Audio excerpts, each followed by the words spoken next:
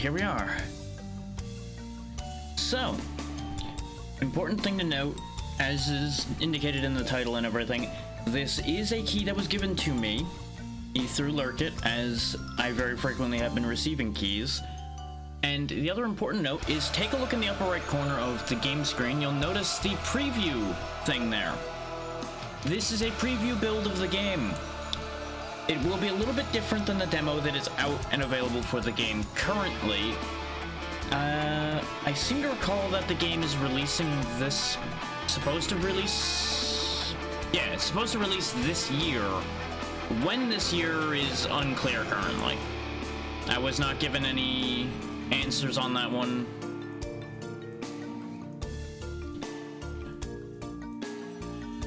The only answers I have are what I see in the store page, more or less, as far as things like that go. I will say, from the little bit I tried out of the game to test it before streaming it, it feels pretty good. They've got a pretty good package going here. I'm going to put the link down for you all right quick here at the beginning, and then we will have it reappear whenever people need it by using that command you see me using there. But without further ado, let's get into it. At the moment, all we got is Reginald here, the new boy in the Spell Brigade. He throws orbs, he's got decent experience gain, low pickup radius, and +1 luck to everyone that's with him.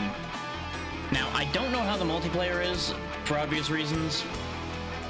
The demo, I think, has multiplayer, because I thought I saw other people streaming the multiplayer of it, but they may have also gotten multiple preview copies. I'm not certain about that. I have played a couple runs. You can see that I have 1 point in experience gain and 1 point in move speed at the moment. I did not play a lot to test this, because I wanted you all to get to see what the early experience is, rather than the experience of someone who has sunk in dozens of runs. I feel like that's more indicative of how these games are going to be. Not even 3 minutes in, we've already got a spam bot. What a day, what a day.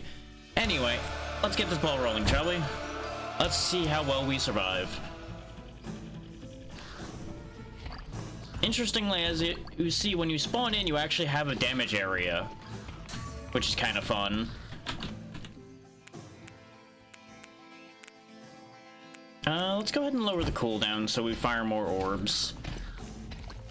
Because if there's anything I've learned from the very little bit I've played of this, when you're playing solo, you kind of need some fire rate to keep ahead. Because I don't know how the scaling works in this, and obviously nothing you see here is going to be guaranteed indicative of the final product, considering it's a preview build. Some things are going to change. If we're going for fire rate, a little bit of crit chance might not actually be a bad idea.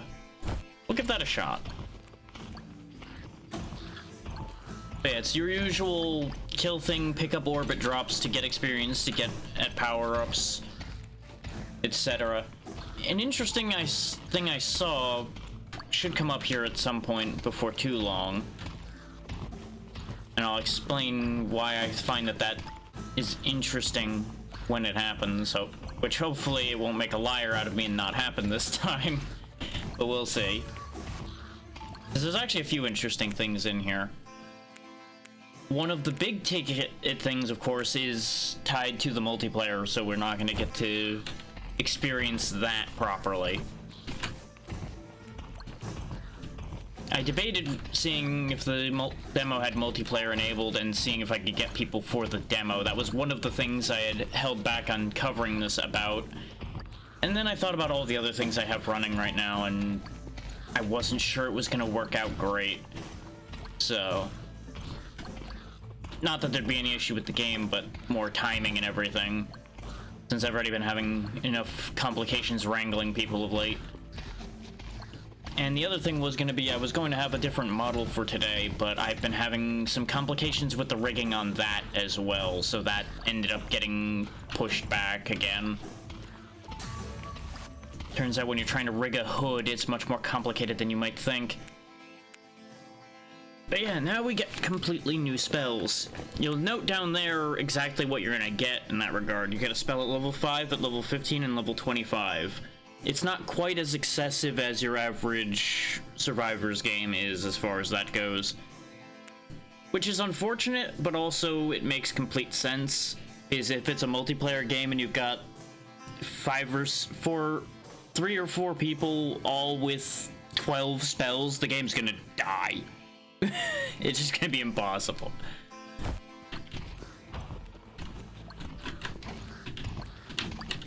Okay, these daggers seem pretty good. They seem to fire in the direction I'm looking. Subdue the Crablodon. Okay. I gotta go find wherever it is and do the thing. It's that way. Okay. As you can see, though, Reggie here is not fast. Then again, he's also carrying a book that's nearly the size of him, so I suppose, you know, that's a thing.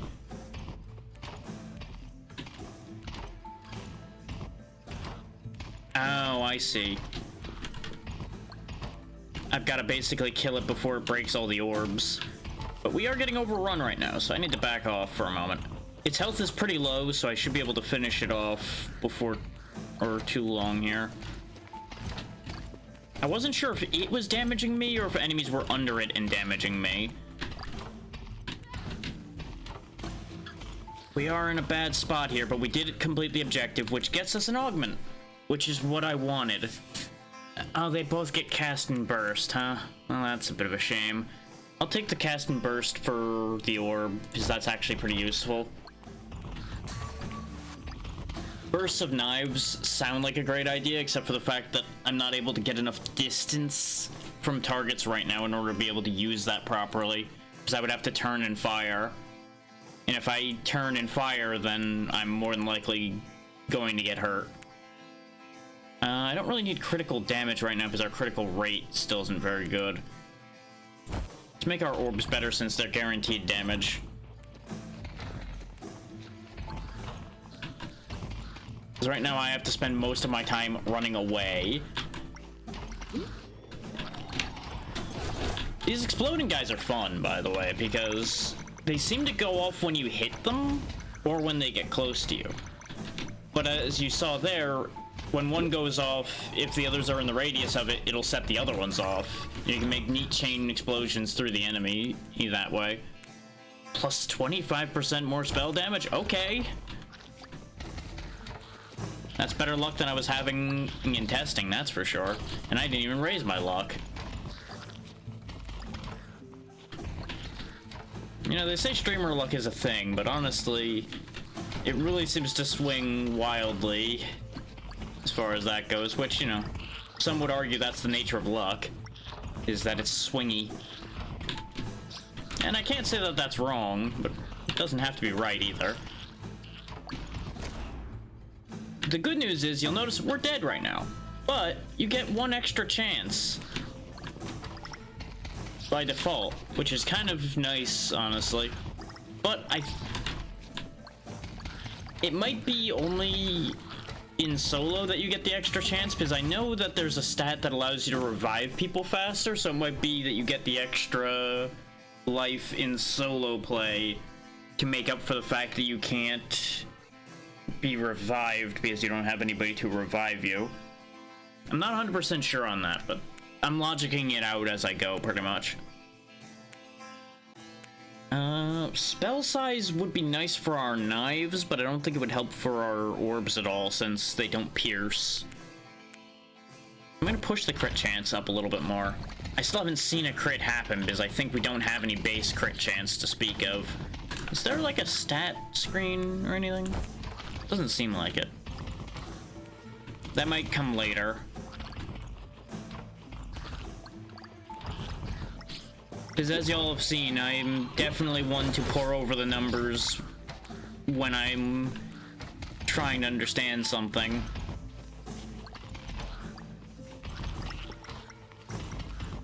Which, to a certain degree, it's actually not a bad thing that there isn't an obvious stat screen, because otherwise I would probably be spending a lot of time staring at it right now, and it wouldn't be moving things along at all.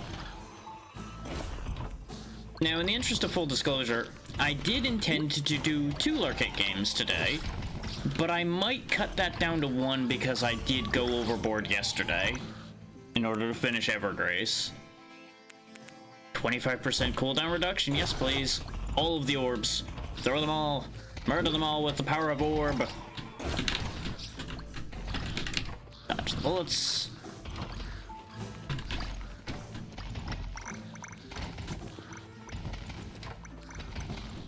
And I meant to cover it before starting this run, but I'll just discuss it while I'm running around. Basically, all of your other characters are locked behind quests. And it seems like all of the current quests are all tied to deal X amount of damage with insert weapon here.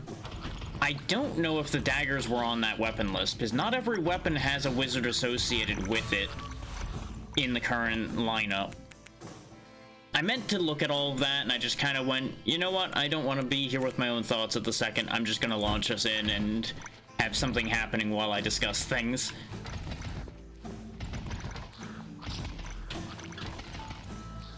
Hunt down the golden crab. It's that way. Get the crab goblin. Ow, ow. I'ma die, though. That's the thing I wanted to talk about. That big blue orb you just saw up here, that is a magnet, basically.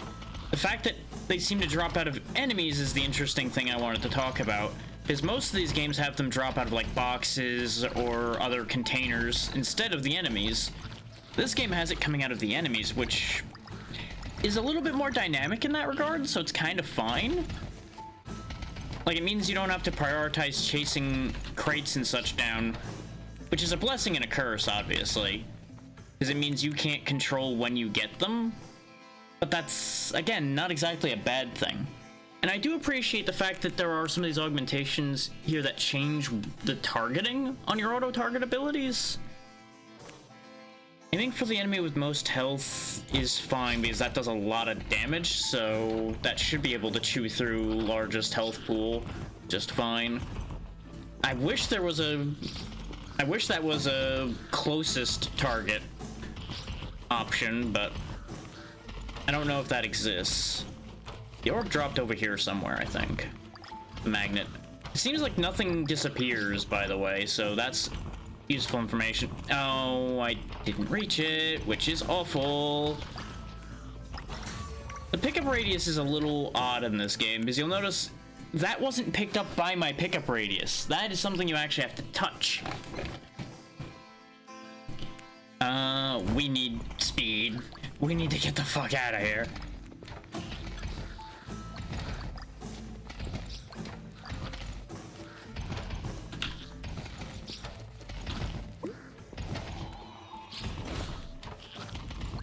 Now the question becomes, can I actually grab that magnet this time, or am I gonna mess it up this once again? Nope, got it this time. As you can see, there was a lot to be grabbed, which is why I wanted that magnet so desperately. Both for increasing my experience and for keeping this from slowing down, which it's been very well behaved in that regard so far. They seem to have done a very good job of keeping the performance in line. Oh boy. Also, I love the bounciness of all of the enemies in this game. They got a certain amount of floppiness to them that just makes them very entertaining to look at. Like, get a load of the big mouth guys, for example. Look how happy they are to be here. And how unhappy I am to see them. The waggling antenna. Like, there's a lot of charm in all of the insectoid things trying to kill us.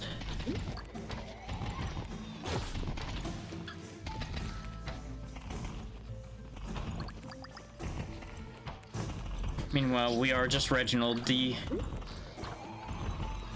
very small wizard reminiscent of a Magicka wizard, running for his life, desperately trying not to die with his giant book.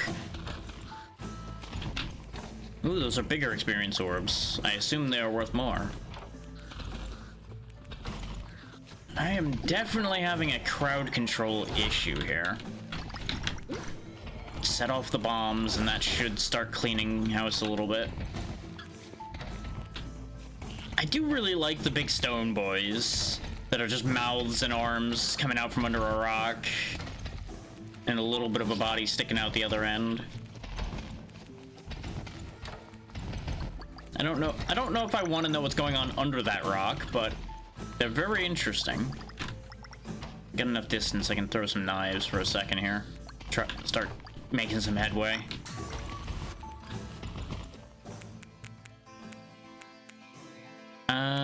Pickup range would be nice, but it only seems to affect the orbs. So I'm not 100% sure that that's a good idea compared to raising our power output. So we'll keep raising our shot speed in the hopes that that gets us more experience, which nets us more power, which nets us more control of the field, as we usually discuss in this type of situation. Now you might think, why aren't you panicking since you're nearly dead? I have played a lot of this type of game, and I've also become very accustomed to being in a constant state of nearly dead. I'm not too worried about this. Besides, if we fail, we get up, dust ourselves off, and we try again.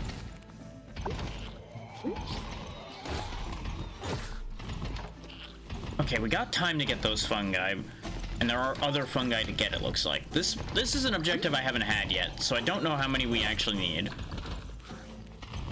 But it seems like a lot of them. Yeah, it's the same as usual, where you have to fill the meter. I just wasn't sure how much was filling the meter each time. Oh boy. Oh, that bomb didn't go off. Huh. Well, that's upsetting. That foiled my plan. I'm surprised we fit through there, but I will take it. If we didn't have our speed increased, I don't think we would have fit through there.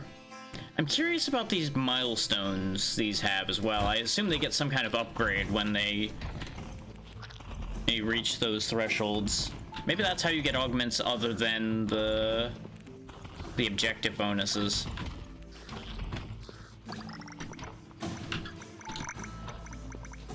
Now, I will say, so far I've not seen anything too remarkable in the upgrades, but we haven't been playing for that long either. I played for like 10 minutes to test things, and then we've only been playing for like 20 now. So, take that with a grain of salt at the moment. But again, it may also be that the primary dynamic is meant to be in the multiplayer as well.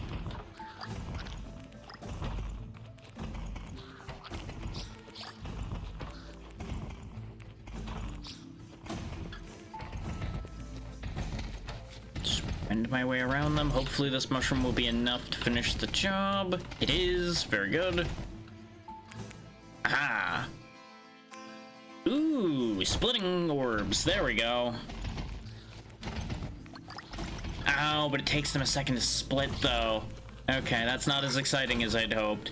But that is a good sign. The fact that they have upgrades like that means there's at least a chance for things to happen. Oh, is it not distance-based? It might not be distance-based, unless it's like a perfect range thing. It only fires when you're within a certain range of enemies, so it's a little odd. It might also be like a chance to split, and it just isn't noted out with full clarity yet, because again, preview build. This is already far better than any of my test rounds went, but I'm also playing smarter rather than just going, okay, how does this work? How does that work?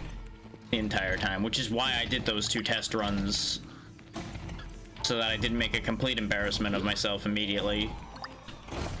So I want you guys to actually get to see the game be played instead of going nowhere. Kind of like the guys in the wall there.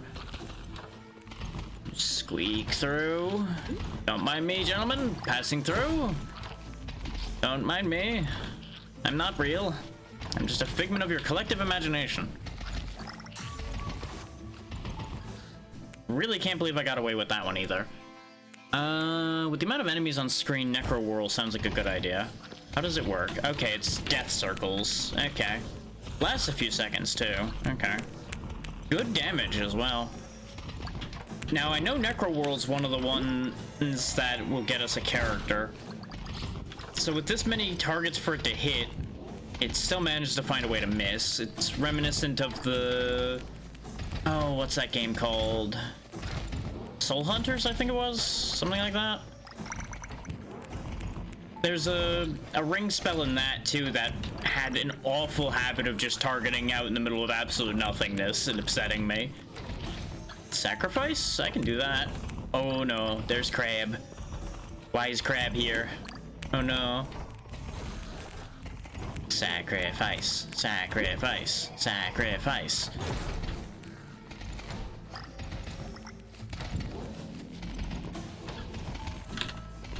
Oh, this is gonna end poorly. Gotta go.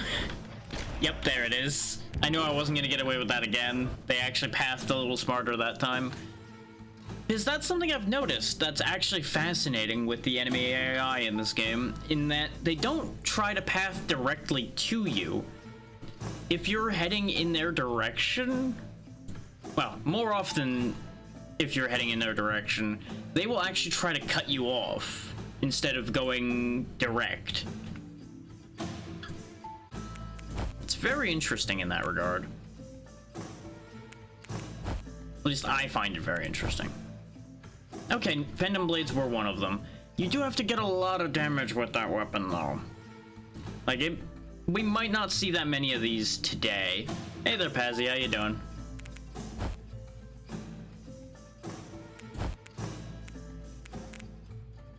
Let's reach our damage output.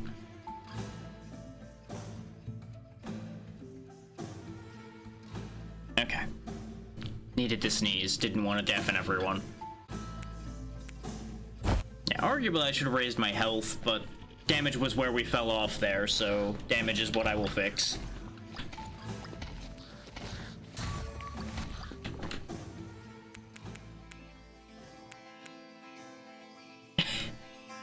Thank you. And that is a good step in the right direction. Personally, I slept a good amount, but I feel worse than if I hadn't slept, so I have no answers for that one, aside from going overboard yesterday.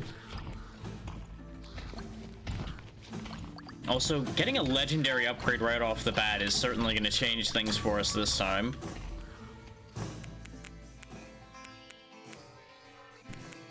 What this tells me is, may as well just go all in on damage.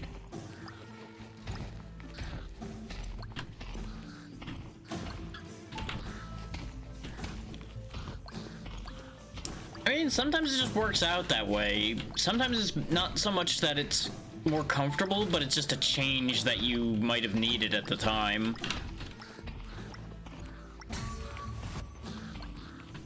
Or it might be time to rotate your mattress.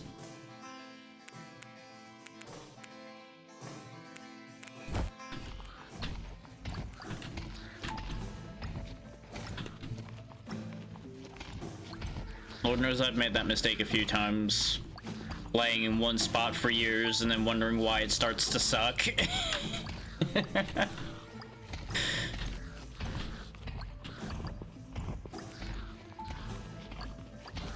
Everything. We need everything so this character doesn't die.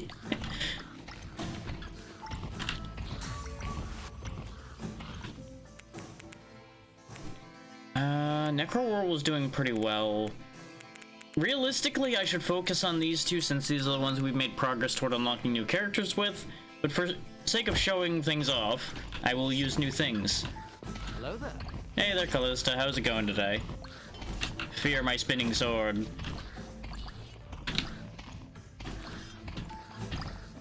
Nice, nice.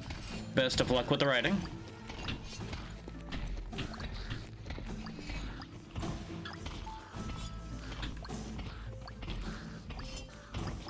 There we go. We got a little bit better crowd control than the knives this time. Since the sword doesn't require me going toward the enemy necessarily, since we're almost always near enemies.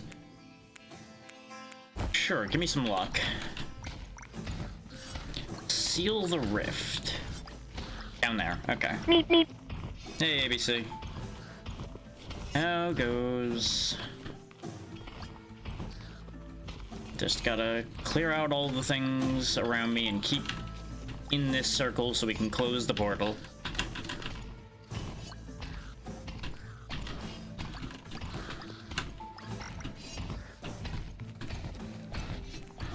Do that delicate dance to stay out of reach.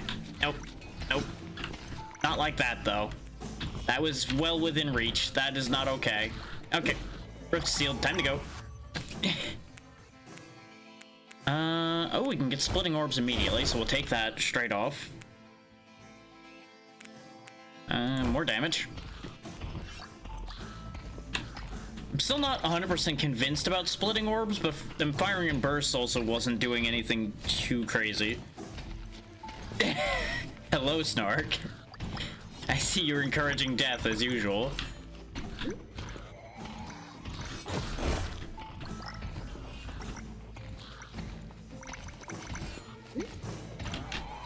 Just squeak between them, let the bomb take care of my problems, and carry on. This would be great if I had any critical chance to speak of, but I don't.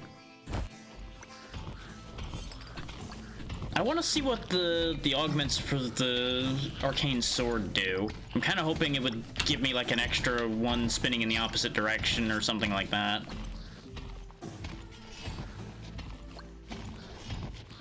But exactly. I will always respect somebody who remains consistent.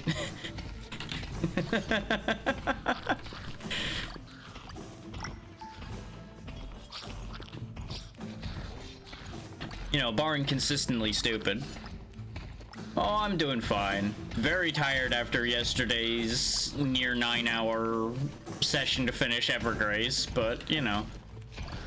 That's gonna be the cost of doing business sometimes.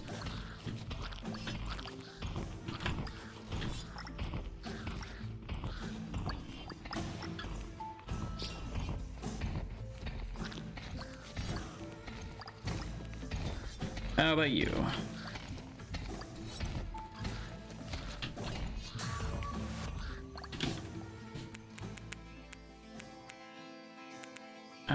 Sure, let's raise the sword's damage a little bit more.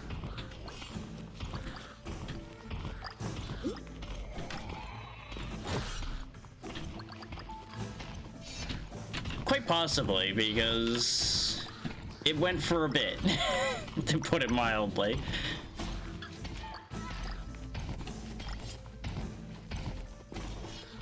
Okay, I walked a little too close to that one, so we ended up having them get past the sword's reach.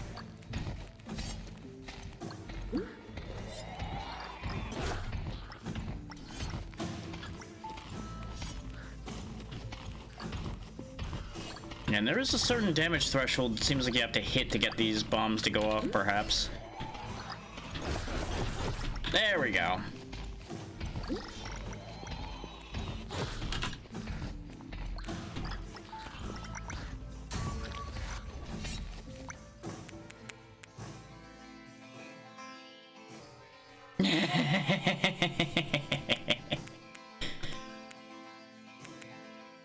It's not necessarily by choice, but you know, it happens.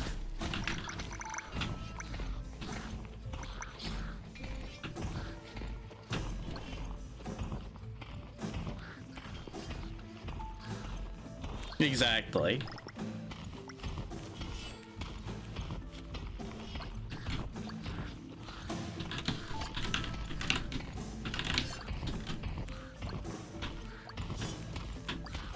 This is a dead end. Mistakes were made. Gotta go.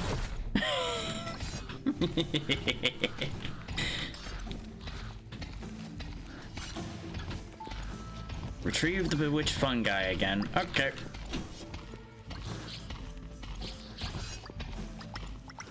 Gotta go, gotta go, gotta go, gotta go, gotta go, gotta go. I don't have enough move speed for this to be comfortable at the moment is our main issue right now. I just need to find enough experience orbs to get hopefully a move speed increase, and then we'll be okay. They want my blood, and I already don't have enough of that to share.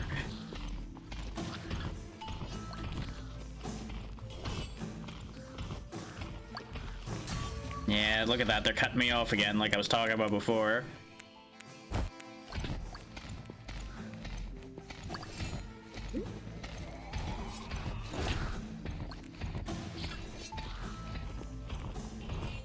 Yeah, some of the games in this genre, especially at the start, really feel brutally unfair. I've had a couple of those.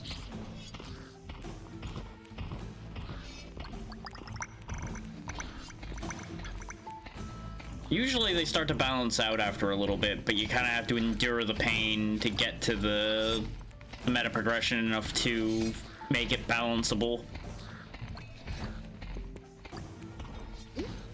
Then you go through it all over again with the difficulty increases. That one might just be they didn't balance that one, because I haven't played Undead Onslaught. I don't think I've even heard of that one. And it's rare there's one that I haven't heard of. So it might be there's a reason why that one didn't get noticed at all.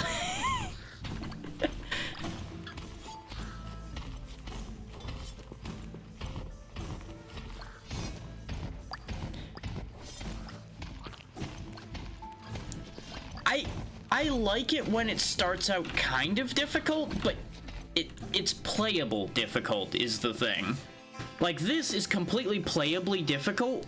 I'm not getting very far, but if I sat down and actually knuckled down and tried a lot harder than I have been, I could absolutely do more than I have. And that's the important marker, is you need to have that space where you feel like you can grow and become capable, rather than games that feel like a brick wall too harshly from the start, where it doesn't feel like there's any room to improve.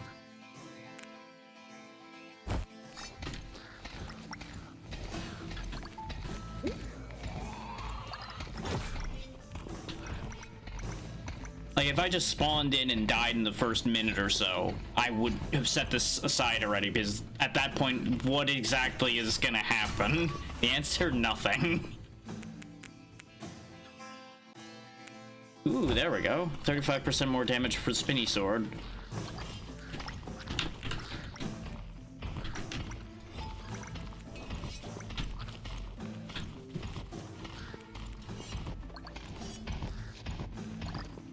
But I would say, overall, the difficult from the get-go situation comes down to... it's a variable thing.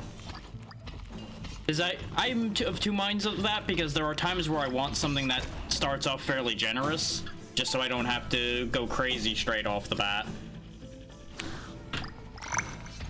That was a bad decision. Worked out, though.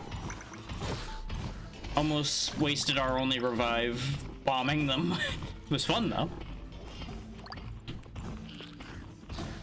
I will say we are generating enough damage with the spinning sword that we might actually get the character unlock right off the top with it. Yes, decrease the cooldown so there's less time where there's not a sword spinning around me. But yeah, as usual, there's a time and place for a game to be difficult and a time and place for a game to be easy. Is the end of that thought, really.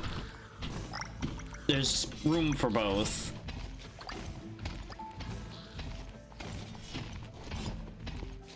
And I would also say it's actually kind of genre dependent as well.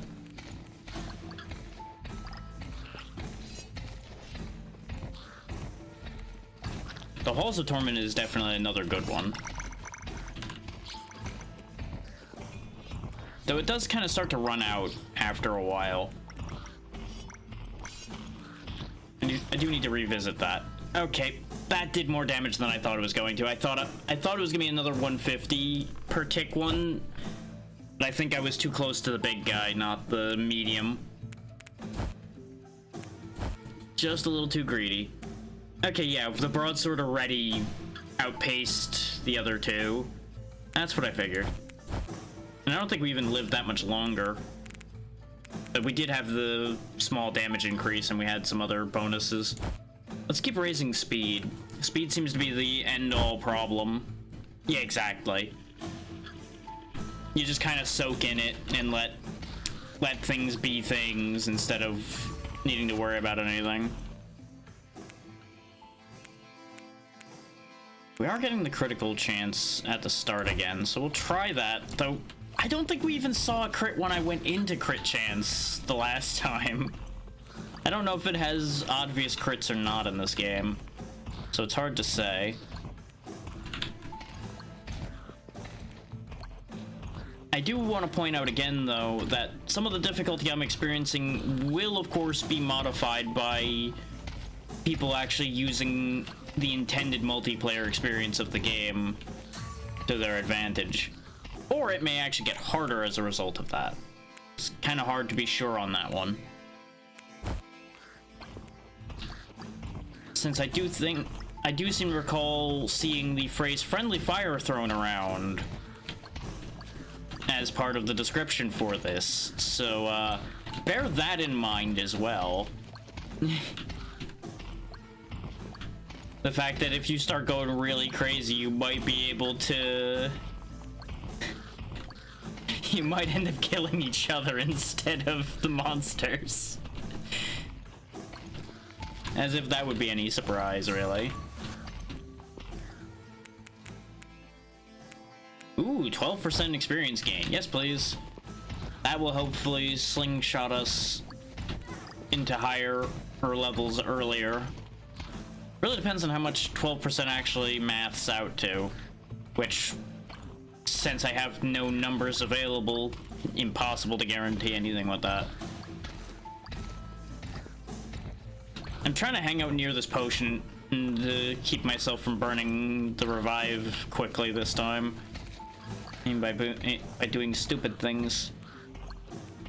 You can definitely feel all the difference with just the 2 movement speed increases, though, because I can, like, sidestep that guy that was really close there, for example. Just popped right away from him immediately. We haven't used Solar Pulse yet. Necro Whirl was good. I'm assuming Solar Pulse, the main difference is going to be this emanates around us, whereas this emanates out in the field. So we'll, yeah. It's the classic do damage in an aura around you move.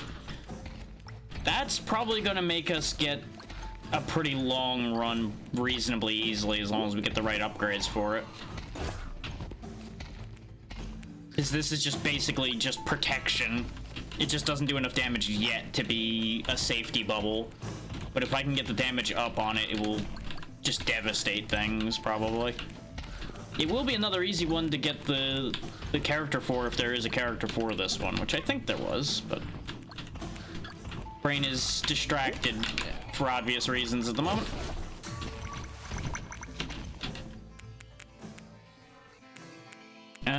Yes, reduce the cooldown on it so the tick rate goes up. That will definitely help.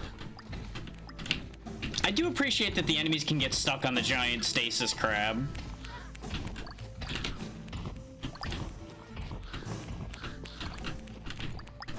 There we go.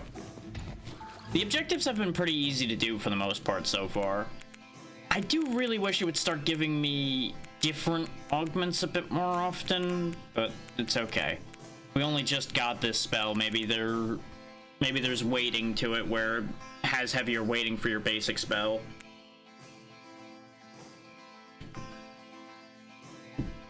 All in all, Cast and Burst has been the most effective one, so we'll go with that.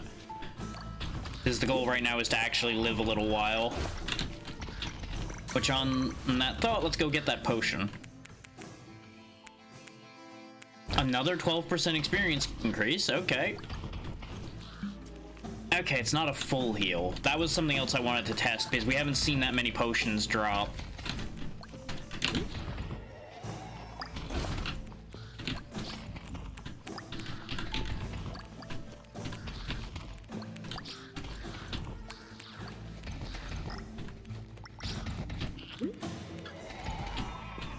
Yeah, my big test goal for this is gonna be whether I can break this.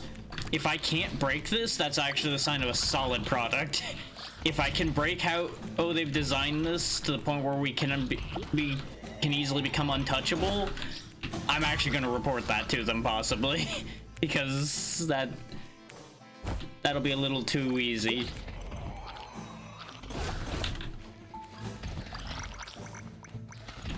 Because I'm all for things being breakable, but they need to actually take a little bit of work to be breakable. I cannot get to that magnet. Now I might be able to. Yep, that's about what I figured. I'm still not used to the fact that they actually actively target cutting you off and things like that. it's actually a real mindset change from enemies that go straight to you. No matter how much I point it out as a thing that I'm aware of them doing, my reflexes don't key into it quite as quickly.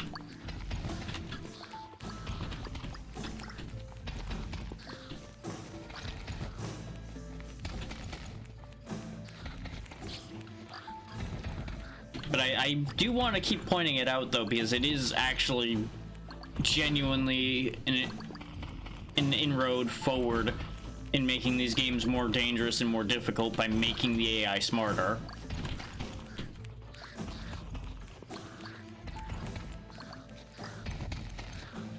And for those that wish to try this for themselves, just type in !Lurkit in the chat and you will get the link I have for the game, which this one is actually a specific link that they provided, so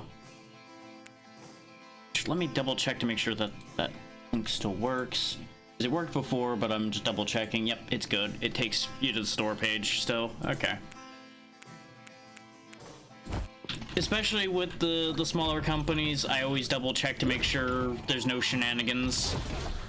Yeah, exactly. Just like that there. It'll take you to the Steam page for the game so you can wishlist it or pick up the demo.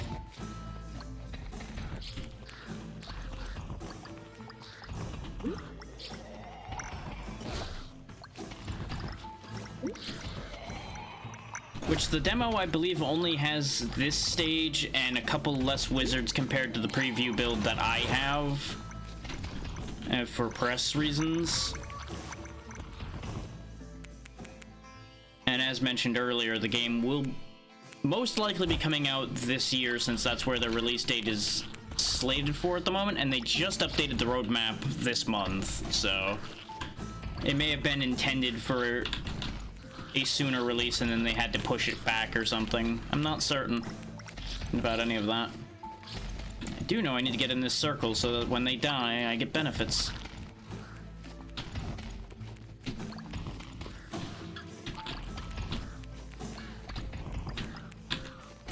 I will say, they did provide a very nice media kit and everything. So well done on them for that.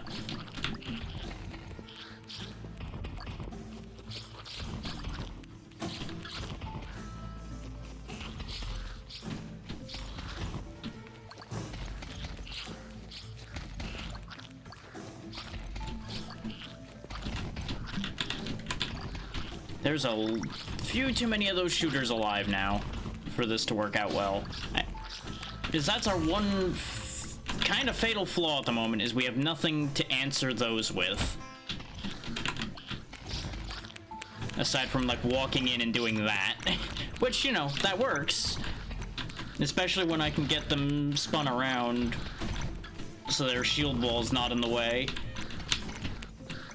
Gotta remember, I don't have my extra life anymore, so I gotta be careful. More careful, anyway.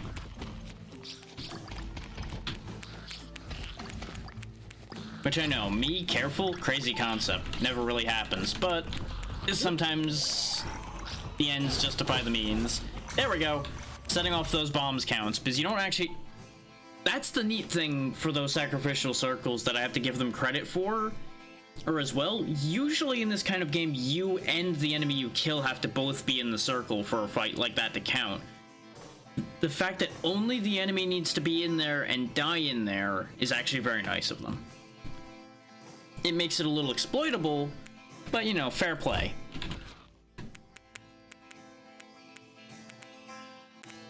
Yeah, reduce my base cooldown.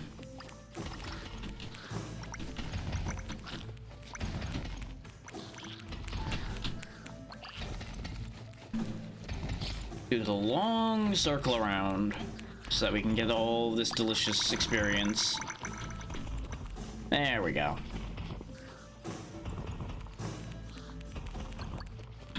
Now, the thing about the fact that they do go out of their way to try to cut you off is it is still exploitable, much like any other AI is. There we go. 25% more damage for this is going to be so important. Like, its per tick damage isn't huge to begin with, but going from 33 to 41, for example, actually will make a pretty significant difference. Because you're basically getting an extra tick's worth of damage every, like, what, 4 hits, I think it is, to math that out? 3 or 4? Yeah, 4 is closer to right, because I think 4 would be 28, and that's as close as it's gonna get without going over. So technically it'd be a 4 to 5. But we've yet to have anything that works particularly well at dealing with these big rock boys. Like, that seems to be our big weakness at the moment. Is nothing that just does huge enough damage. Which, that's a thing to note as well, is you'll notice there's not too many general character upgrades compared to a lot of these types of games. You're getting spell-specific ones, which is, again, similar to the one I mentioned earlier, which, let me double check that name since I'm gonna end up bringing it up a few times. Otherwise it's gonna make my brain itch. Spirit Hunters, that's the one. Not Soul Hunters, Spirit Hunters, Infinite Horde. That's another very spell-focused one. Which is also a high-quality one, so... To hear me comparing these two should, to your minds, tell you that this is, to my mind, so far a quality product as well.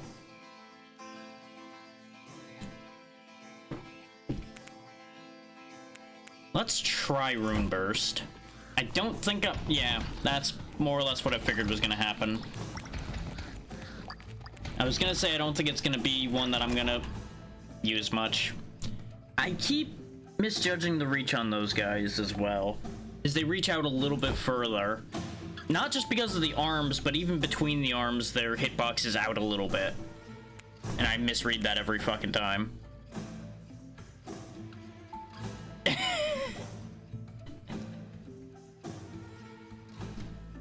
I mean, they certainly have some spells that are about as good as the taste of a few of the flavors of Dr. Pepper, as in to say that they're awful. Case in point, that 4-way spell that seemed to do nothing.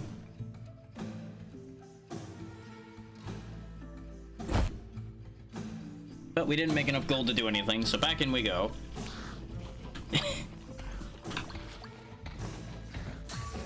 I mean, the spell is yellow, so... I'm gonna try something. If the game will let me try this.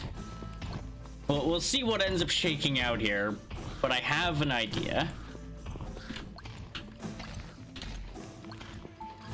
Which we all know what that phrase means.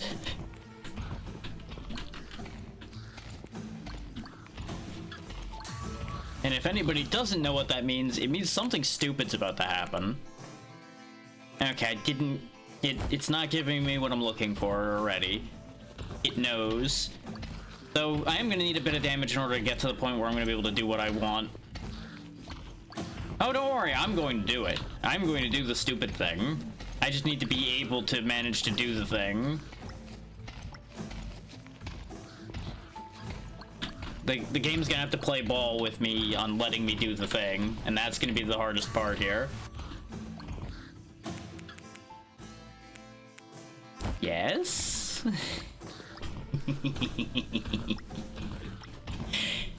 People should already be able to tell what the plan here is if they've been paying attention to what I've been clicking.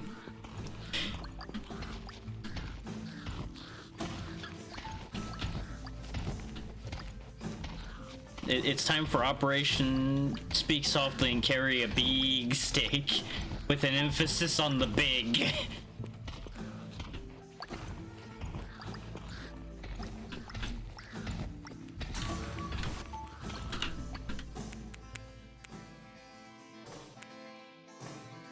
Okay, you know what?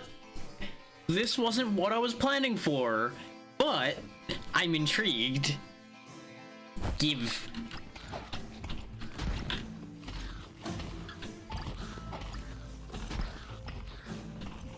No, we're going for 3, Pazzy. The goal is 3. We're gonna end up with 2 probably, but the goal is 3.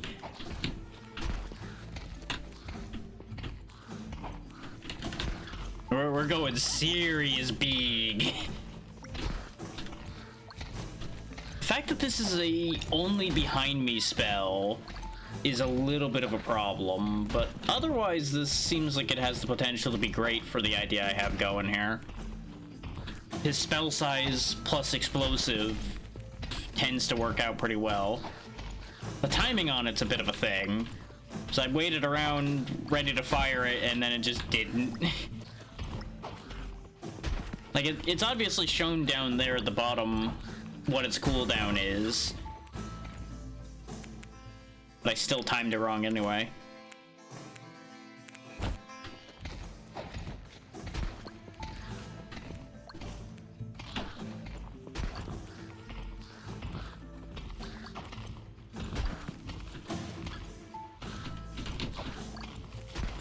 Wow, really? That didn't set him off, huh? That's surprising. There he goes. He didn't get the other one, though. Just keep pooping bombs on him.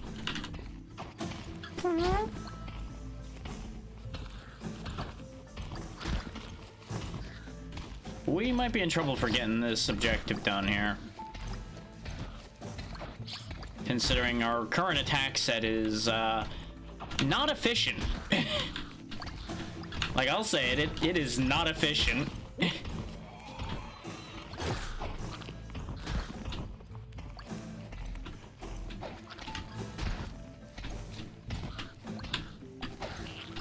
Like, it is very timing specific, and I'm not getting the room I need to make that specific timing work. I'll give credit where credit's due. They're very good at pressuring the player without being too harsh. Like, I feel like I'm in constant danger, but not so much that I can't do anything.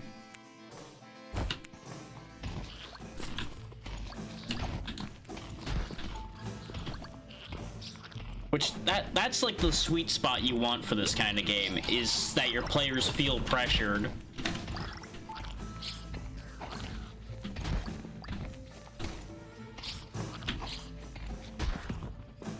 As much as I love Rogue Genesia, for example, it's very easy to become completely unbothered in that game.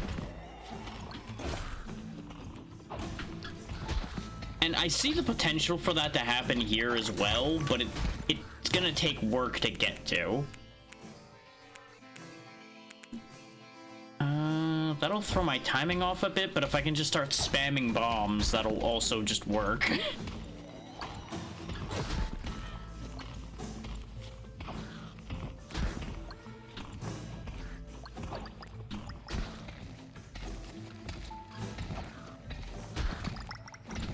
Which, I will say, I do see currently a lower potential as an individual character to get out of control.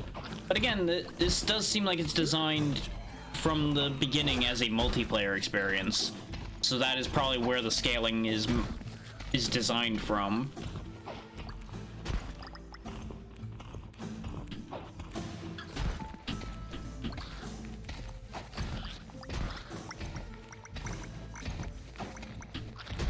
Like, it's billed as 1 to 4, so obviously solo play is in mind.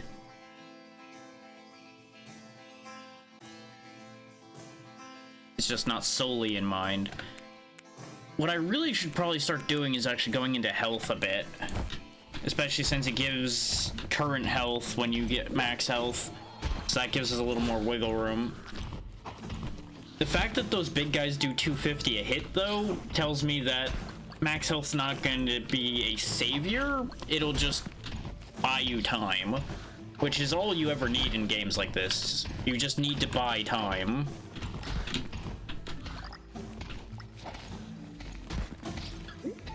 It's usually an exchange of the longer you're in the field, the stronger you will get.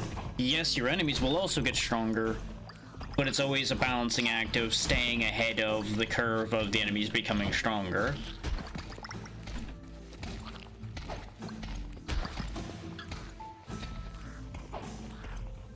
all in all, on the basis of what I'm experiencing so far, I could definitely see this being a good just like shut your brain off and chat shit with some friends over or type deal. It actually kind of fulfills the exact same thing of what I've pointed out with this kind of thing before. Oh, I actually hit myself with my own bomb there and it did damage. Well, I guess that proves the friendly fire theory a bit. That's concerning.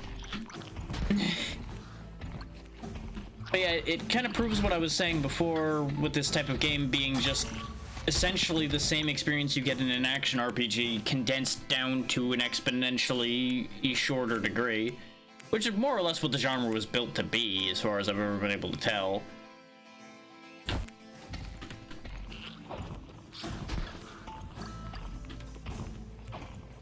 Like, you don't have to worry about going and finding a bunch of quests to do, you don't have to worry about traveling. You just get the satisfaction of mashing hordes of creatures with increasingly absurd capabilities on both sides.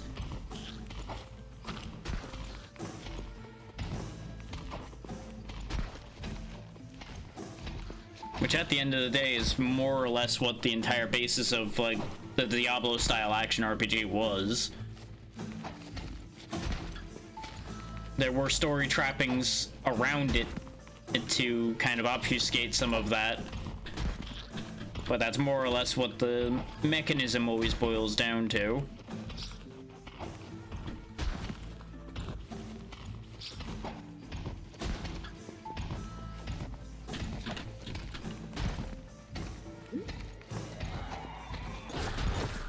There we go. I don't think we're getting enough mushrooms this time. This might be our first failed objective here, unless I find a bunch of them soon. Well then, no sooner do I say that and then there's a field of them in front of me. So there's a chance. Not enough though, I don't think. I don't think I'm gonna have enough speed to get to the other batch in time. Nope, and I missed my turn a little bit. Nope, just barely. Oh, we still got an augment, though. Splitting bombs? Yes, please. Oh, that is beautiful. That is exactly what I wanted out of the bomb splitting.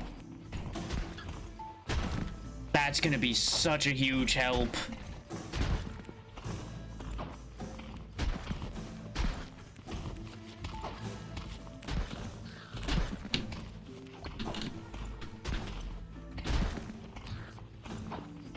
Considering how many targets we have all the time, we kind of needed something like that, and I can't get to that magnet. They're staying on you just enough. Like, I desperately need to get more speed just so I can get out of situations like that.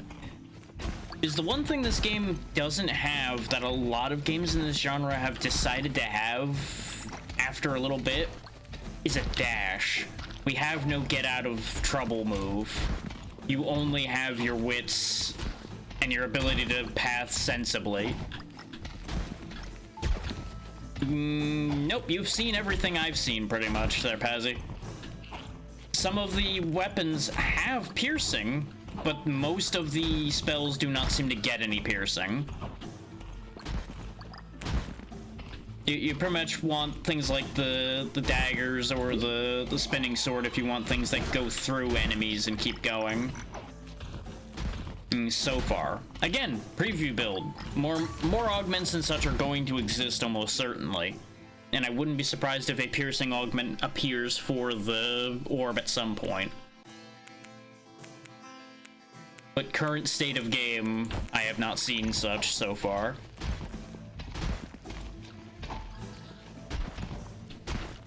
Now, a piercing effect would also make the current state of game significantly easier, is the catch to that, though. Because right now our biggest problem is we can't hit enough of these enemies to make a meaningful dent in their numbers. Barring certain spells that have a good area of effect to them. Which kind of necessitates certain spells. Things like Necro Whirl or the Sun Circle come to mind. is they're guaranteed to hit quantity of enemies. The bomb is doing okay, but more often than not, my pathing is such, because of the rocks and everything in the stage, that they end up not hitting where they need to. Oh, we're in a bit of a bad spot. That wasn't even the spot I was concerned about, but that's also a thing. I wonder if the stuff coming out of the back of the rocks is actually a weak point on those big guys. That would actually be a really neat touch.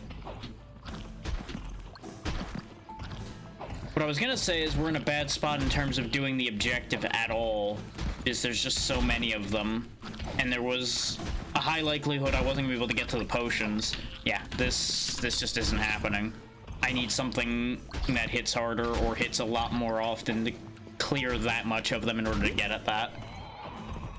This, however, will help immensely, because we've got a lot of experience on the table right now.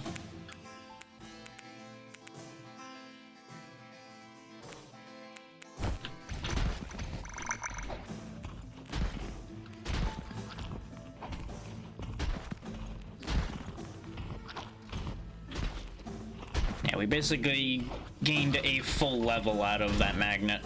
Not as much as I thought we were gonna get, because I have been cleaning up a little bit. I just haven't been able to get all of it every time. But yeah, you'll notice we just cannot get enough distance from these guys. Because that's the two options you have in a situation like this where you have a lot of enemies clumped up. Is you either need to get distance from them or you need to be able to clear them. And we currently can do neither.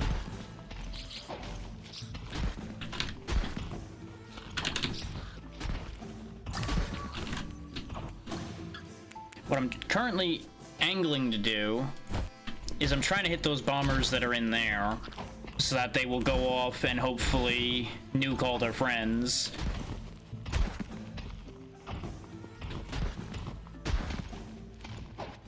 But getting bombs to them is proving to be a little bit tricky at times.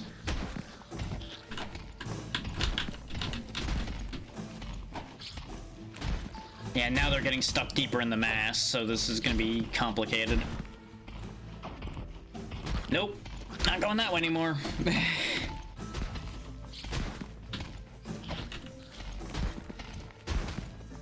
Running. I do not approve of the fact that your mouth is the size of my body. No, thank you.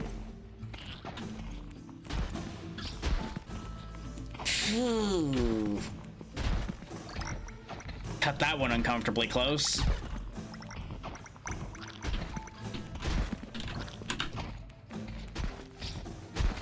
I'm having to do some real silly maneuvers in order to get these bombs in place. I was too busy looking where the bomb was going to see if it was reaching its target, which it didn't. Yep, objective failed. Shocking. The man with no power fails to hold a location. Crazy, that. Starting to regret Operation Big Circle here. Not gonna lie. Mostly because it didn't work.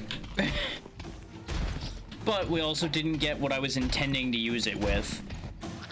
Operation Big Circle was supposed to be... We got the aura ability again. And then it would have actually worked out pretty well, I think. Unfortunately, since I focused on aura size and got bombs, the bombs just don't have the damage output that they need. They hit a lot of things, but they just can't hit them consistently enough to do the damage that they need to do to kill things.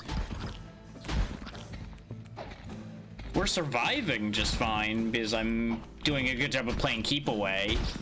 But that's gonna run out here before too long.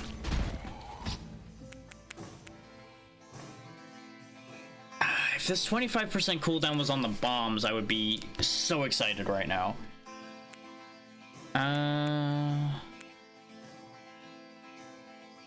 Especially since my orbs are currently targeting highest health, I actually don't want this particularly. I'd rather take the 6%, so that at least helps the bombs that are making headway.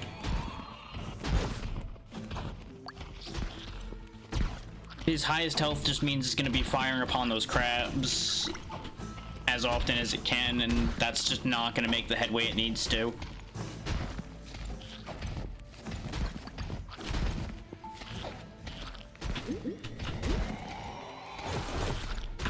Like, this is our only play right now, is setting bomb enemies off to clean house, which makes them actually a very good balancing mechanic, actually. If you're in a bad spot, just focus on setting bombs off amongst the enemy. And I have to show appreciation for that as an actual mechanism of balance. It gives the player kind of a catch-up mechanic if they can manage to pull it off. It's not really a gimme of a catch-up mechanic.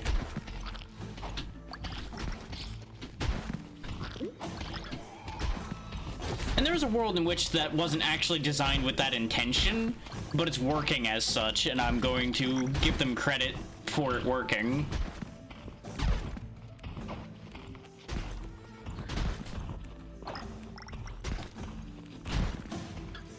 I keep trying to keep the mouse cursor off the screen, but every time I need to click a card, it comes back again because, you know, I have to move it back in order to click things. Okay, we get another spell. Let's try the Moonrang, because that should actually be pretty good in this situation. And it's another one that goes toward a character, and I know that for a fact. That's a smaller boomerang than I thought, but it is actually doing damage, so it's working. The fact that I've been just parading them around in this circle this entire time without being touched much, though, should be indicative of the fact that there is still a weakness in how the enemies operate. Is basically the kicker to this is I had to make my circles wider to remain consistent, instead of the tight circles you can do if they're directly pathing to you. Ooh.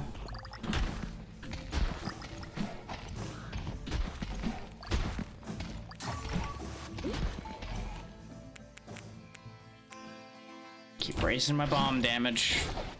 If I saw any good upgrades for the boomerang, I would have taken those, but just didn't happen. We're not getting another objective, looks like, based on the timer up there.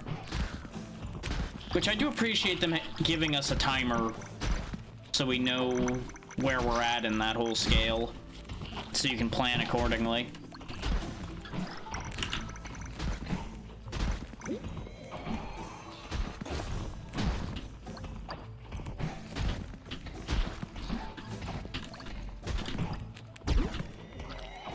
I do hope later on, as I mentioned before, they add a lot more goofy augments to things, but obviously actual sensible progression and functional game comes first.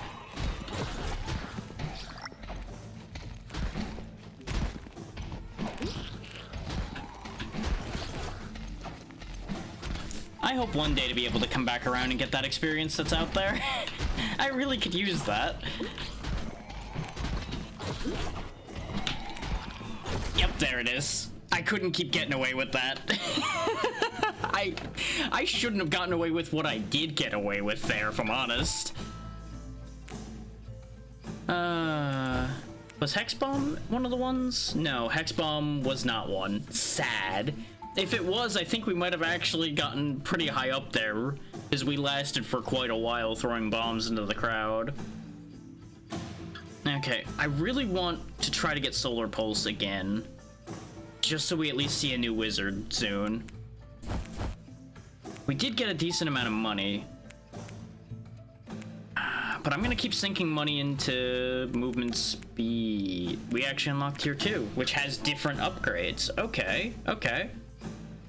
Pickup range, health regen, armor, luck, and critical damage. Okay. See, this I appreciate. I'm very happy seeing the next tier of upgrades being completely different upgrades instead of just better versions of the previous upgrades. Once more into the breach.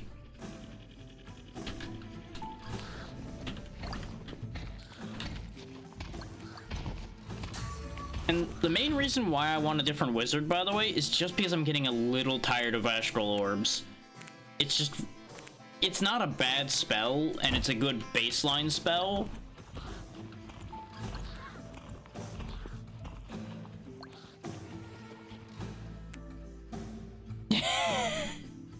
Yeah, I figured. It's not so much that I always assume that you want me to die out of that. It just happens to be frequently because it's going to be something that I know will kill me. I kind of filed it under a curiosity thing as much as anything. Like, you want to see what happens when something gets touched, even though it's most likely going to be a bad thing. She's like, but what happens if you touch it? But yeah, that is also a fair thing as well, as there are loops like that you can get in games where you actually get benefits from being hurt. Like, there's actually, I think it was, oh, what is that game? There's a PS1 game where the only way to gain max HP is actually taking damage.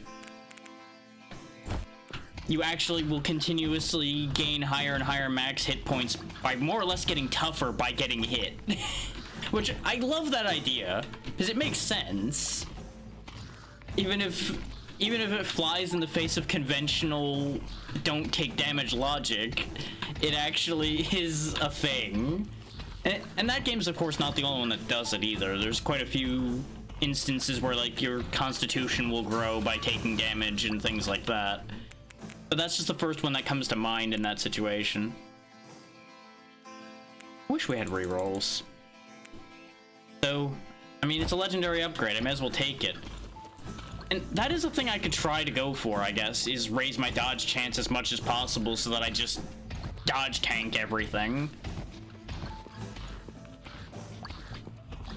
As much as I was always the dodge tank in some games, I'm not super keen on dodge tanking in a game like this because I feel like I don't trust the numbers enough for this.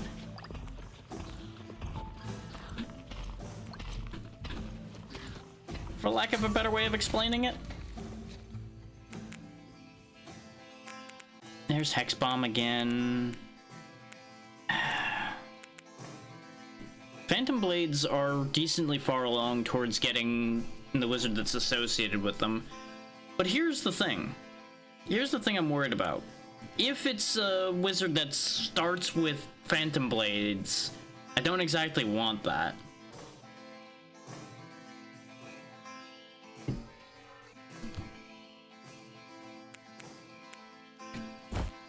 I would be more inclined towards having somebody that starts with the spinning sword, because the spinning sword's safer to use.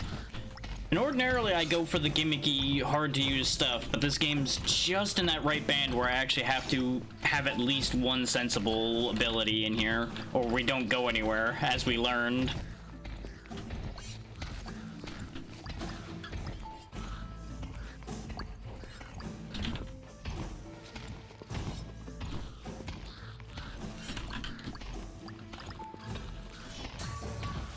So, to come back to the curiosity thought, with the what happens if I touch that, I feel like I kind of lost some of that at some point. Because I used to always be the one who's like, well, what happens if I do this? And I think it's because I've been exposed to too many things now that it's easy to filter out a lot of objects I see. Like, okay, this is almost certainly going to do insert thing here. And it just becomes a case of, well, there's no mystery left there now. I need something that really operates on really backwards concepts for the curiosity to really come back. And that says mostly things about me as a player at this point, and my overexposure to media at this stage of my life. This may come as a shock, Snork, but usually things do the same thing if you touch them multiple times. In some cases, they do worse the second time. Especially if it's something that doesn't like being touched.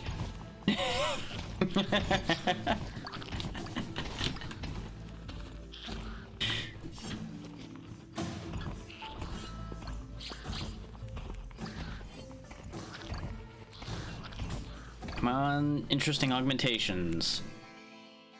There's the greatly increased in size again, which I do still want, though it really doesn't seem to increase that much in size, if I'm honest. It could be better. There we go, keep making it bigger. I want world's largest sword. Don't give me a long sword. Give me a goddamn claymore. I got a real big bug problem here. I need a really big sword to take care of it.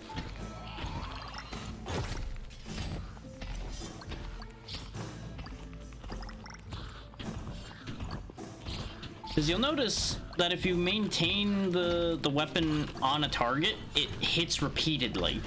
So what I'm kind of going for with that idea is if I make the sword large enough that it just stays on them regardless of positioning, can I just get it to be like a sword-shaped version of that sun aura?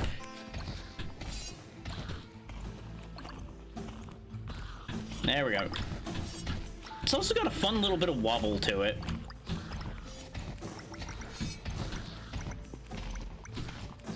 Which you really can only tell properly once it starts becoming more significant.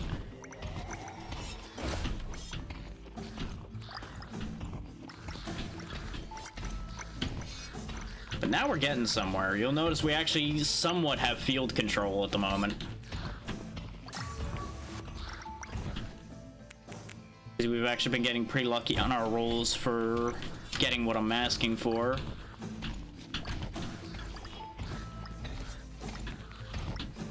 Like, I don't think we're ever gonna reach the Rogue Genesia levels of sword is the size of the screen. But I don't think this game is designed for that anyway. They're a little bit more sensible than that so far.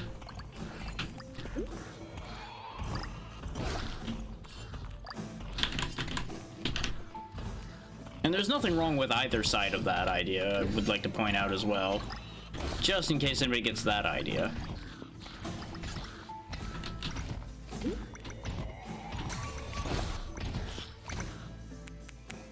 Because personally, I prefer the more ridiculous levels of ramping mechanics.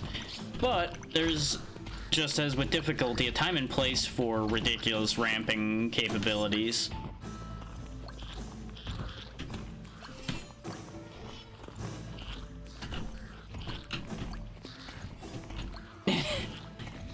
I mean, it certainly works.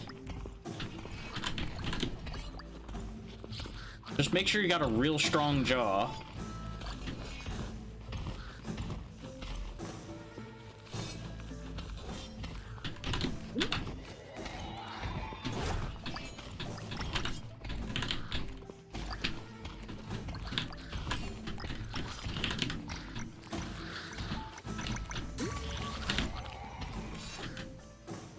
Okay, that bomb should take care of most of our problems here. There we go.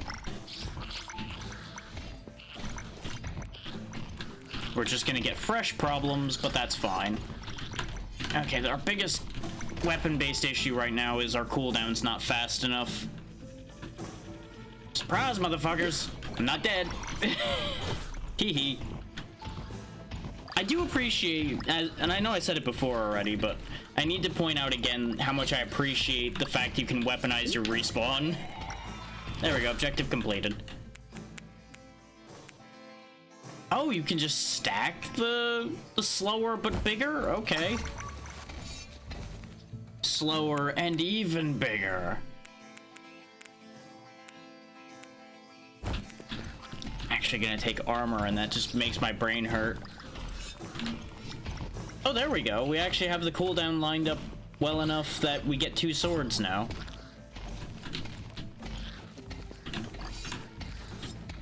So that... Oh, no. So that means my initial idea for this weapon does work. I just need to live long enough to make it happen. Oh, no.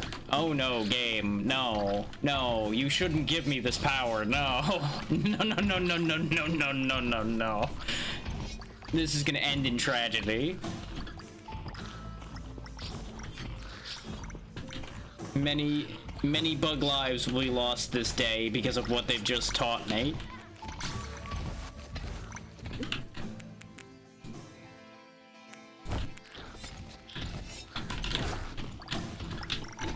Because see, what I've realized now is if I lower my cooldown enough, that means I could probably just have a spinning shield of blades around me. It won't be a very fast spinning shield of blades at this current juncture, but that's fine. They don't have to be fast if they're numerous. That said, I think we might be behind the scaling line at the moment, which might become a problem. In part because I've been fucking around, and in part because we are actually having a little bit of trouble dealing significant enough damage. Because we can't really, like, push forward through them. That was greedy. That almost ended poorly. Speaking of needing to deal more damage. Because what I really should be doing is something like this, just kind of dancing in front of the enemies that I need to get rid of. The danger with doing that is, of course, the fact that there's constantly enemies spawning in where you're going as well.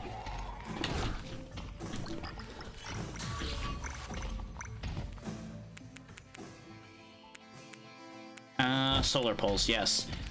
Because these two will work together very well. We can actually kind of go on the offensive a bit now. Because the Solar Pulse will clear up most of the melee guys that the swords don't kill.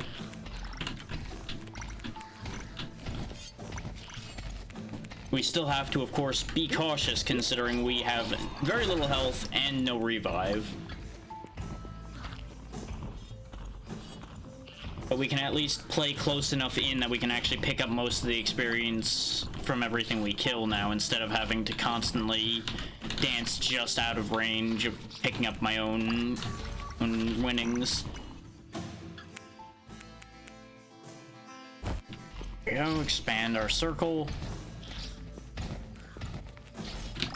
Complete the sacrifice will actually be kind of difficult at this point, short of setting off bombs amongst them. I don't think I'm gonna make this move work, but I'm gonna try it anyway. I don't believe it. We actually squeezed through there.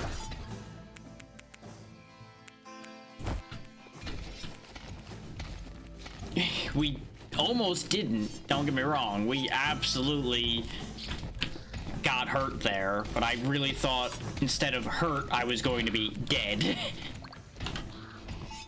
I think going for this is a terrible idea, but when have I shied away from dangerous, stupid ideas? You know, aside from the ones that I know for a fact are guaranteed to fail.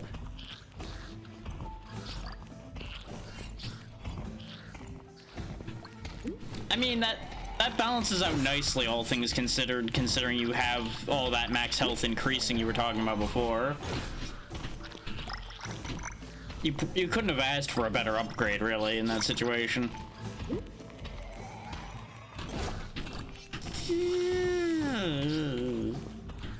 Very near disaster. Walking the ragged edge of disaster all the time. Try my best not to die, but it's gonna happen.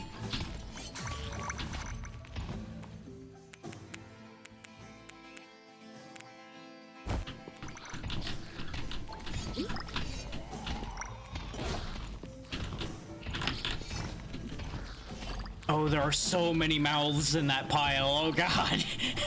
Just when they start piling up like that, they really just start merging into this one horrifying amalgam, and you just see all of the chomping mouths. It's terrifying. No, don't worry, I'm touching them plenty, just with my magic, not my hands.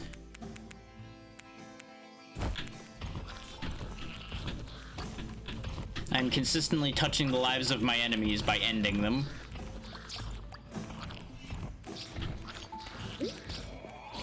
We are definitely not completing that sacrifice. We've already done plenty of that. We've already learned that these guys hurt a lot. That science has long since been completed.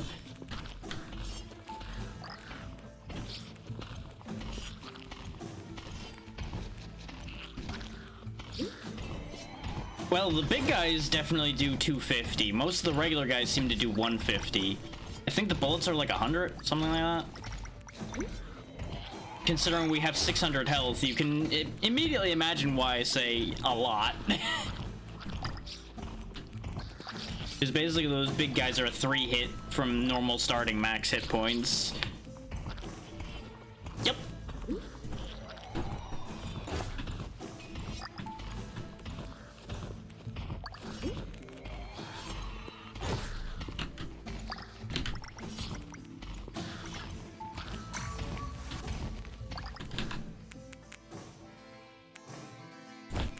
Yeah, mind you, we have gained some health back at some point as well, which I think is where some of the numbers get a little fiddly. And now it's gonna get a little weirder because I have health regen. Not that there's a lot of it, but even 1 health regen seems to be decent considering we've already gained back 7 health.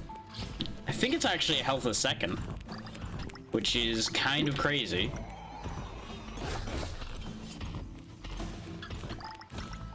It's either 1 every 5 seconds or 1 a second. I can't keep a close enough eye on it to guarantee anything there, because I'm constantly having to watch where I'm standing.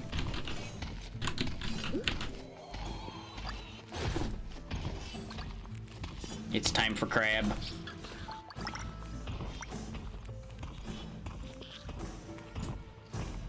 I don't think I'm gonna manage to do this, especially, yeah, even the smallest remaining enemies are too strong for me to kill quickly, so we're kind of in a dangerous spot there.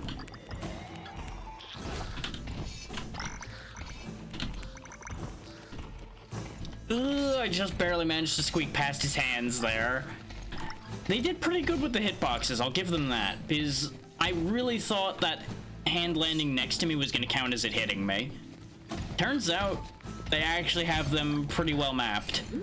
It's actually surprising.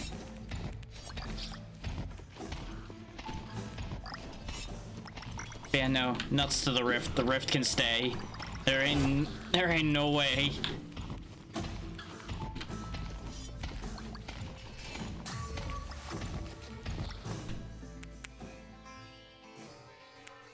Global spell size makes the sword slightly larger and the barrier slightly larger, rather than just making the barrier a little larger or on its own. I think we're dead here, though. I think I made a bad pathing choice. Yep. You ever just have one of those moments where you know you fucked up and there's just nothing to do about it? Because that was how I felt in that moment. Oh, we were so close. We were so close. Just 20,000 more damage. Which I know sounds like a lot, but it really isn't when you have hundreds of enemies.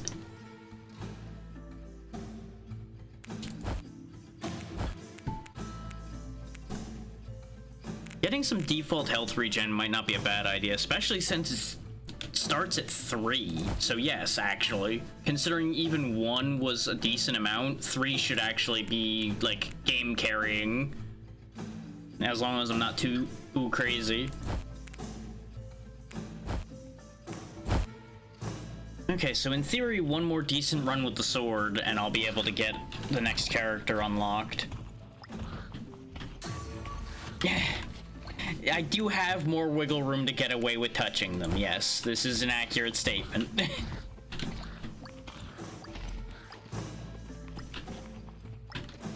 You really are just the call of the void in chat form sometimes, Snork.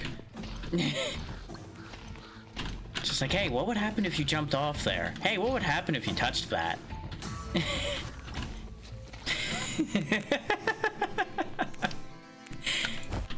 And understand that that is not a bad thing. I actually find it very entertaining that you are consistently trying to suggest the dangerous things.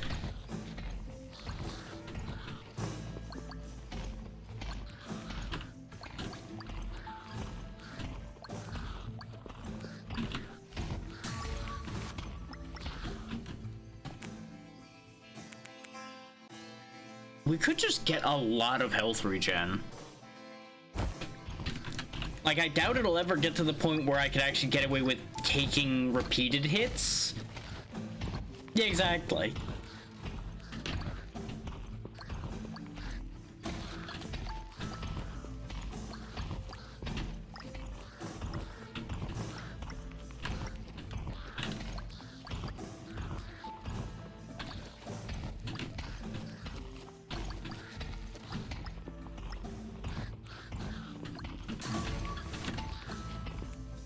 Okay. Arguably, I should grab Solar Pulse to keep the idea going. Oh, Pazzy, if you're still here, this is one of the ones I was talking about that has default piercing, by the way. Is this just goes through everything it hits. In fact, here, let's play with Magic Missile. There may not be any darkness for me to throw it at, but I have plenty of bugs to throw Magic Missile at.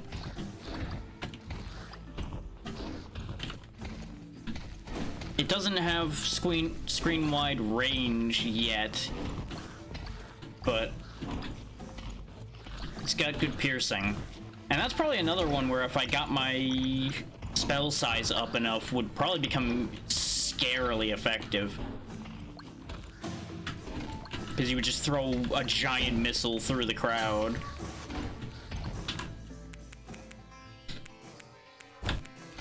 I would say Magic Missile's another one of those not super exciting, but very effective spells.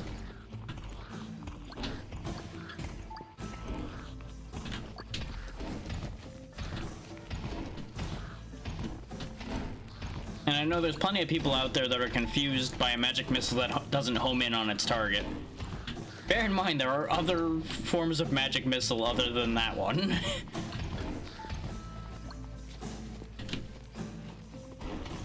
Considering generally a Magic Missile is just the fact that missile refers to a projectile weapon in many cases, and it's made out of magic.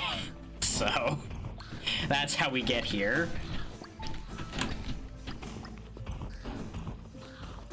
It's much the same as like calling it a magic arrow or calling it a magic bullet.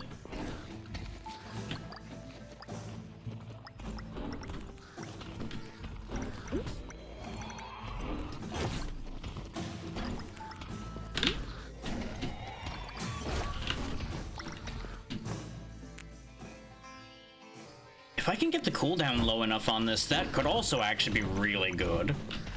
Just firing endless slews of these out.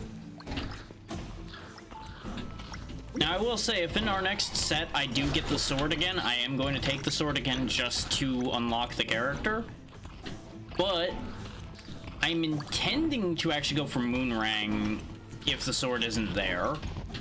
I'm going to try to get a bunch of projectiles going, because that's usually the stronger option in a game like this, is getting a lot of strong projectiles. Let's take Spell Range.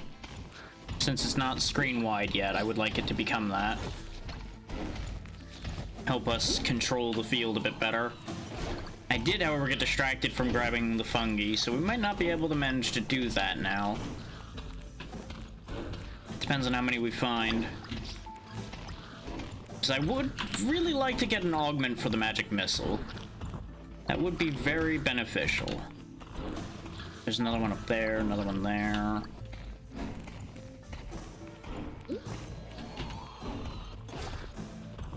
I was banking on there being more of them close together over here. It's gonna be close, and got it. Counted. That is also true, yeah. Just replace the technological explosive within a missile with magic, and it basically would be a magic missile.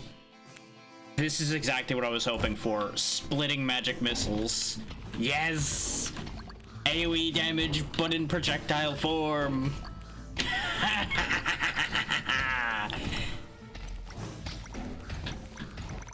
Death to my enemies. Which, that can be actually a very fascinating way of achieving things. Is if you take regular conventional technology and try to come up with magic means of achieving it without it being too unbelievable. I usually find that kind of thing actually very interesting. But it has to be, like, explainably magical, not just, oh yeah, it just works now, because magic.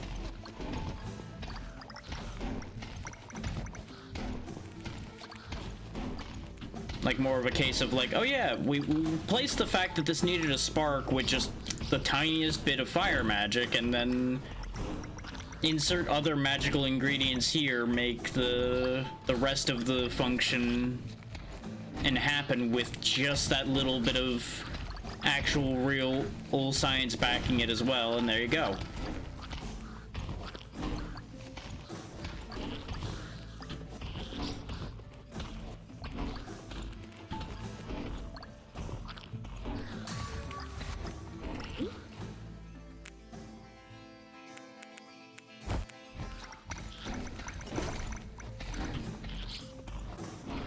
Oh, we got a loot crab. I just gotta get to it.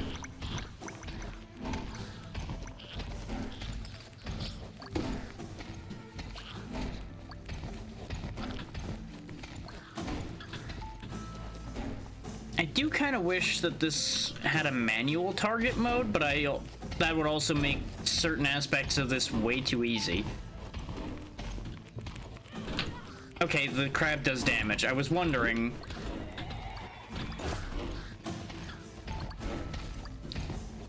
That's probably to prevent people from cheesing it by doing exactly what I just tried to do, which was just stand on it so your shots are guaranteed to hit it. There we go. Wait, what happens if I get projectiles split in two again? Do the split projectiles split more? Yes, they do. There we go. Now we're getting to the good shit. Now we're getting to the stuff I like.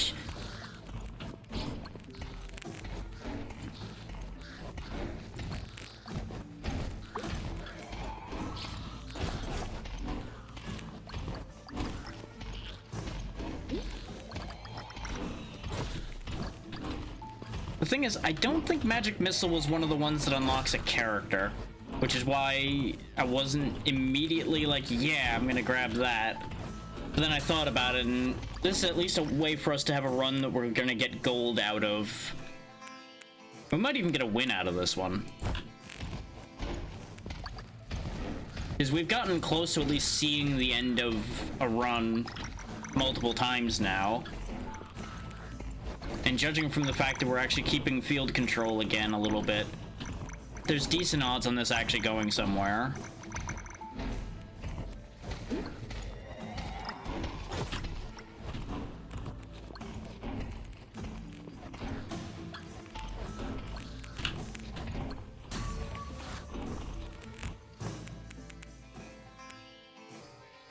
Okay, yeah, extra 400 health is actually relevant. That's enough more health that we could actually survive a full additional hit. So that is worthwhile to me. I say as I waste some of it, but it's okay, we have health regen. Everything's fine. Eventually that hole will patch itself. Oh, hey, a potion to patch that hole faster. Which, to tie into the replacing science with magic thing, and having actual explanations for it. In general, I enjoy a magic system more that actually explains why it does what it does. And why it works. Like, give me some actual, like, reasonably grounded and defined explanations for your magic bullshit. And I will be more interested than just, oh yeah, I just wave my hand and a fireball appears. Don't get me wrong, there's a place for wave my hand and a fireball appears too. There's always a place for both. But I find that it keeps my mind more engaged and more interested when I can actually wrap my head around it in that manner. But I'm the type of person that likes knowing how things work. So that kind of goes to be expected at that point, you know?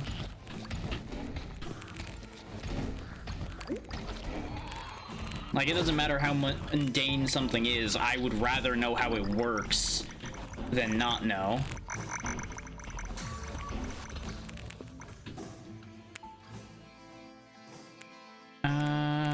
Yeah, sure, I'll take it because it's a legendary upgrade. I'm kind of ignoring my orbs a little bit. They're just kind of a passive benefit alongside my attack that I actually care about.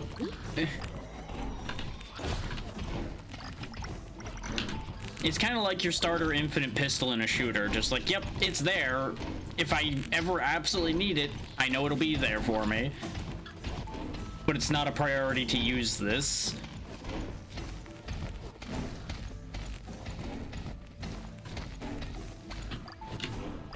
Though there are some games where you can actually get that starter infinite pistol to be really kind of ballin', and it's kind of funny that way. Just like, you know what? I don't need guns that use ammo. I have infinite bullshit pistol right here. Well, this really didn't give me any of the things I was looking for. Arguably, I should take Solar Pulse again for character unlocking purposes, but I'm actually going to take Phantom Blades because it fulfills the same kind of role that we have with the magic missiles already. You needed to have spoke a little faster on that one there, Snork. Your logic would be sound for taking Bomb, but the thing with that is, I don't think Bomb unlocks a character, whereas the daggers do unlock another character. The problem with the daggers, though, is they shoot forward, whereas the bomb shoots backwards, which is why the bomb would be objectively the wiser choice. But I'm working with the extra layer of the meta benefit of the daggers. Yeah. Absolutely. I just figured I'd roll out the rest of the logic that went through my head on that, so you understand where the idea went along.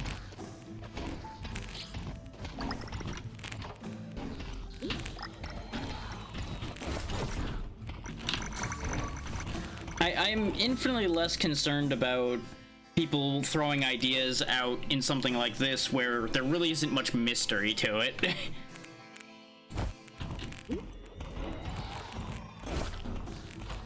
Yeah, 90% of the time I would absolutely agree with you on that logic, too.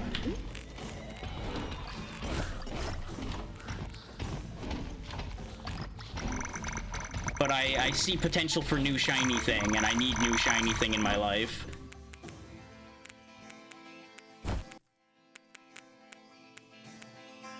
God damn, we could get so much health.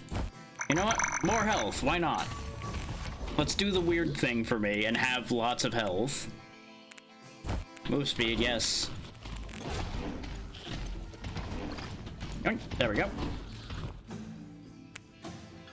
Cast in bursts. Actually, yeah. Not a very fast burst, though. That's a little lackluster there.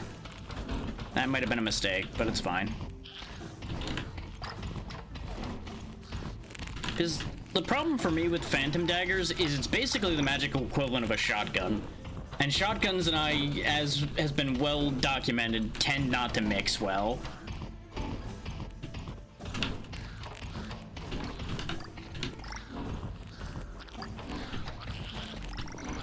Because it usually involves being foolishly close to your target, whereas something else could keep you much further away from your problems.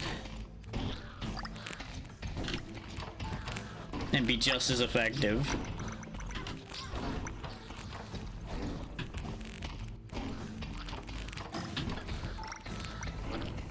Yes, and I'm also well documented as not being interested in touching things.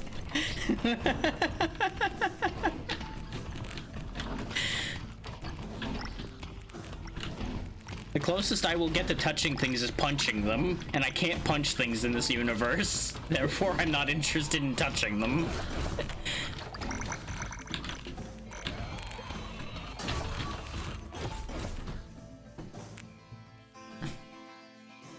You're also the one calling for things to be touched all the time, so of course it works for you.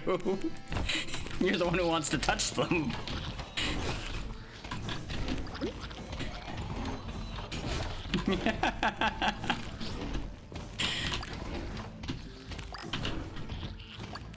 Personally, if I'm gonna be in shotgun range, I'd rather have a melee weapon.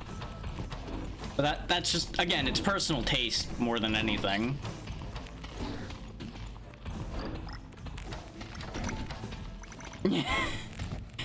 Wild concept, I know. No one would have ever seen that coming.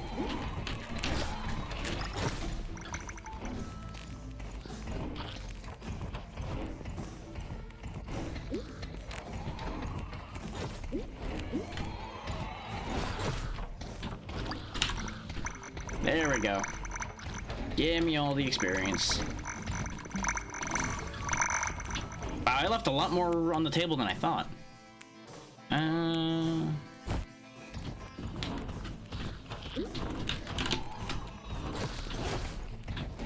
Not quite how I wanted that to play out. This is a problem. I'm glad I got more move speed.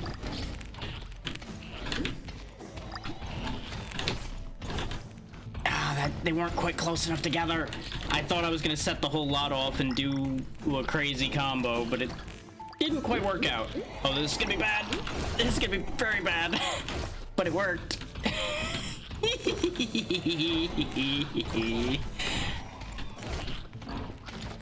It didn't get the sacrifice done, but oh, it was worth it. Uh-oh. They spawned a lot more there than I thought. That's okay, though. I have a plan. Yeah.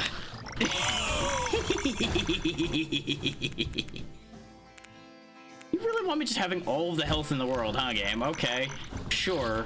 We can play that way, I guess. Though, take note of how we still quite easily died, even with all of that health, because I just got way too greedy.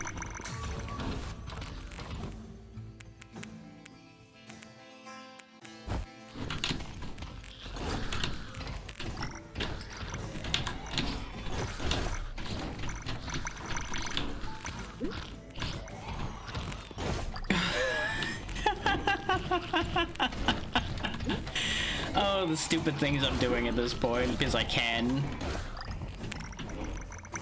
Give me all the XP. I don't know if we're getting this sacrifice done, because they keep catching me in just the wrong position when I'm trying to bait them into it.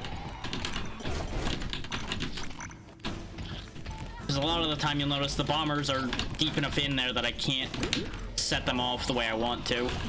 Though that was a lot of them in a pile, so that actually started to work out.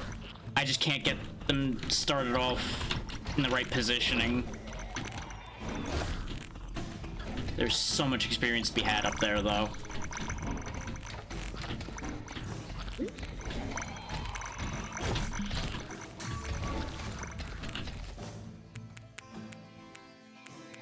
I did say I was gonna go for the Moonrang if I saw it, so we'll take the Moonrang. Because again, Moonrang is also another one that is tied to a character, and it fits the set we've got where it's another piercing projectile. Yes, more boomerang range, please. Because that's its one weakness right now, is its range is awful at the start. Look at that chain reaction we caused. Like, that's a mini-game within the game, basically, is how big a chain reaction of bomb enemies can you set off together. Or at least it is a mini-game for me. I can't guarantee anybody else cares about setting off chain bombs, but I'm enjoying it. I can't believe I got away with that. I just walked right through him, pretty much like, no, I'm taking this. You can't stop me. Near-death experience number 37 today, I think. And if you think that's an accurate count, I've got bad news for you. I have not, in fact, been counting in the slightest. That is just the first number that popped in my head at that point.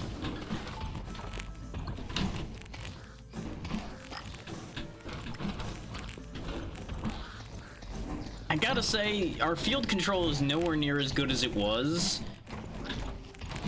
Because we lost focus on our magic missile damage after a bit, so it just doesn't keep up anymore.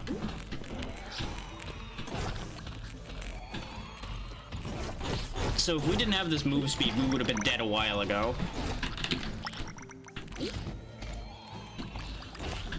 I was hoping he was gonna fall behind enough to be close enough to his other bomb friends that he would set them off. That's basically the play we have right now, is just keep setting bombs off just like the other runs. We just keep managing to end up just behind the 8-ball on damage.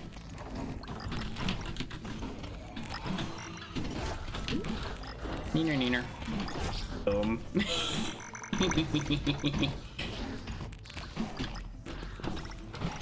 Booga, booga, booga.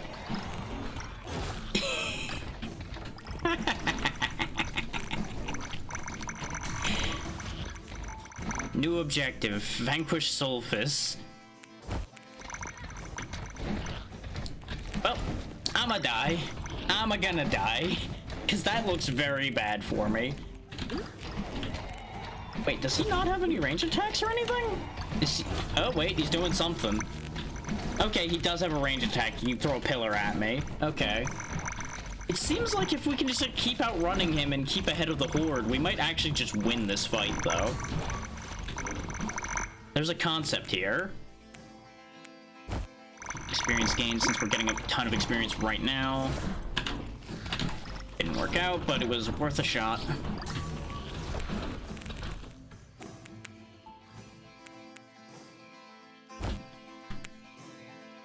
Ooh, there we go. We finally... So that's what happens when you get to those thresholds, is you get an infusion.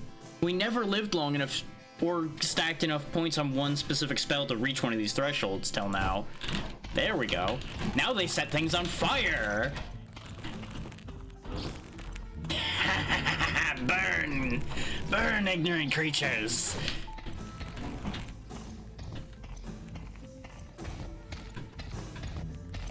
Be cleansed from this land for your ignorance.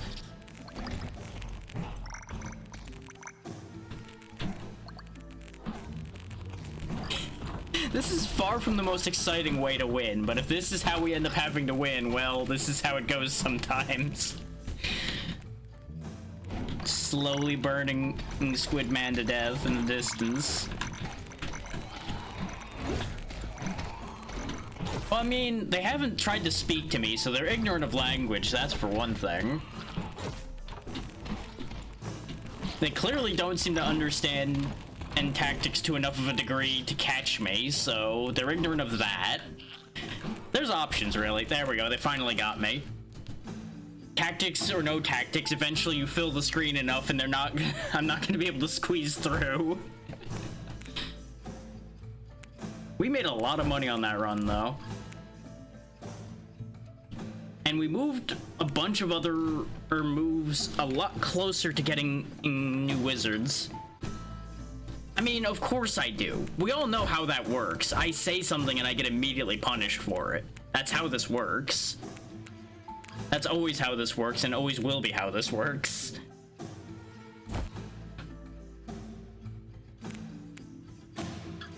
There we go, max base move speed of 16% bonus. That'll be huge.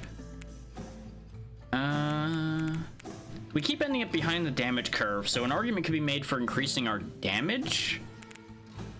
But the alternative is I could try either going for luck or go for experience gain. Critical damage is irrelevant, because there's not one for critical rate available to us. So unless I could engineer critical rate, critical damage is garbage.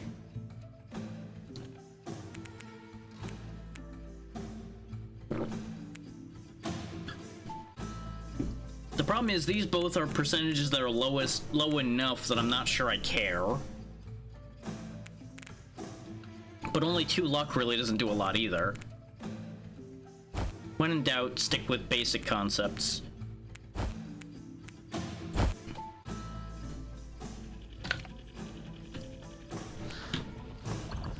Well, that's exactly the problem, Snork, is I don't know.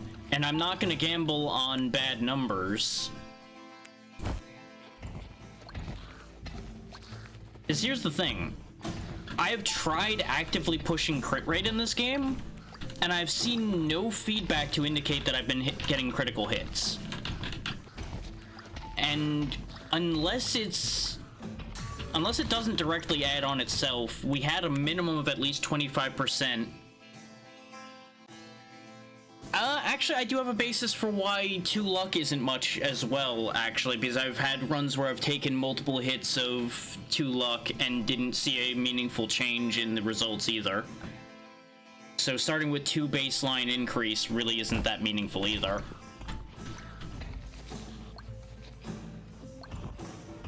Barring, of course, me having very bad luck on top of the statistical luck.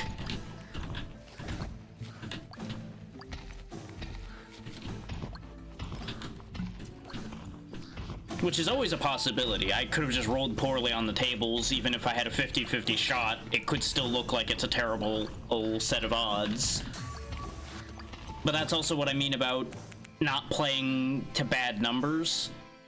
Because we don't have the information to work off of to know whether that does something, whereas we know what our damage is. And we know the kind of experience gain we're getting. So those two are safe numbers to work off of, if that makes sense.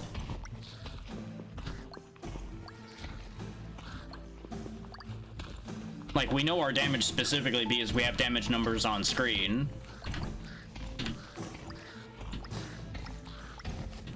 The argument absolutely could be made that the experience gain we added doesn't change much, and I'm inclined not to disagree with that, but it's at least a known quantifiable result.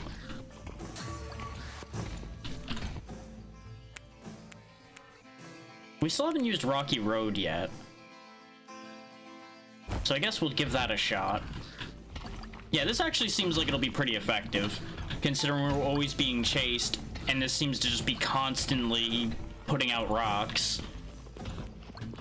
It's another...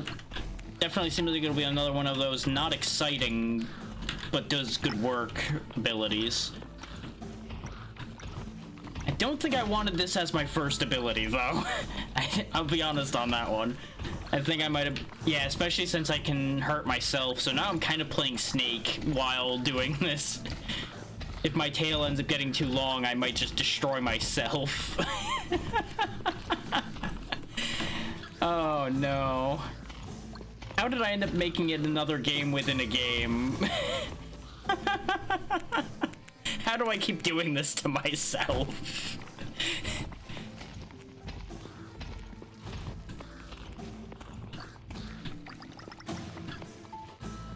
Just gotta keep the circle just wide enough that I don't hit my own tail. I don't want to Ouroboros this, but I need to keep this just enough that it keeps hitting them. Like, there's little bits of spacing you can do to sneak through your own tail, it seems, but on average, it's a bad idea to backtrack on yourself with this thing.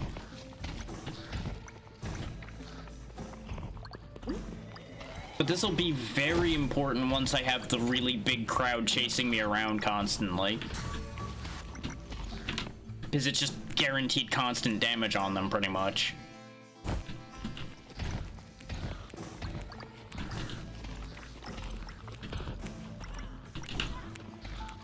You know, the problem is, this is a bad situation for it right now.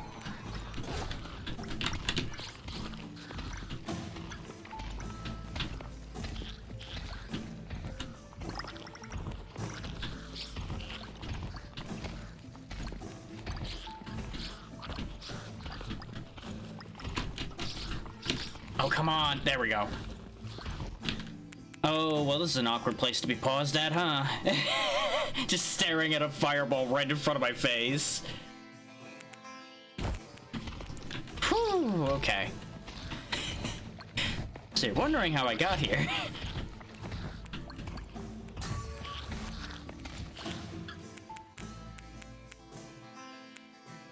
We're actually doing pretty decently on move speed by default now, so I'm actually gonna focus on getting, like, size upgrades for our tail here.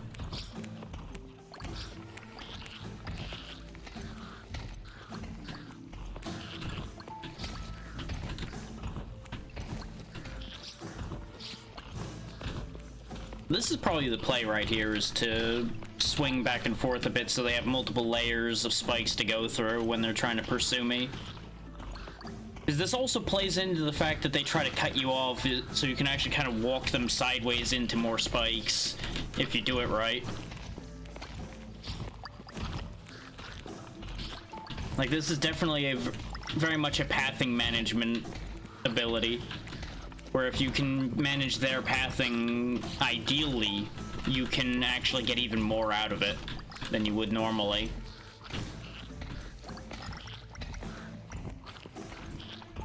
Like, I almost skipped on this ability, but honestly, it is good. I do stand by my statement of it is not very exciting, because all I'm doing is running around and Johnny Appleseeding rocks everywhere. But it at least does something. And it's a guaranteed thing, more or less, since this game is riddled with melee enemies, so we don't have to worry about them not being able to reach to hit it. It just doesn't work against the ranged guys particularly well. Much like a lot of our abilities that we've been using, really.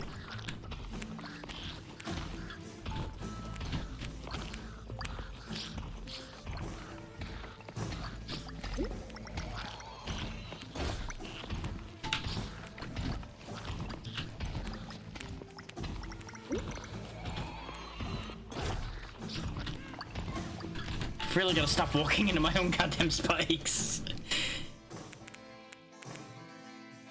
But I keep catching myself with that because of the fact that that's how I path, is I very frequently just immediate flat double back if I get caught by something.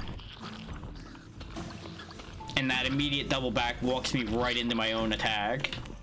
Same reason I kept catching myself with my own bombs earlier.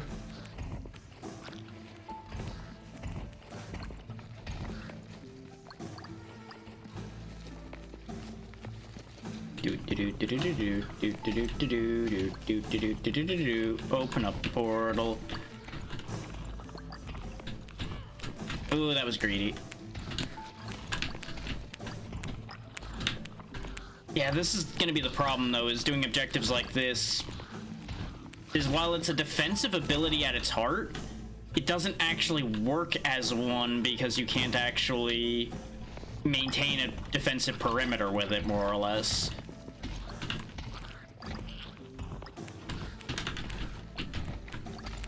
Like, it's more of a defensive retreating ability rather than a defensive hold position ability, if that makes more sense to phrase it that way.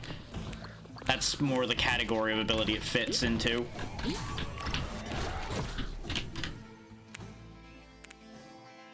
That's incredible. Spam more rocks.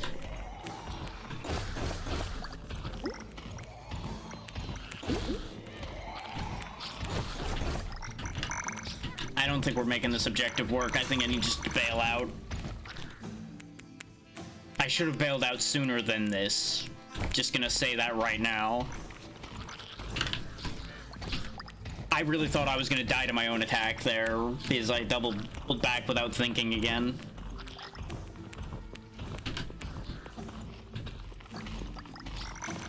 Yeah, because ironically enough, this is a situation where the daggers would be very useful because we have no forward clear.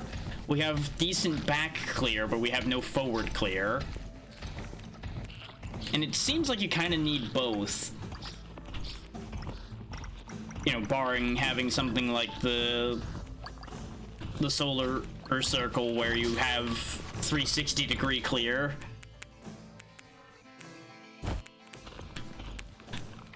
Look how fast the cooldown on these rocks goes. Which I don't even know if the faster cooldown does a meaningful thing for the rocks. So I don't know if it's affecting its damage tick rate or not. Like, it honestly seems like it might be, but I can't tell guaranteed because I can't stare at it because I'm too busy watching where I'm going. No, objective failed. It's almost like that was predicted already.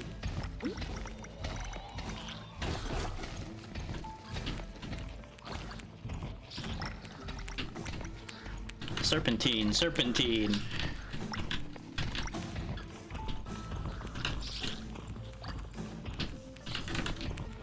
Ironically enough, our higher speed is actually playing somewhat against us here, because we're outspeeding them enough that the walls aren't doing the max that they could.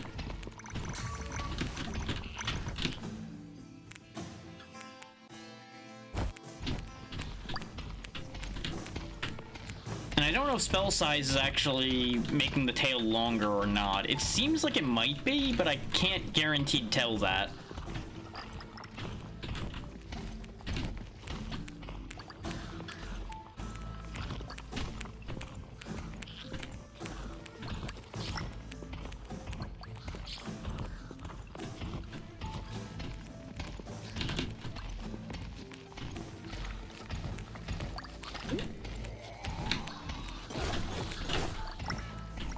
Doesn't matter, I'll take the hit from myself to get through there. I needed that experience, like, right now. We'll take Solar Burst again. I don't think Rocky Road applies to a character, by the way, but it's fine. It was a new spell. I needed to at least showcase all the spells. Oh, time for Crab. Ding, ding, ding, ding, ding, ding, ding, ding, ding, ding. I don't think we're gonna manage to subdue the Crab Ablodon unless I can get some real distance so I can actually work on him a bit.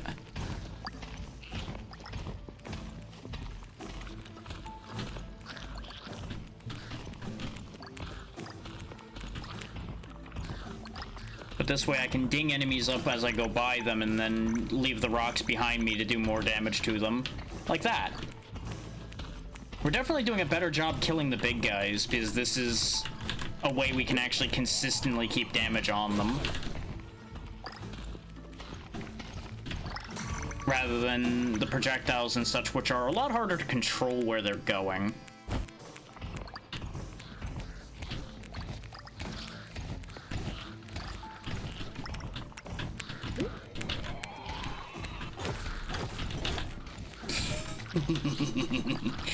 We're kind of like trailing a fuse to the bombers at this point. Ah, he turned faster.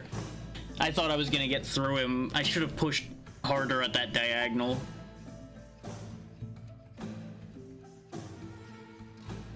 Oh, absolutely. I'm always getting karma'd. Okay. Saw a Discord ping, needed to check. We still haven't quite gotten a character yet, though. Ah.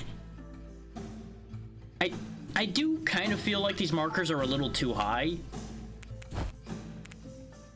But alternatively, a hindsight thing here. If I had poured more of my points into higher damage, we also would have been fulfilling these faster. Because we would deal more damage with every hit. Theoretically.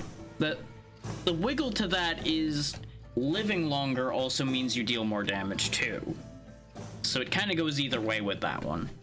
And there are, of course, these other challenges down here for getting more threat levels and such. And we need to actually get more elemental infusions going in order for these to come into play. We've almost got the next upgrade tier at the rate we're going. One of these times we'll eventually get a win. But I'm less focused on trying to get a win and more focused on unlocking things. Because if I just wanted to get a win, I'm pretty sure I see how to do so. I'm just not worried about that right now. It's a very focused setup with things like the magic missile and some other moves to counterbalance its weaknesses would actually probably just win. Like something like magic missile, solar ring, and then a decent AoE spell like Necro Whirl or something probably would just take care of business just fine. Because you have coverage and you have good damage all in one. It would just come down to whether you get the upgrades you need at that point, whether that completely would work out. Which, that's something I'm kind of noticing, is this might be a little...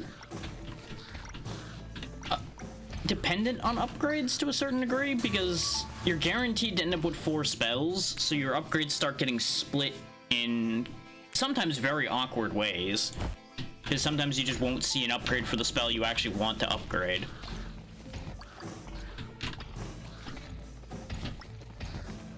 Which, you know, that's how RNG goes. But the fact that you're guaranteed to get those spells is what makes the pool kind of more awkward than it otherwise would be if you wanted to focus something. Which is, this is obviously balanced with that in mind, so it's not a huge issue. But it precludes certain silly ideas, like if I wanted to just go sword only or something, you straight up can't.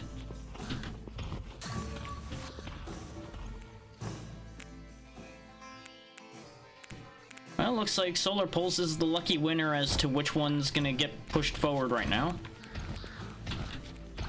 So I'm gonna go back to focusing on getting a character here.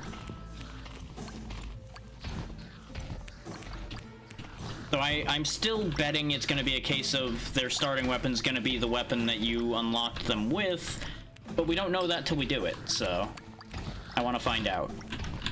And they'll also have their own stats, considering Reginald does have stats. And what better way to show off the game than by showing off things you can unlock in it as well, so... It's all part of the purpose.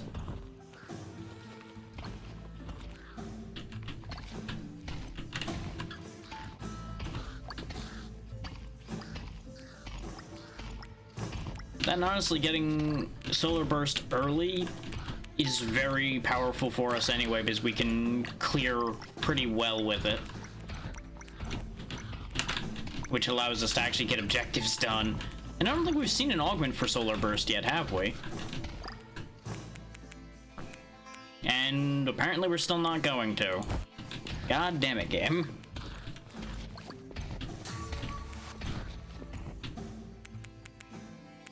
%25 more damage, okay. I'm gonna try going for very high damage but more focused circle this time. Both for getting the tally up faster, or theoretically, and for actually keeping clearing capabilities. Is the larger circle obviously allows us to hit more of them, and theoretically would clear more of them, but there seems to come a point of diminishing returns as far as how much health these things have, where hitting a large quantity requires you to spend too much time close to them for it to work.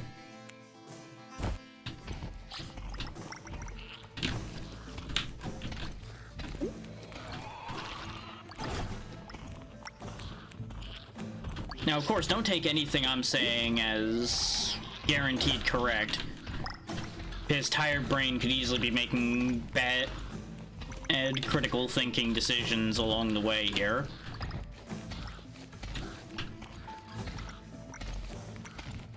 And obviously, it's also a preview build, so situation can and will change.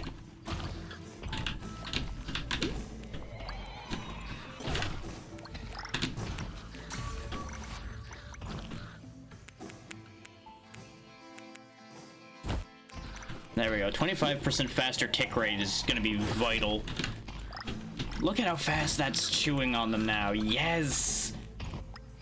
Die, everything near me. Die!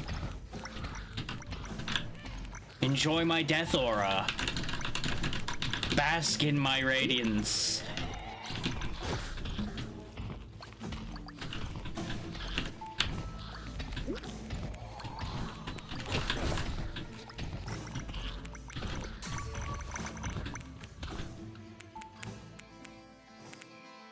I mean, global spell size 12 or 11%. I don't know if that's supposed to say 12% or if it is just flat 12. At which point, I don't know what the difference between the flat values and the percentage values in this game really would be, since we don't know what the starting values of anything are. Like, my ring is like, what, 6 of me wide because it's 3 in each direction of my model, give or take, at its current size.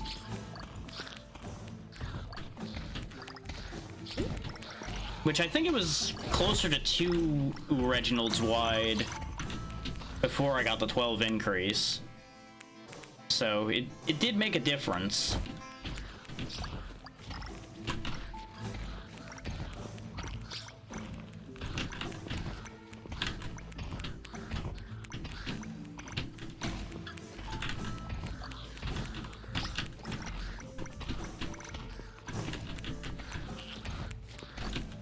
I don't think that 5% damage increase, however, made much of a difference. Which, you know, it's also only 5%, so of course it's not going to make a massive difference on something that's only double-digit damage.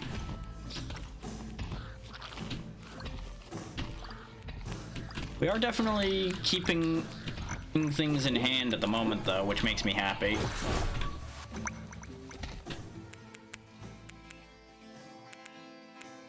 Yeah, out of these options, 25% faster firing orbs.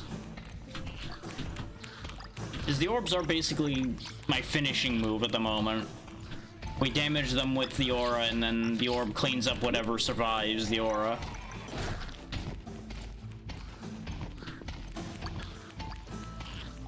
Which makes it an important part of the moveset at the moment.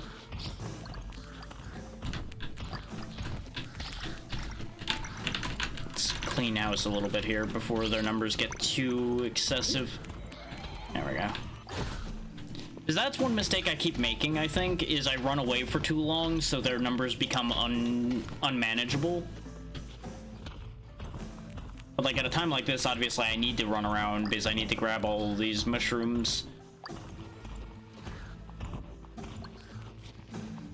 Hopefully people are actually enjoying watching this. I do know these can be a little slow at times to watch, but hopefully you are entertained by my shenanigans.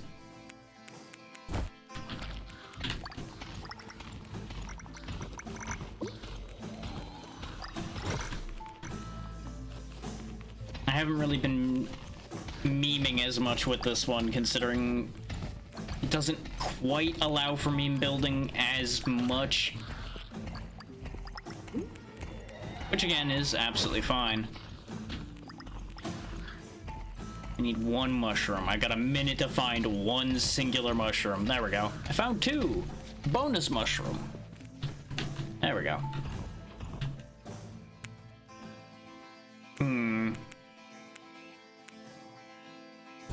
I'm actually just gonna take the size increase, because the orb is not the priority. I'm hoping by grabbing that I can actually see what the infusion for the circle is before we hit level 15. But I think we're actually going to hit 15 before we get that, which means the pool's gonna get harder to manage.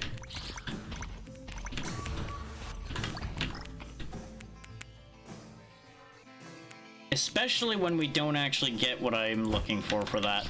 But more circle size. Which sounds very similar to another word, but that's a whole thing that I'm not going to get into right now.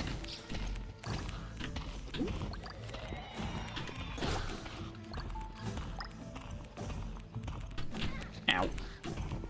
I have been mildly inconvenienced by monster teeth. Oh no.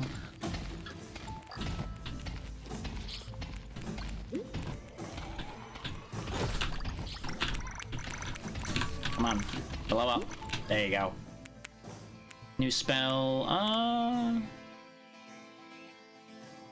know I was saying that the winning choice would be Magic Missile, but we haven't been able to get enough progress on Necro Whirl towards getting the character for it, so we're gonna take Necro Whirl. We also only got to see it once, so I wanted to get more play, because it does seem like it'll be very effective. Like, look at that. That's actually pretty good right there. That's some good damage. Its targeting could do it a little bit of work, because it seems to just straight up pick random enemy. So, it's a bit of a thing. There we go, we've unlocked the Sun Mage. I'm glad they actually give you an unlock prompt when you actually manage to unlock something. That's always good. This way you don't have to keep checking like I was doing. You can actually just see the unlock happen.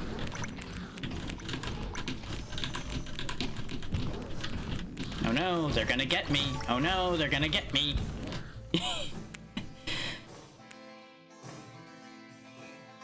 So I was gonna work on getting the infusion, but that's too big an increase to say no to.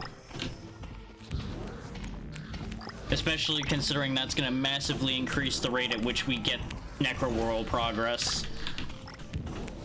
And considering the mage is a sun mage, safe bet that they are going to do exactly what I thought and start with sun aura as their thing. Though who knows, maybe they'll actually have a whole different set of spells, which would actually be kind of neat.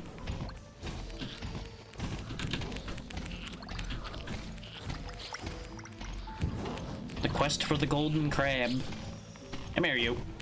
Get in my aura. Burn for your sin of being an lootable crab. Uh-oh. Uh-oh. Whoa. Okay, it seems like the Necro Aura can hurt me, too. This is the first time we've actually stepped into it by act. Fuck's sake. Is it just gonna keep giving me these till I take one of them? Fine. We'll split our projectiles even more. Even though it's probably never gonna fly long enough for that to happen.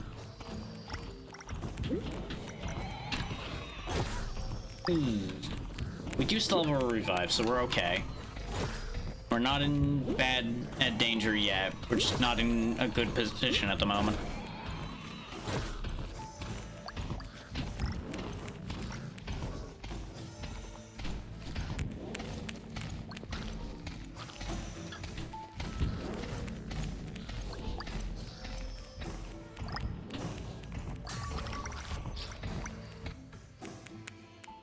What I really should be doing at the end of each run is paying more attention to what the actual stats have been for each weapon as well, so we get more of an idea of which ones of these are actually valuable.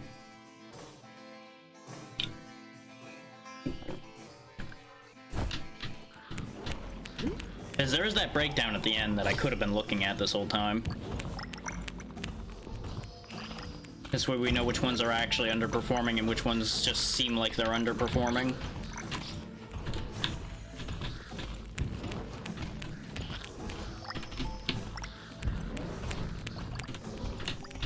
And Necroworld really can be dangerous to my own health. Which, you know, befitting of working with the magic of undeath. Or, I guess more accurately, death in general, really. Which, quite the combination we've got here, huh? A Necro Aura and a Sun Aura. Things that are usually polar opposites are our entire thing. Which checks out, really, for me, I would say. Working unconventionally with things that should not work together at all. Nope, not reaching that. Not gonna be able to do it. Nope. Nope, not gonna be able to do it. Kaboom!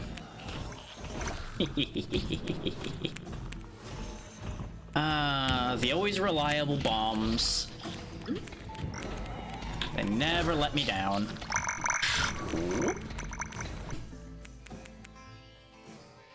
Some more solar pulse damage. Next one should be in the infusion, it looks like. As long as we actually get something for it.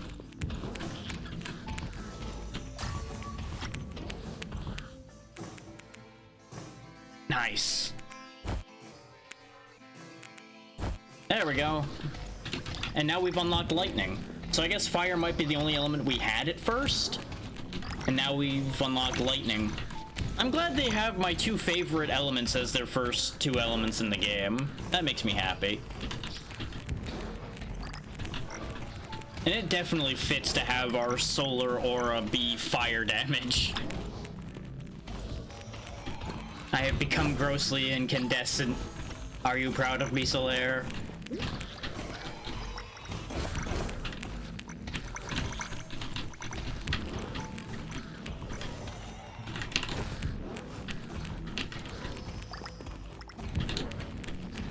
Oh boy.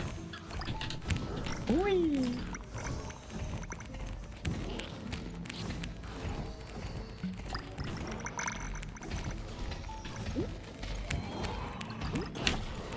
Nope, I'm not getting that potion. Nope. I thought about it. I considered the concept of greed, and then I thought better of it.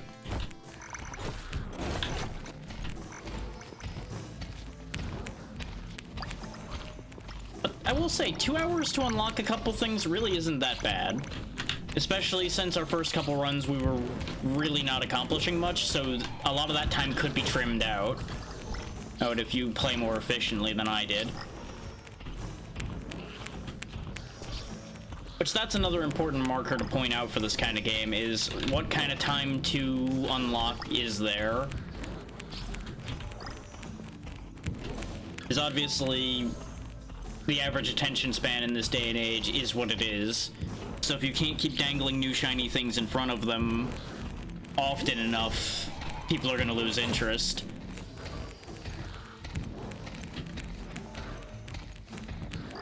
And I would say the unlock speed in this is a little on the slow side, but again, I was not particularly focused. So if you focus, you could definitely unlock specific things if you know what you want a lot faster.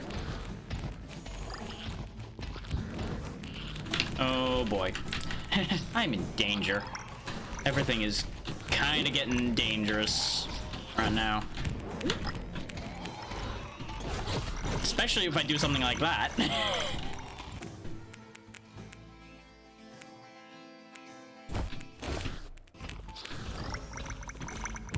I do like that Necro World has a duration option. That's fun. Ow. I've almost got all the mushrooms I need.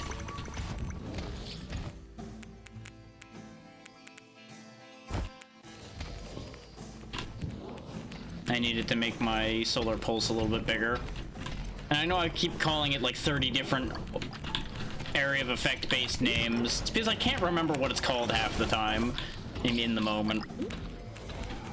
Oh, why did Necro World... Oh, why did the Necro World have to go there? Why? Look at that reaction up there. Yes! Everything go boom. Taking that. Don't care. I accepted death just to make sure I got that. Hits on teammate or yourself heal instead. Yes? Immediate yes? Are you kidding me? That's the best augment this could possibly have had for me right now. I can now walk through my own Necro Worlds and be fine. This also means it actually has a side benefit of actually more or less being a healing spell in multiplayer, which is crazy. Oh hey, we got the Necro World mage. Ridiculous how quickly that one went off, huh? Though not really when you think about just how much area it's been hitting and how many enemies with a lot of health we've had just sitting and soaking in it. So we actually unlocked 2 mages in this run. All because I didn't screw around too hard and actually picked 2 things that actually would bring an unlock.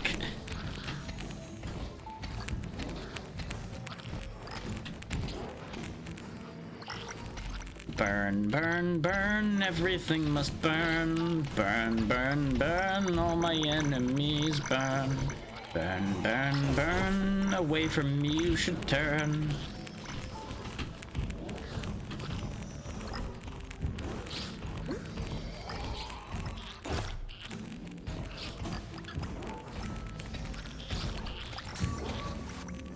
There we go. Oh, I didn't realize we were at the level to get the next weapon.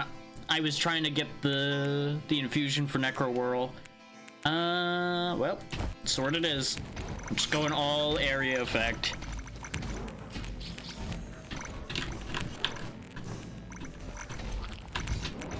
Though I think we die soon. I think we die soon here. Yes.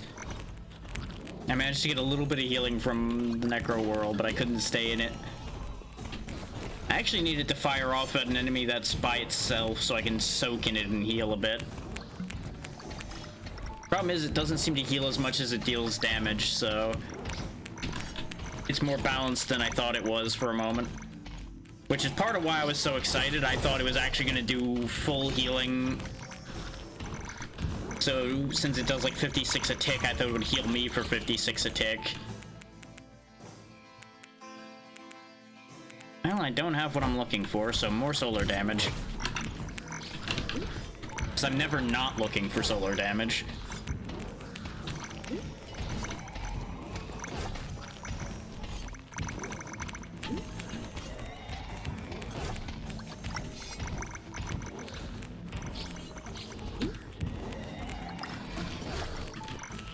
Ow.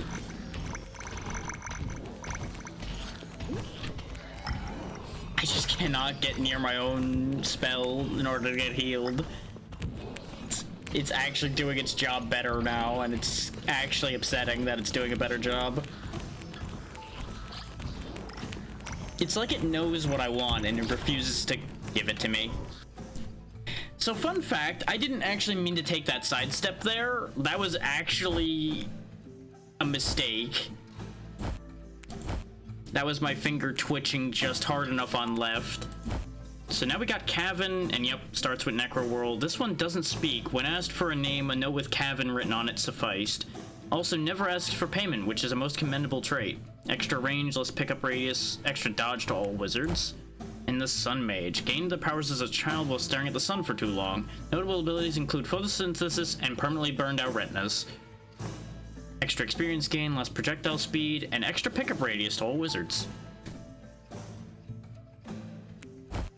And yeah, they start with the abilities as expected. We were so close to Broadsword, though. We could have had 3 unlocked in one run. Still, that was a good amount of money as well. Now is when we'll take the increased damage.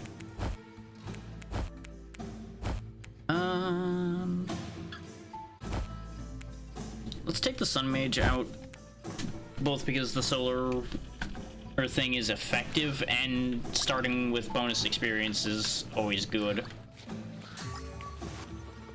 And the Sun Mask is just kind of hilarious.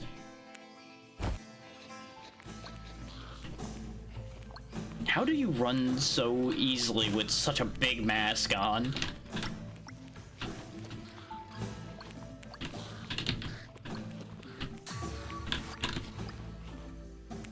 Leave that magnet there. I'm curious to see what lightning will do as an infusion as well. That, I think, is where the main dynamic's gonna end up coming in for changing your abilities, is after they start getting their infusions. Really? 2 magnets already? Game, please. Why are you like this? Well, things don't despawn, so I'm just gonna walk away so I don't accidentally pick up those magnets. And then when things start going bad, I have guaranteed magnets I can run for. So it's a good thing in the end. I'm just like, come on, why?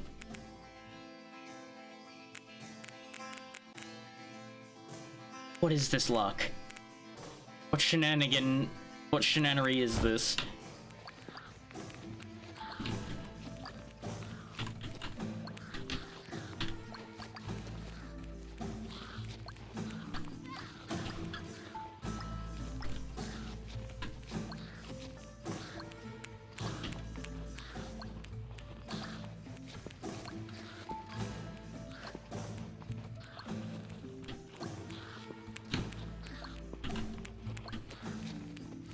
For the record, by the way, when you see me just silently running in circles, that's basically what happens when I'm playing this kind of game in my off time.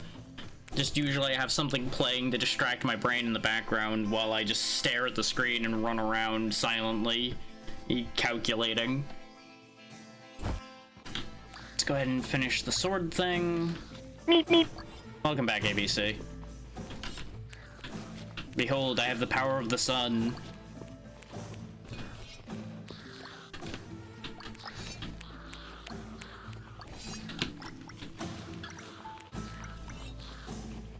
I don't think I have any reason to grab either of these magnets yet. Yeah. That's why I'm glowing with power right now. I have the power of the sun. It may not be in the palm of my hand, but I have it.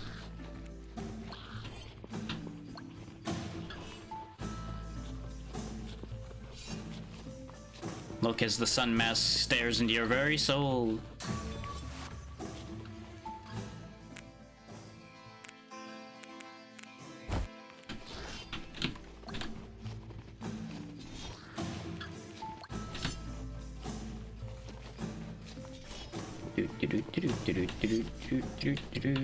Give me all the mushrooms, cause I need them for magic things.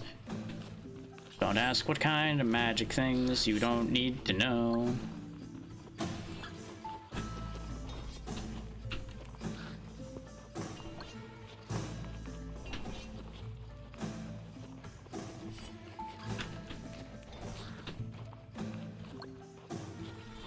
Wow, we're getting kind of lucky on where they are this time.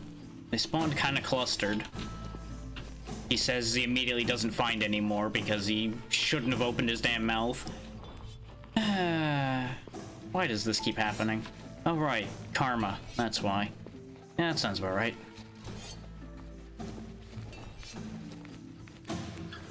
And we got plenty of time to find 2 more. It'll be fine, probably.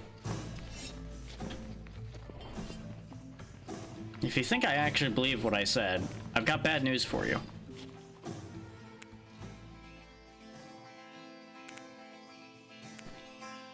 I really think there just isn't an augment for the solar aura. You'll notice we're only getting 2 augments, and they're both for the sword. Huh. I think there might just not be any for the solar aura yet. Which again, it's a preview build. Not everything's in, not everything's as it will be when it's done. It's just a sample of what it will be.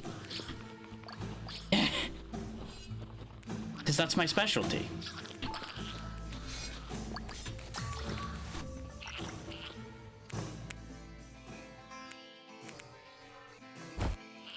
Get the cooldown reduction.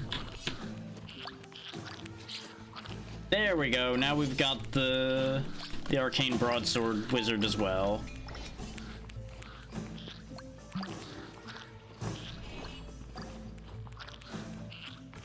Which I'm pretty sure the name on that one's a reference to something.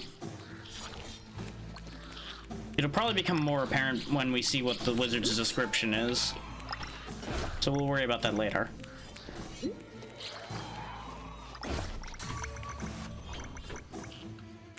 Well, obviously when we see the model and the description, both will make it more apparent whether it's a reference or not.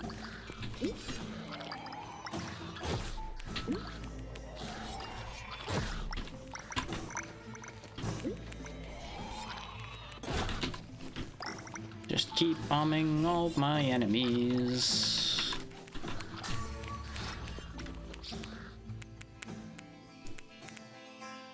%25% in cooldown reduction? Yes, please. I'm still trying to get the multi-sword thing to work. I have every intention of spawning as many swords as I can. Because why wouldn't I?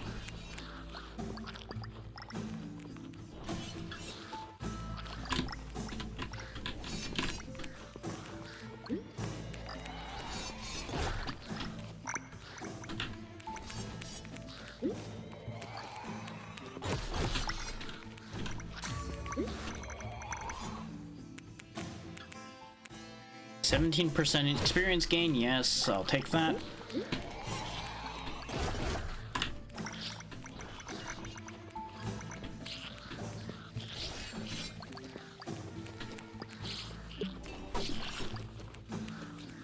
Okay.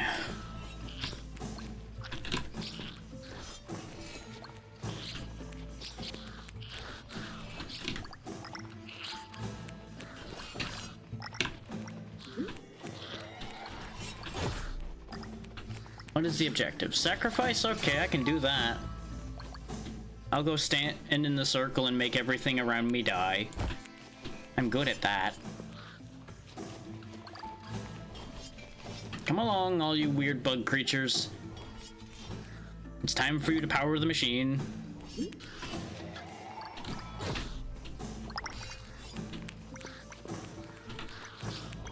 Become one with the energy of the universe.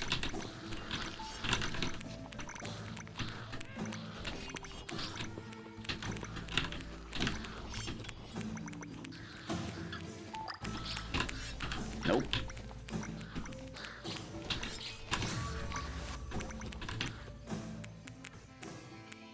Every so often, these pauses are ill-timed.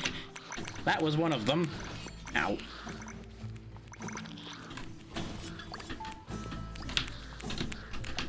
There we go. Time to go.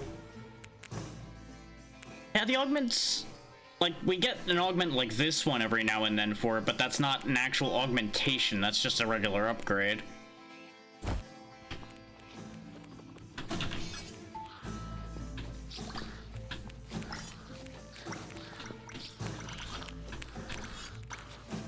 Look at what happens when I just swing two of them side by side through them like that, though. Just rips right through them. Increase spell size by 12, yes please.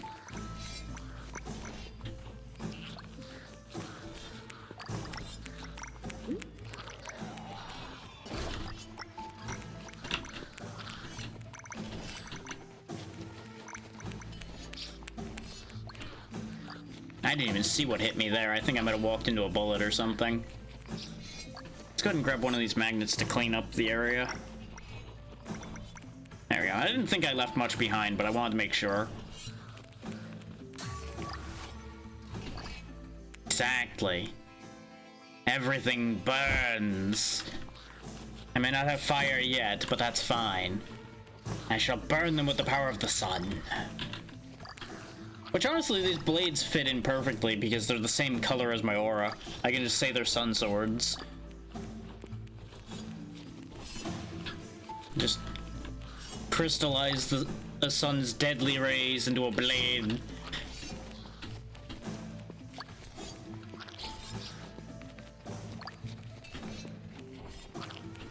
Now, there's a concept, really. It's already been established that the sun's a deadly laser, and now we can just turn that laser into a laser sword.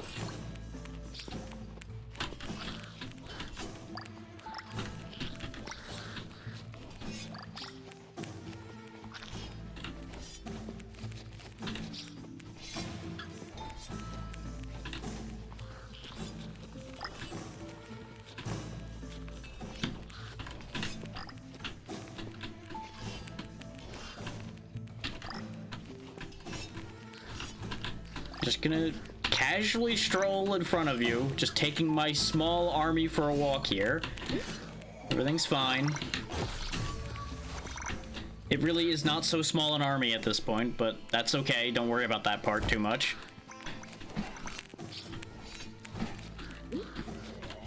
Get the moon rings and embrace my inner moon knight. Random bullshit go, please. Something work.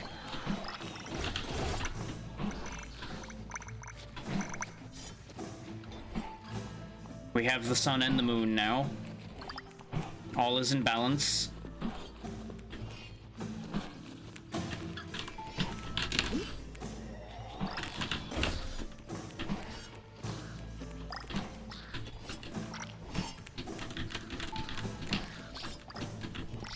So after all, what is the rays from the moon but a reflection of the sun?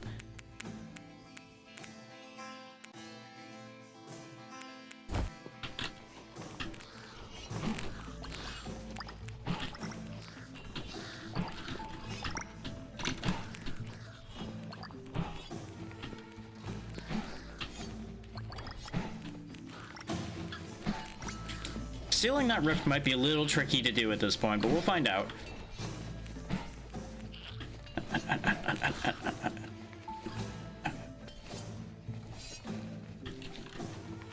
From the most tired of minds come some of the wisest statements. If you can gather them from the madness, anyway. Alright, ABC, you have a good one. Thank you for being here as usual.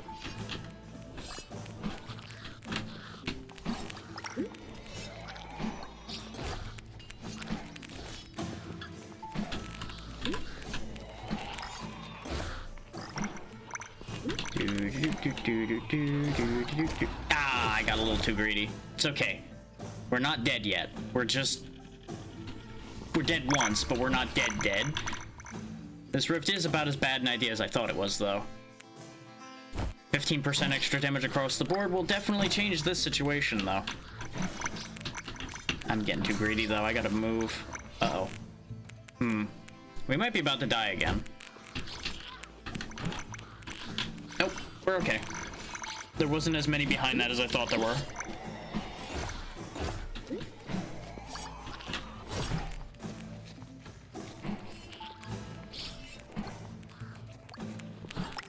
Yeah, I'm not sure this is happening. I think I'm just gonna let this objective go. I wanted an augmentation to see if I'd get one for the Moonrang, but honestly, not worth it. Ooh. Yeah, we need the speed. Spinning up. Uh-oh. Look at this speed. There's all the other ones. That's why I grabbed the magnet.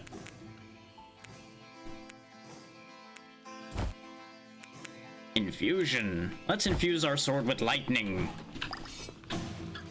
I know it'll make it the wrong color now, but I want to see what lightning does. Yes, it chains through them like I'd hoped. This way, the entire time the swords are touching things, they now do chain lightning damage from them. Oh, if we can infuse our aura with this too, this will be disgustingly powerful. Oh no. Though I could see horrifically dangerous things happening with this lightning infusion in multiplayer, considering there is friendly fire. Oh no. Just imagine the devastation on your own team as something like these swords just passes through a handful of enemies that happen to be near your allies, and you just chain lightning your whole team to death. It would be so awful, but so funny the first time. Keyword to that though, the first time.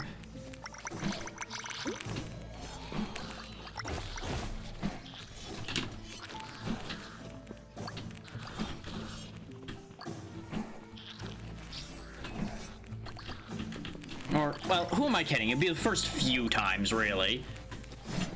Depending on which side of it you're on, I suppose, how many times it would be funny.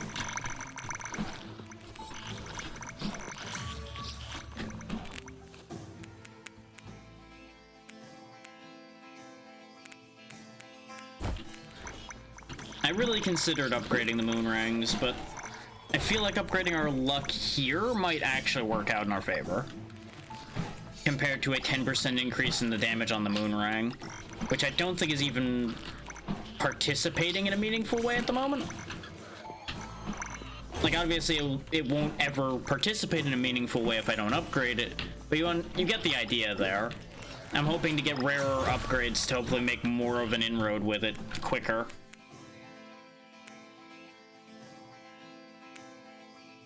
This is actually a pretty perfect example of what I'm talking about. I do like that they changed the icon, even in here for that. That's always nice.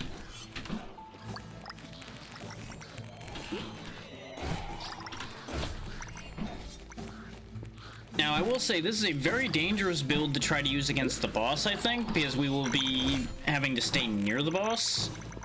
It's great for clearing the field, but for fighting in the actual boss, we might just die a miserable death.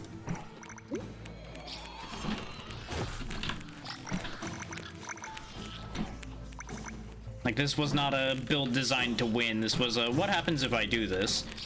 Speaking of dying, oh god, the pain.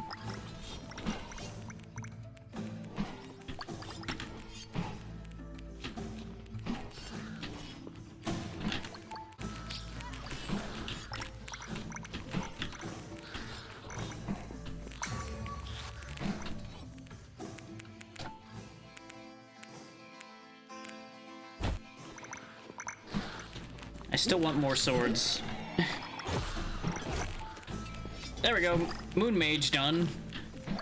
Kind of surprised that with it completely unfocused that happened, but I'll take it. I think we just had such quantity of targets that it was able to stack damage fast.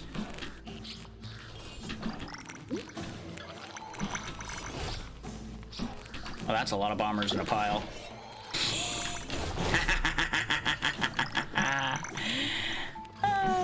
It's the simple things in life.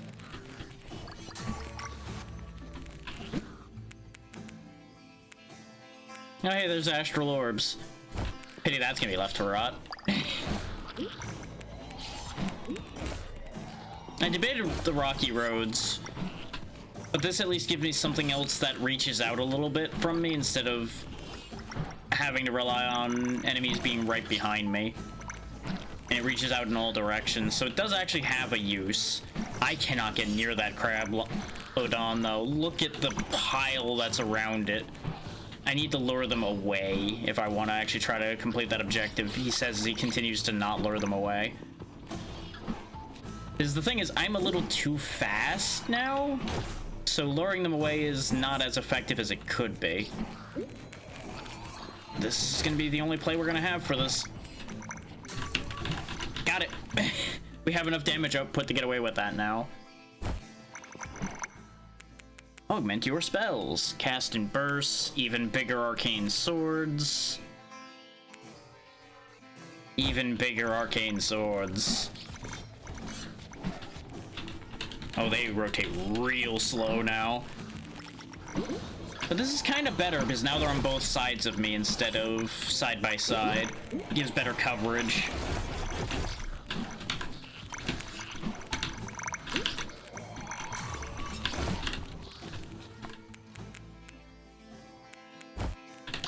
I can just kind of dance amongst them and wreak havoc.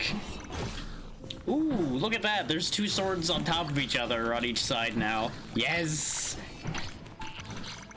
Spin the murder blades, yes. Become the blender you always could be. Nom, nom, nom, nom, nom, nom, nom, nom, nom, nom. Increase spell damage. I gotta love how this was supposed to be starting with the sun aura and prioritizing it, and then I'm like, I want to unlock the sword guy, and then it became sword build, and everything is just gone from there. Because we're fast enough that I can get away with just weaving in, doing that, and then leaving.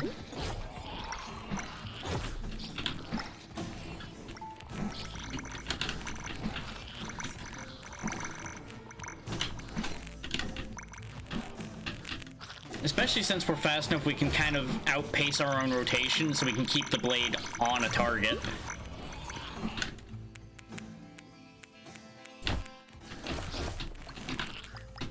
Look at that devastation. The carnage. I love it.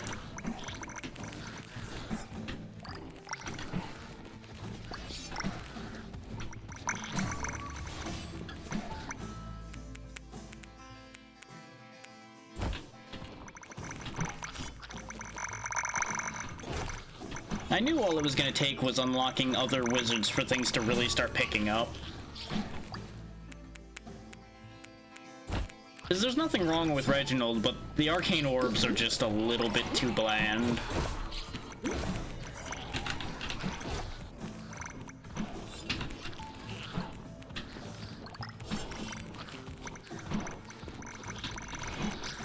I will say, since the Sun Mage was the one we unlocked first, I was genuinely worried that they didn't have names for all the mages yet, but I think the Sun Mage is just Sun Mage because of what he is.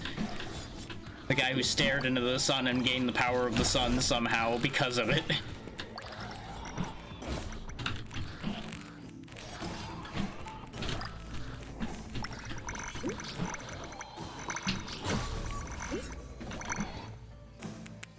You would really think I wouldn't be able to keep getting away with what I'm doing here, but somehow it just keeps working. It's kind of like the crazy flamethrower build from Hive Jump. Somehow it just works.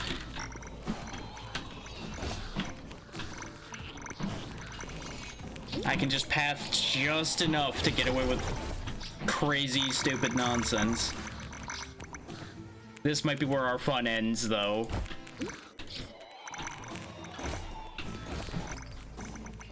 Where is the boss?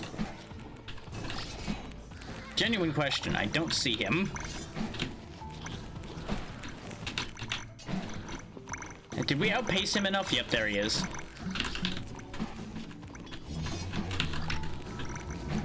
Yeah, the obelisk drop is going to be the thing he's actually going to be dangerous to me with. We can outpace his regular movement, and we are doing good damage to him when we can keep on him. Problem is, we're also starting to have enough of a pile up around us. That's gonna be what gets to be an issue. I'm not saying we can't win this. I'm saying it's gonna take a bit to win this, if we can.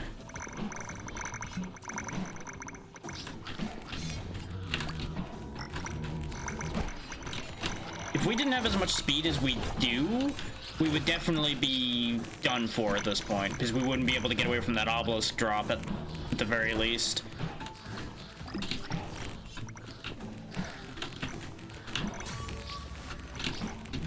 But the blades are definitely shredding him up pretty good. Gotta go right now. Gotta go. This might finally be a win. Could this be the end of Sulfus as the Long One? The answer is maybe.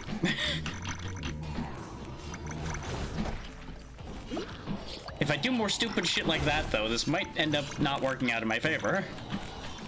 Crazy concept, I know, doing crazy dangerous things not working out.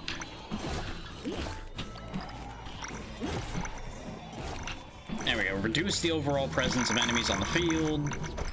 Get a bunch more experience.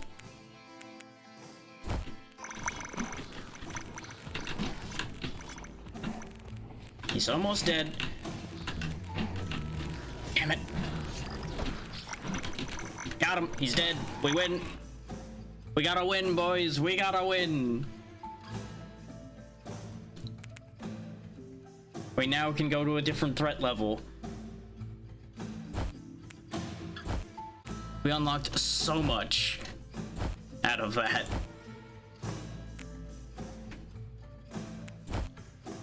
Ludwig, the heir to the powerful magic family, but never wanted to be a wizard, performing swords and armor or to robes and sticks, is quite a skilled crafter and makes a delightful schnitzel. That probably is a reference to exactly what I think it is. We almost have all the wizards now, too. We went from making no progress on unlocking things to in the last hour having unlocked 4 of them pretty much back to back. One of the founding members of the Spell Brigade holds many titles like Hunter of Elk, Sovereign of the Moon, transforms into the feared Full Moon Mage once a month. There was the Moonerang, 4% more damage, 5% down cooldown, and 50 max health to all wizards. Oh yeah, and 4% armor, less pickup radius, and 1% damage to all wizards. I feel like some of the to all wizards bonuses are kind of non-existent. Like 1% damage is pointless, I almost think. Like, you have to get to really high values before that starts to matter. But we've only got one more wizard to unlock, and that involves using the Phantom Blades. We of course have a new area to look at as well now. And I'm gonna have to perform a lot more elemental fusions to get that.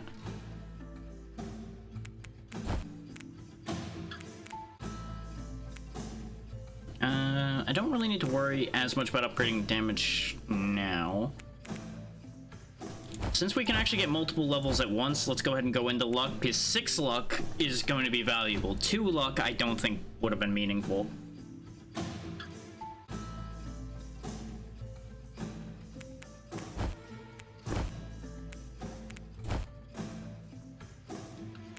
Let's play as the Founding Wizard, shall we? Throw the Moonerang. Because I also want to actually see what more of the upgrades for it are anyway. This is going to be almost certainly a much harder run to survive. I didn't set it to a higher difficulty yet, because I don't think I'm ready for that. I'll do that for the next run, and we'll probably go in with Ludwig for having a safe winning option.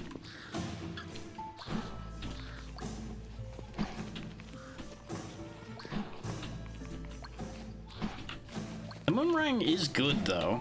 It does seem like it's pretty potent. Though, apparently sometimes it just completely misses like that, which is interesting. It doesn't seem to be aimed, it just targets whatever enemy's in its range.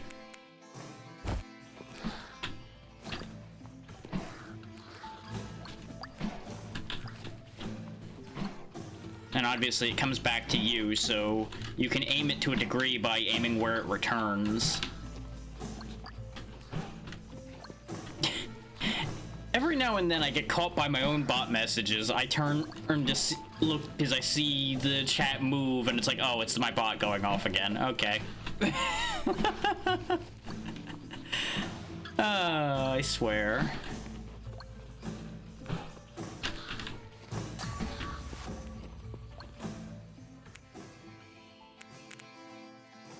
So on that note, it's been a bit, so I'm gonna go ahead and pop the link up for y'all again, in case anybody wants to try the demo that should still be up, I believe. Yes, the demo's still there, just double checking. Obviously, it will not be the same build as what you're seeing right now, but it should have a decent amount for you to play with. And you can also, of course, wishlist the game there, which you should do if you are interested in this type of game at all. Because this has definitely been a good time so far.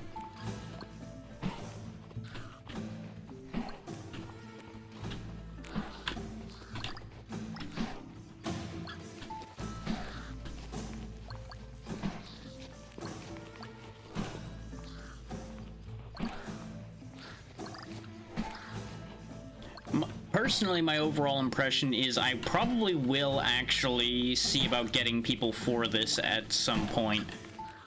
I don't think I'll worry about getting people for the demo, but I think when the full game comes out, I might consider it.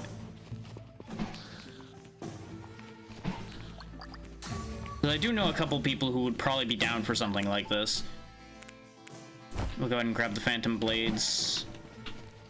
Especially for chasing down the golden crab. But also so we can unlock the last option. It's ironic that I thought the Phantom Blades one was going to be one of the ones that we got done first. Where was this augment the entire time? Casting 4 projectiles instead of 3 definitely makes this a bit better. Especially when you can line it up in a way that it hits the same target with multiple blades.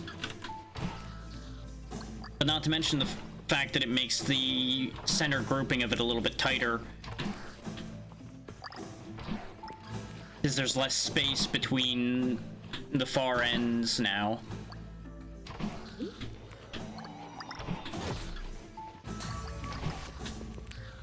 Which makes that just overall more effective. We are seeing a lot more rare upgrades and such, so the luck is working, which is why I grabbed more. Is we now have 10 luck, and I'm probably gonna stay at 10 luck to see how much of an effect it has, because that should make it a bit easier for me to quantify if I have a known quantity to start from.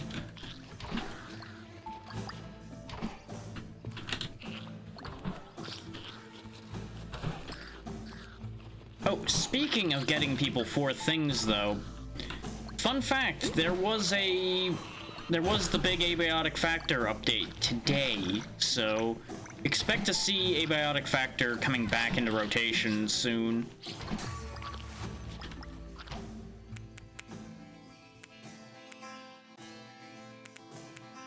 %9 crit chance is tempting, but more moonrangs.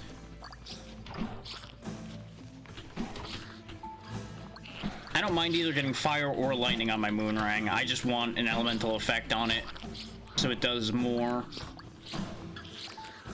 Lightning would be the better one, considering as it passes through the first time it would chain lightning, and then on the way back it would chain lightning again, presumably. Which would be very effective. But fire, you know, just making it do more damage, I'm down for as well. I don't know if it has burn stacks or what have you as far as how fire works in this game. So, if it has stacking, then getting hit repeatedly would increase the stacks, so it would be effective that way. I thought that was going to wiggle past me, if I'm honest. I really misjudged that shot.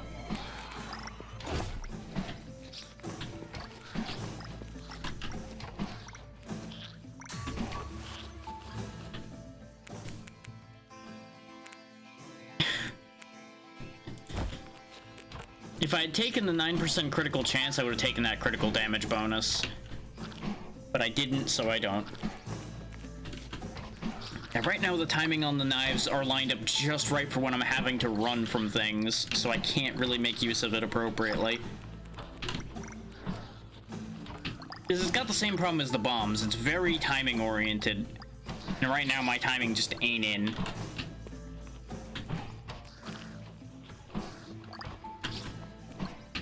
And that's not inherently a fault of the weapon. I mean, it does mean that you have to have that specific way of doing things for it to be as good as it could be. But it's not its fault that that's how it works. That's just how it works.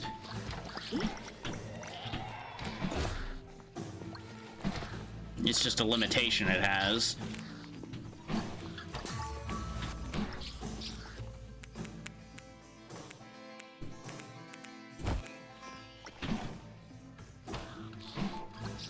Like, I do appreciate that they make the damage on the knives very potent right out the gate to account for the fact that you have to do a very specific thing for it to work.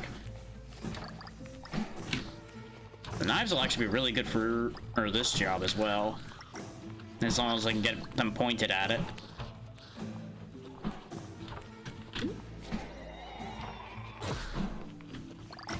Hello there. Hey there, Lixie. How's it going today?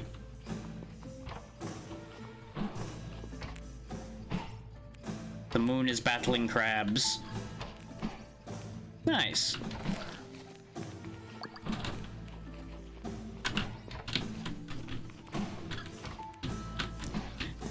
There's a certain interesting bit of sentence structure there to the concept of your stray cat, but we've already... He went over that bit, I think.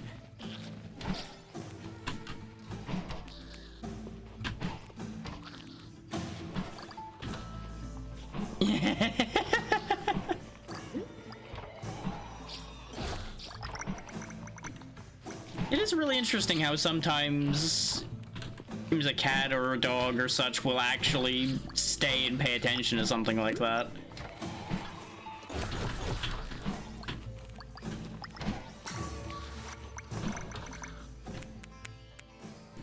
Did you end up giving him a name? I don't remember. That's great. Ah, excellent.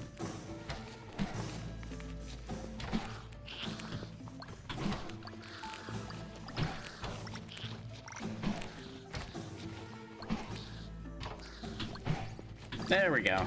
Now we've got the wizard attached to the phantom blades. So we have every wizard now. We've done the thing.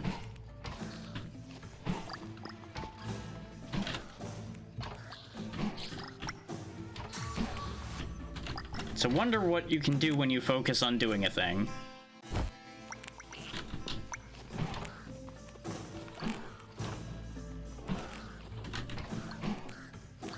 Nope. Waited too long. The idea was for the blades to go off right when he got close enough for all four to hit, and then the cooldown didn't work out.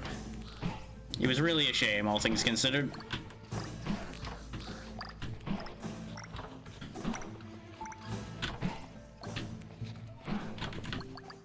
My timing is a mess. I could really use that healing potion, but I'm not gonna be able to get to it.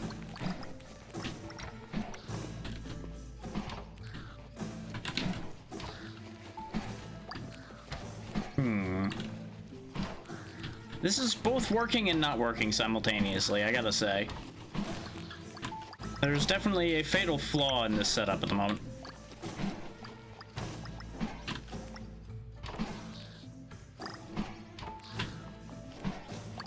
And that is, no matter how many of these I'm getting rid of, I'm still managing to gather a lot more of them than I can deal with.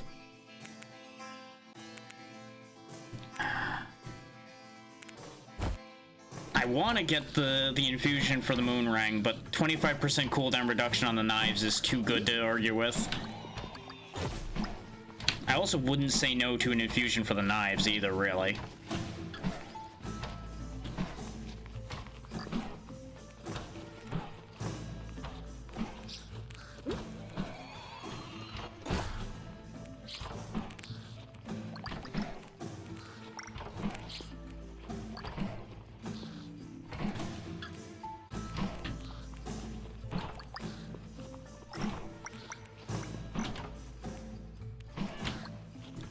One of these days, I'll time that right and it'll work.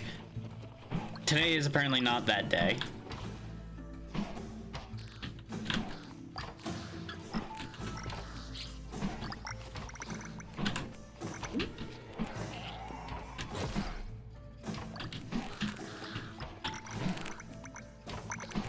I don't know why a bunch of them are sliding backwards. I think I freaked them out a little bit there, and honestly, I'm fine with that. I thought for a moment like the crab was gonna spawn there, and that's why they started getting pushed back, but no, they just were freaking out a little bit, and I don't know why. Come along, monsters, I need you to become energy. Come along. Everybody gather around into the circle. You know how this works now. We've done this before.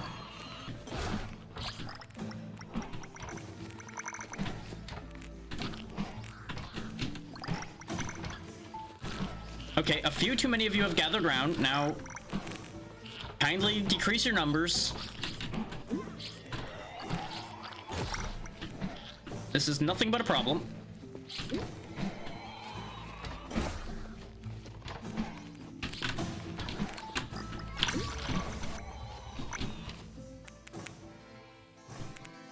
Nice. 35% damage increase and lightning. There we go. We have a slight problem with the sacrifice right now, and that is the fact that I'm about to be the sacrifice if I ain't careful.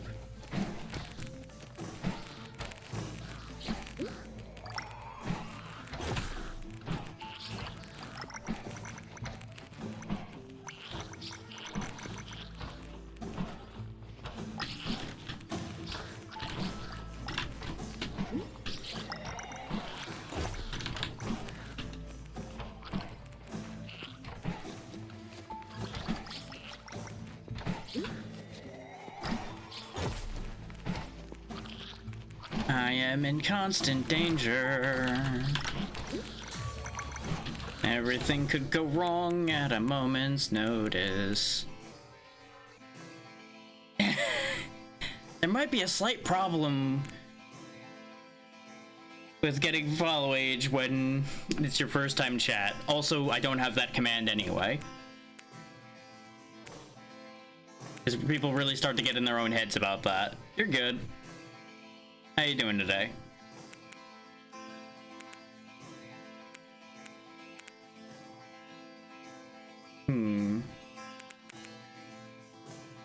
So far, so good. Very tired today, which is why we're just doing a chill thing here, but it's been fun. Glad to hear you're doing well. Just throwing electrified boomerangs into a crowd and seeing what happens. But sidestep just a little too much there, but that's fine.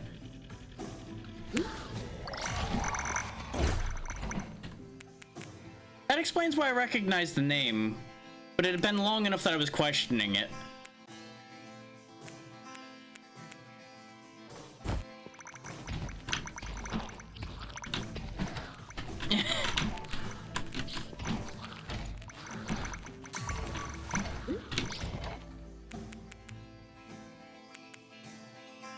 Because you were around... I think I remember seeing that name around when I was doing Metroid Prime. I think what... I don't remember which Prime it was, though. It was around that time. Okay, I did remember better than I thought. Okay. My brain does store this information. It can just sometimes be bad at retrieving it.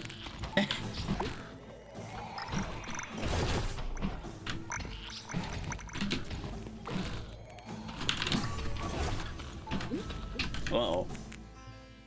Well, this is an interesting time for the game to pause.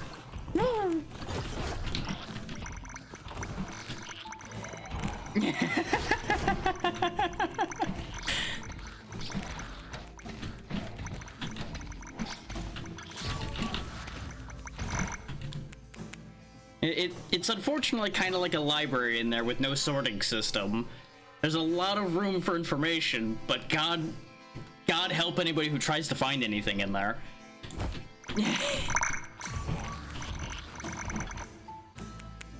There's no indexing, no sorting. It's just all in there somewhere.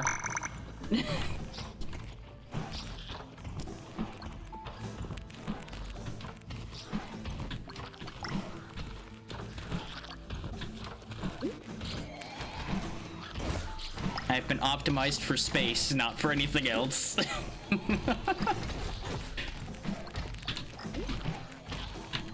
But I'm glad you've chosen to come back. I can see what's been going on.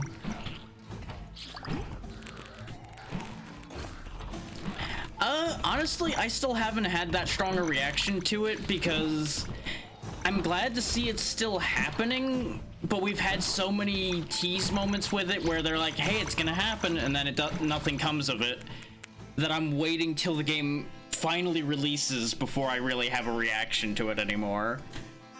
They've played with our hearts about that too much at this point.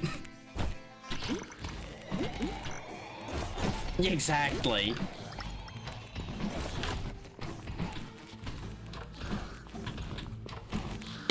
In a way, it's actually kind of similar to people all around me being excited about Monster Hunter Wilds coming out. And while I'm happy to see another Monster Hunter game coming out, I'm remaining in that guarded state of like, I'm gonna wait till this game comes out and see what happens. But I'd kind of like that with every release, though. But Metroid Prime is an interesting situation in my mind, is even though it's not necessarily a direct connection anywhere, the fact that I did not particularly care for Dread also makes me a little nervous. Because obviously, there's no reason for that to be a thing, but it has created a connection in my mind that adds an extra layer of, well, it might not work out. You know, it may work out as a sellable game that people end up enjoying, but it may not end up being a game that I enjoy.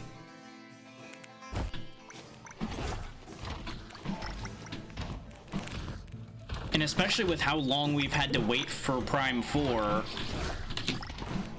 there's gonna be a lot of built up, not necessarily guaranteed to be built up hype, but built up interest in it and all kinds of things like that that are gonna lead to a lot of potential problems for it as well that are kind of a concern. It's one of those, I think people have ended up having to wait so long that expectations are gonna be really high for it. But at the same time, there's gonna be plenty of people that are gonna pick it up just because they're happy to have a Metroid Prime game again. Kind of like what happens with fans of a lot of other sets that have been kind of left by the wayside for too long. Go ahead and put fire on these.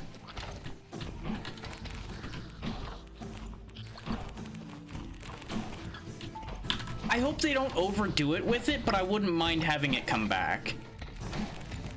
Because there's definitely a way where they could end up having too much of that ship travel, and then it ends up just taking up way too much of the game time.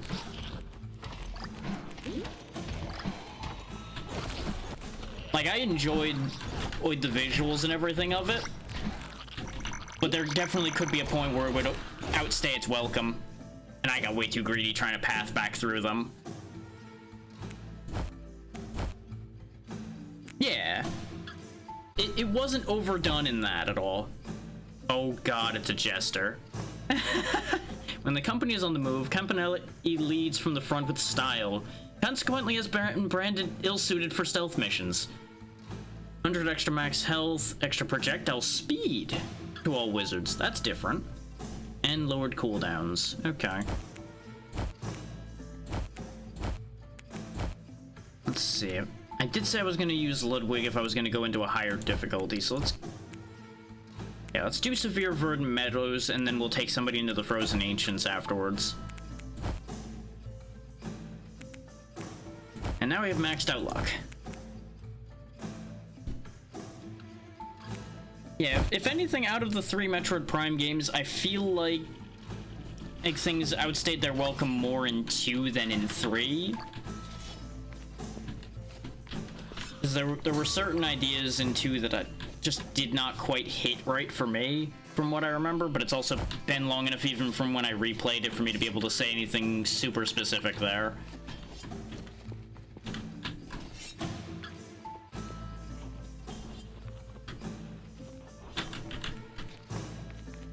I do know I made my feelings very well known during the playthrough, so if people really need to know the answer to that, they can just look it up in the playlist.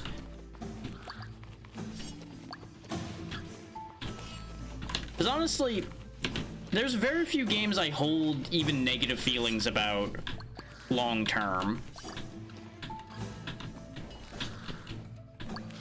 It's like, I'll get annoyed by something, but very rarely is it something that aggravates me so much that I actually remember it after like a week or two. Because there's no point in holding a grudge against a video game. What are you going to do with a grudge against a video game? Answer, nothing. Good news, the video game's still going to be there even if you're mad at it. Congratulations, you're mad at a thing that doesn't really exist. You know, it just gets kind of silly.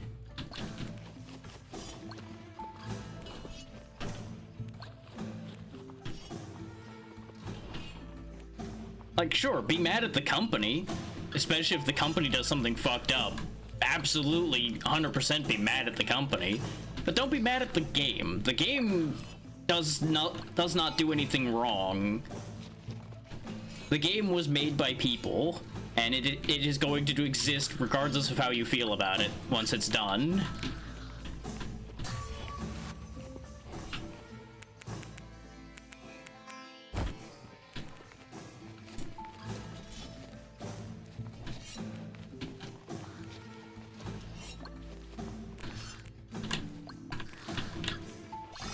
Considering the amount of trouble we're having clearing even now, we are not going to get a win on this difficulty right now. I probably should have actually used the Sun Mage for this instead. But the swords had proved more effective after a while, but I think it's the tandem effect of the Sun Aura and the swords. I just fucked up my steps there entirely. That was completely my own fault.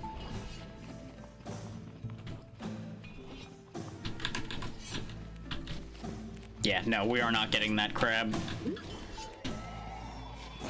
Okay, good. They increased the damage on the bombers, which means they still clear for me, just like they did before.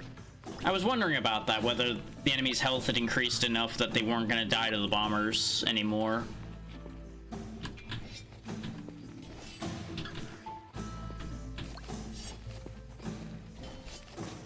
Yeah, pretty much, to finish off the thought about not retaining a grudge against a game, I will remember I didn't like a game, and until the game's in front of me, I probably will not remember why. Outside of a couple specific situations, like, there are definitely some that I'm like, yeah, no, fuck that game. That game just sucks. There's a couple of those.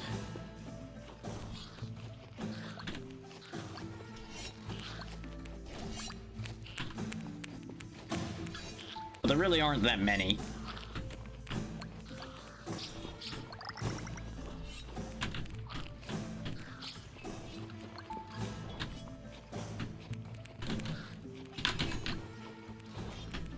Am I gonna manage to turn around the pursuit of the golden crab? The answer is probably not. Yep, because he's gonna run right back into his army of friends again. Curse you for being smart. We need some men of projectile now to soften them up on their way to me, and I think we'll be in decent shape. I mean, if that's what the game wants to give me, I will happily take a 12% crit chance increase. Ow. That risk was not worth it. That risk was not worth it. What? I think I just, like, had a moment of tunnel vision and I completely missed that guy there. Okay, so the sword plan does not really hit.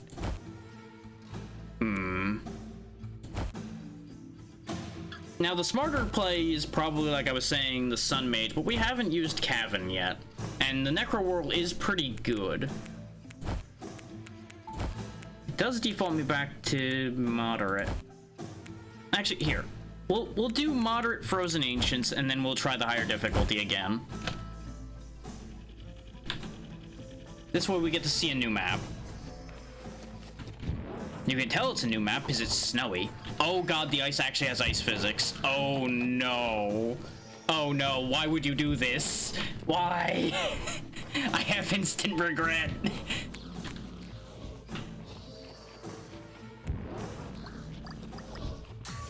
I have instant regret of my life choices.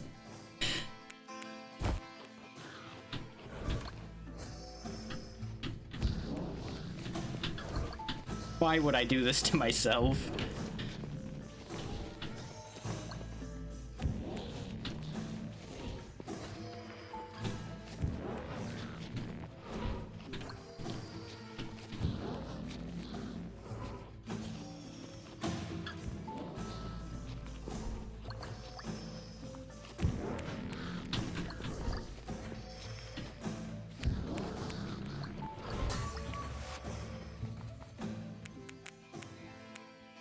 Yes, I need decreased cooldown, please.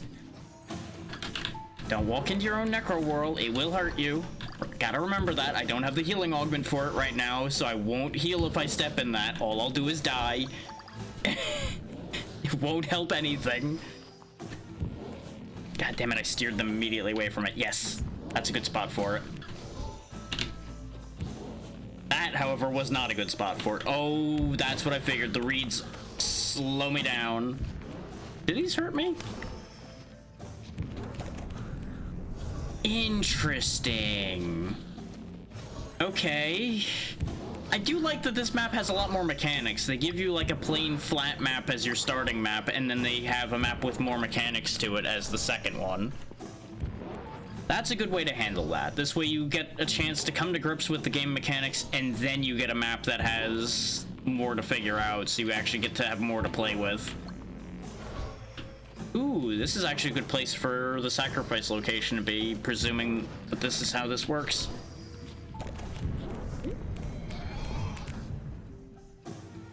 Sounds good. You have a good night, Sneezy Peasy. It was good to see you again. Best of luck with work tomorrow. I'll be back at it again on Thursday. Doing, I'm not sure what, but something.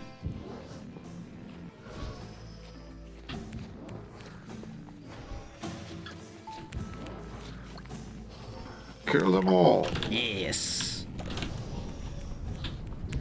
Always. I do like that these recharge pretty quickly. And they seem to just be like a quake zone within themselves, so I can use them as easy damage territory. Let's go ahead and grab Magic Missile. Nice safe option.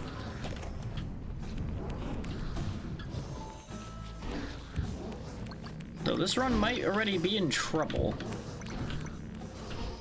I do wonder why Cavan has this giant key. Like, is this the gate to the Netherworld or something? Is that the thing? Is that what the key's for? Is it like a symbolism thing? Who knows?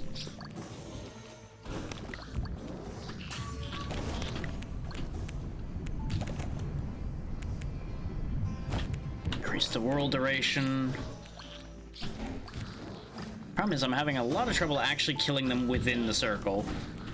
Is either the Necro Whirl isn't landing, or they're not walking in the right spots for things to hit them in the other ways.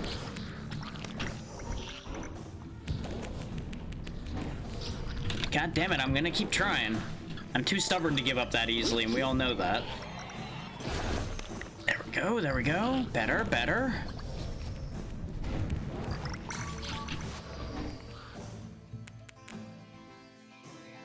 %20 experience gain sounds like something I desperately need, considering I'm not getting as much experience immediately. Aim at enemy with most health, projectile split. Projectile splitting. Ooh, I got caught on the edge of that explosion, huh? Ooh. Ooh. You know what? Ice, save me. Take me away from my enemies. Okay, so the ice doesn't speed you up even when you're sliding with the direction it's sliding you in. So that's good information to have. Also very unfortunate information, but important.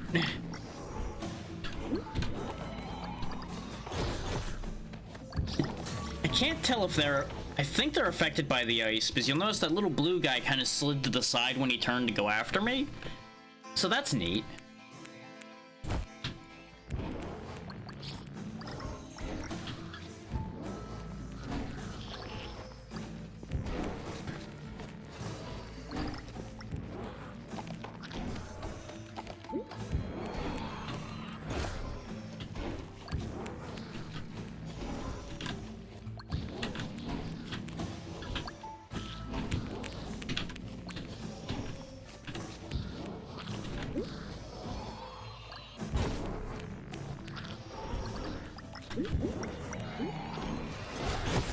Damn it.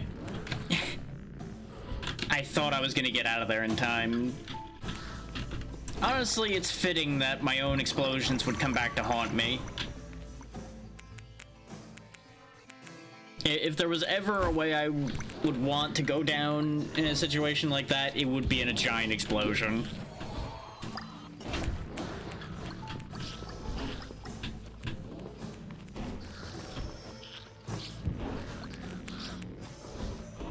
Taking as much of the opposition down with me as possible.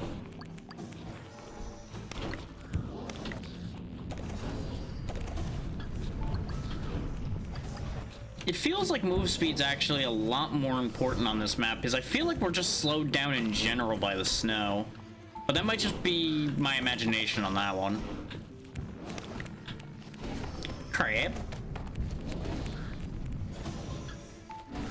Crab. I have nothing that's good for hitting that crab, though. The magic missile will try, but more often than not, he'll probably outpace the missile. And the Necro Whirl's just gonna vaguely fly in a direction somewhere and probably have nothing to do with the target.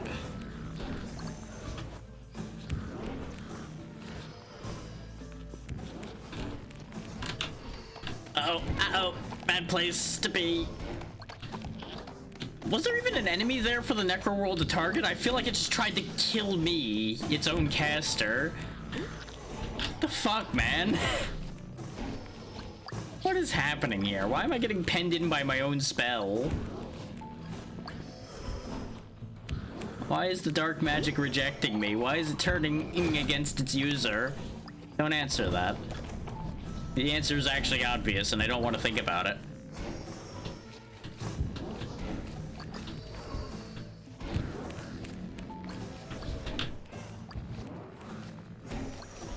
There we go. If I run with the crab, maybe my own spell will try to kill me and aim for him instead by accident. Oh boy.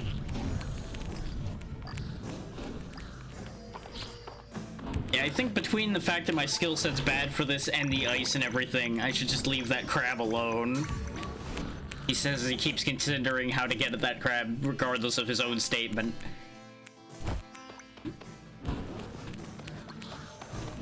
Oh, no, no, no, no, no, no, no, no, no. Yeah, I really am getting the feeling that my own spell is trying to kill me. I don't care what the actual truth is anymore. That's gonna be the narrative I'm working off of. Is my own magic is turned against me and wants me dead. It wants to be free of the binds of a human user.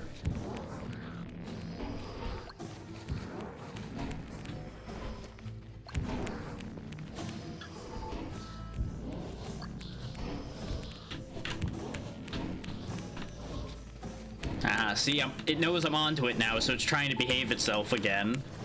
I see what it's doing. It's trying to lull me into a false sense of security so it can try to blast my face off again. I'm onto your game.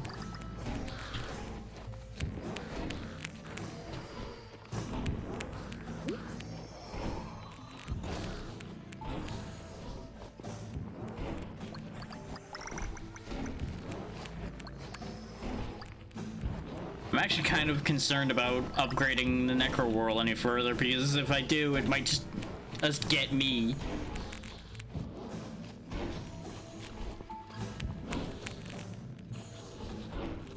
really need to actually succeed in an objective so I can get the healing augment for it, so I don't have to worry about that anymore.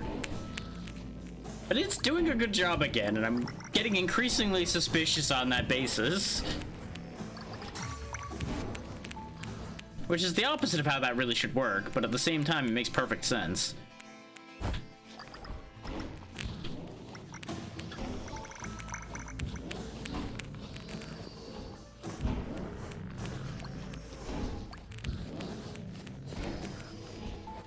Oh, this ice might be my undoing.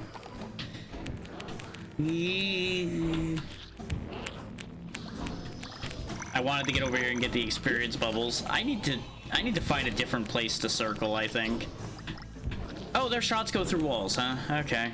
Noted. You know, let's go back over here. Over here was nice. Over here is full of death traps I can use against my enemies.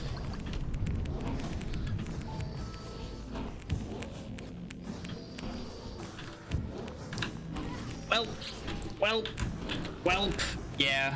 I shouldn't have turned so harshly there. That was a mistake, but I also had a realization.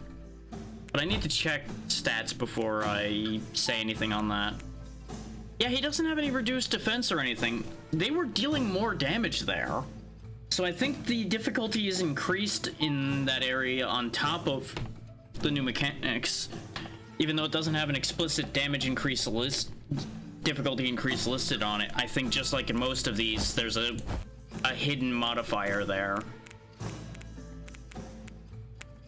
A refund button would be nice for this as well. Even if you get a diminishing return, a refund button would be a nice thing to have.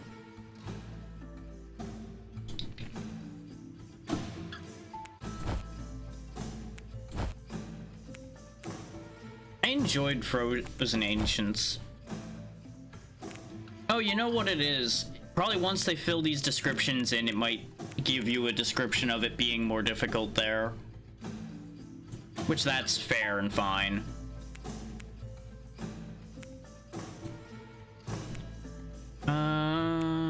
Yeah, I'm gonna try Severe again. It's probably a bad idea to try Severe again. But I'm stubborn that way.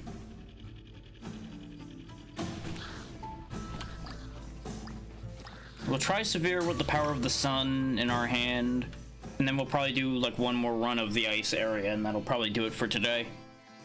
Nice 4-hour stream.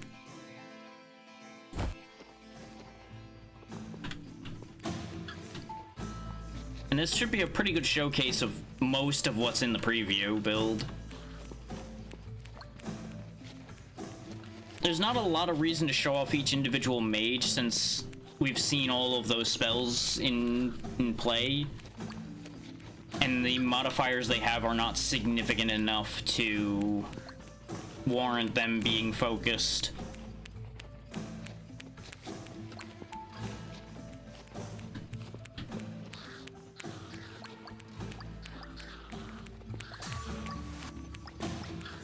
Which, that is something I would say might be something they want to work on, is making the mages feel a little bit more unique. Because at the moment, they really don't feel very different from each other much at all, since the stat bonuses on them are so incredibly minor. That might be intentional, of course. And there is, of course, the playstyle difference that comes in from them having a different weapon to start with, and that can actually be reasonably significant. I'm not going to diminish that entirely. It's like starting with the Sun Ring, for example, makes you play very differently than if I started with Arcane Orbs or something. Because Arcane Orbs, I can just move around however I wish, more or less. The Sun Ring, I have to actually kind of stay in a certain radius of the enemies, or it doesn't do anything.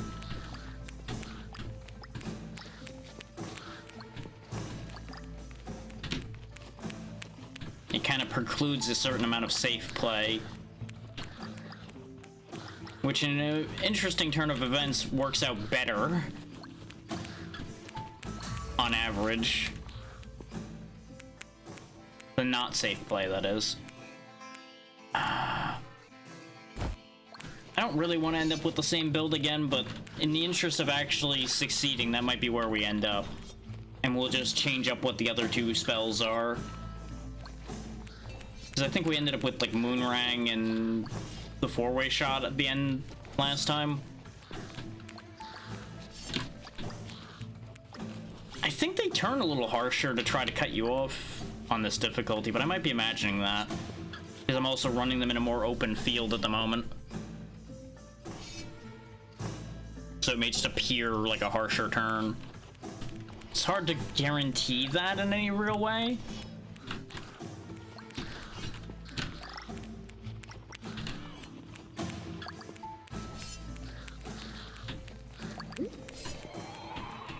I know that's not within the sacrifice circle, but I need to reduce their numbers a little bit so I can safely go back to the sacrifice circle to attract them back into it.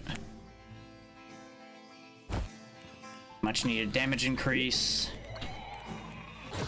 That's a little bit better. The fact that they have more health, though, makes the sacrifice mission a lot harder. Not to mention the fact that getting touched even once is a lot more dangerous in general.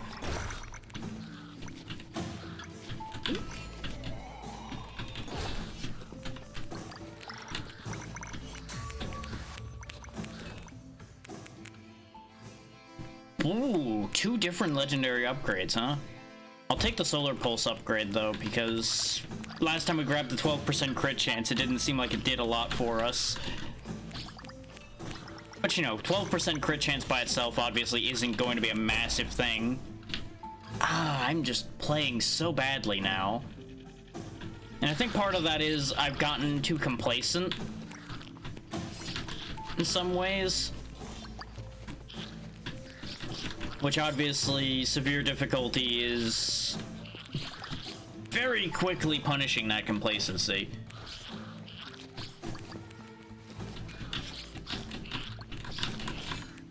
And some of it, I think, is I'm just getting fatigued now as well.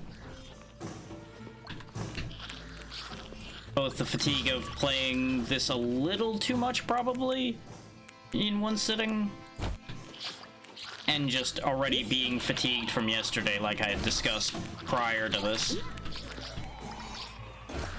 Yes! Unfortunately, we once again have things that don't augment at all, but that's okay. Which, that was the fatal flaw with using the boomerang build, was we couldn't do what we needed to do to get augments to find out if the boomerang had that many augments.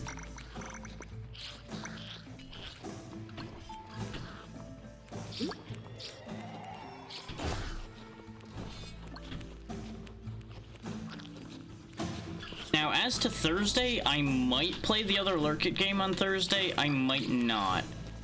It depends on how my brain is that day, because the reason I didn't play it today is the fatigue from yesterday made my mind more sluggish, and I did not want to play something like that with a sluggish brain.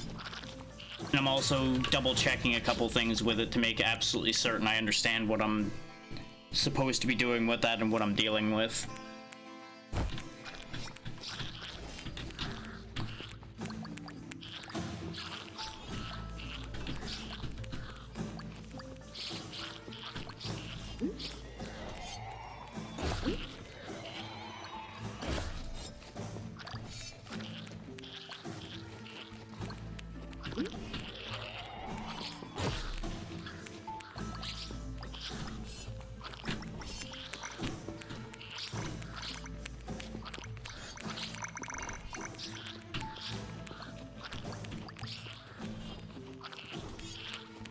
Round and round we go. The power of the sun and a bladed sundial at our hands. I'm actually going to focus the Solar Pulse a little bit more than the sword, though, because I kind of want to see what happens if I can get lightning on the Solar Pulse.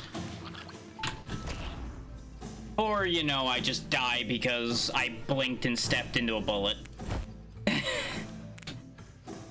God, brain, please. Things were going so well and then you fucked it.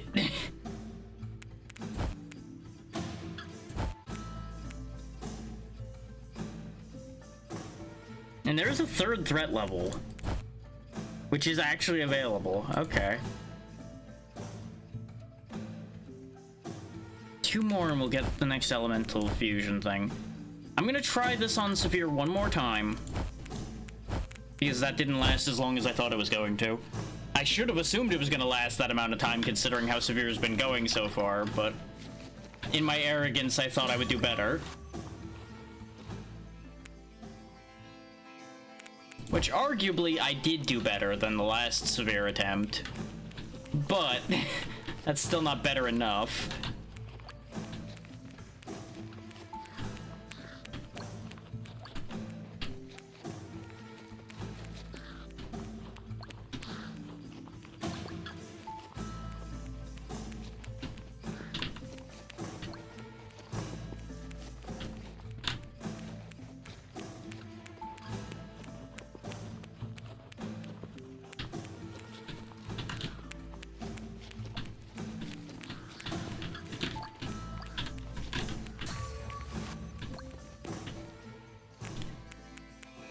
I mean, no, not on this difficulty. I debated going all in on luck again, but just like, no, no, no, no, no, no, no, no. That's not going to be potent enough on this difficulty to make up for our situation. But I think I'm not going to take the sword this time, because the sword was encouraging me to make very bad decisions.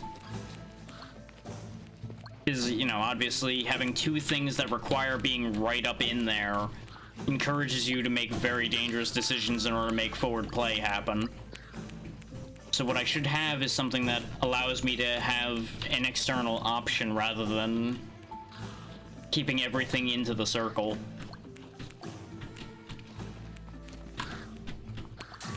That just makes a lot more tactical sense.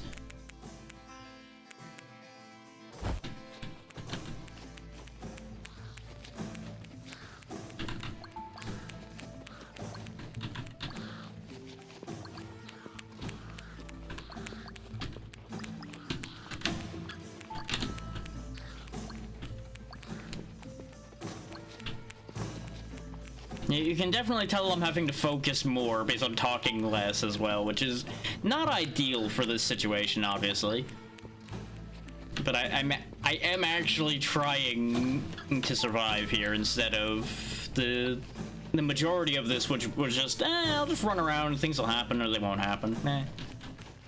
You know, just having a good time.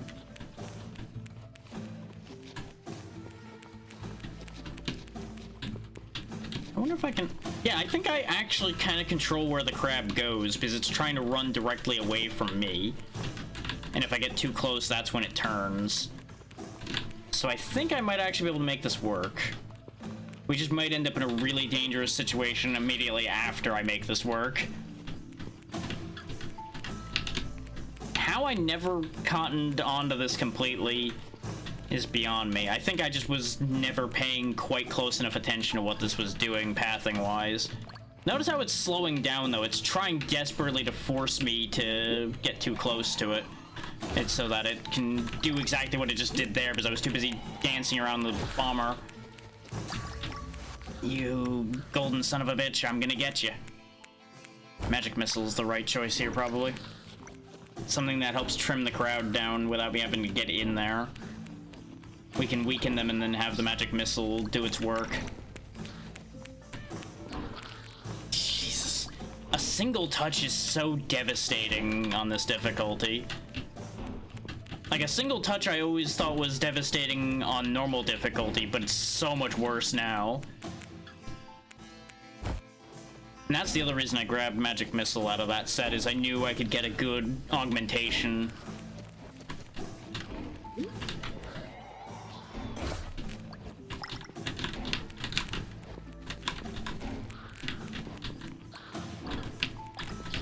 His splitting shot is just so effective for trimming down the health bar of the horde.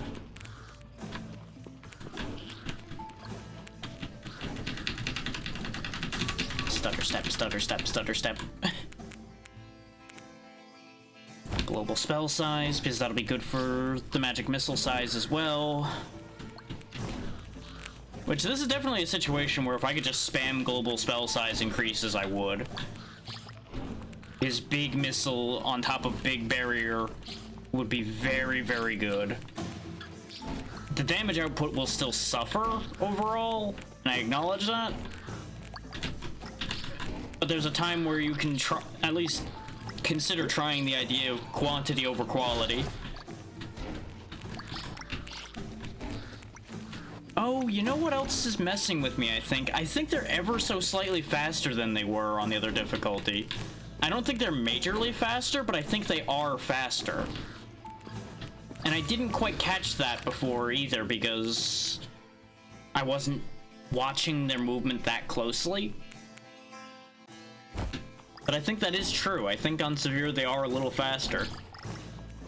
Which would make sense as a way to increase the difficulty as well, on top of just making them more durable and hit harder, is they would have to get a little bit quicker for the durability to actually give them a chance to get in range. Otherwise, here at maxed out base movement, we still outpace them even now, but we were outpacing them harder. And now they're more capable of cutting me off, even at this speed. So I might actually need to pick up a speed upgrade again.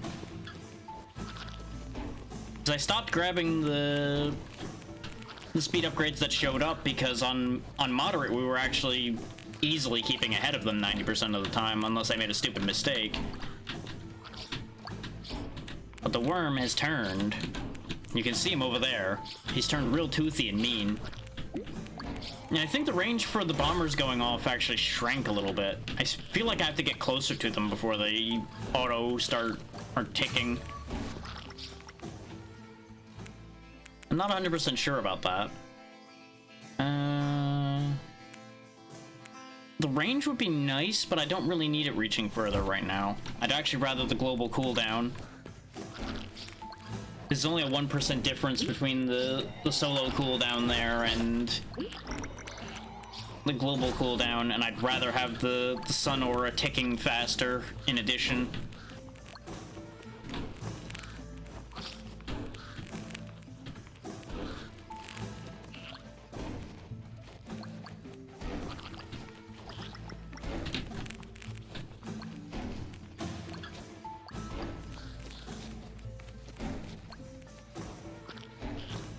I do feel a little weird dissecting this game quite as much as I have been off of a preview build, but it's helping keep my mind engaged in what I'm doing, is kind of why I'm doing that.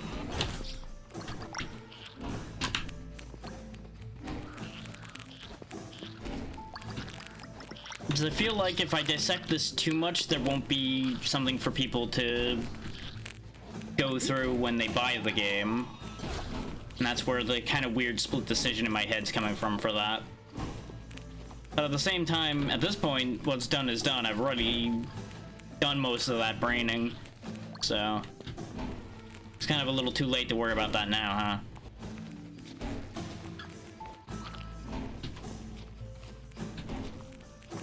Whoa. This could be really bad. Oh yeah, there's so many still lined up there. Dead. It's okay, we're not dead, we're just dead once. Bang. I didn't realize how long a train I was leading. I should have committed to the direction I was running in the first place and tried to squeeze through, I think. But I second guessed it and put myself in an unwinnable spot there.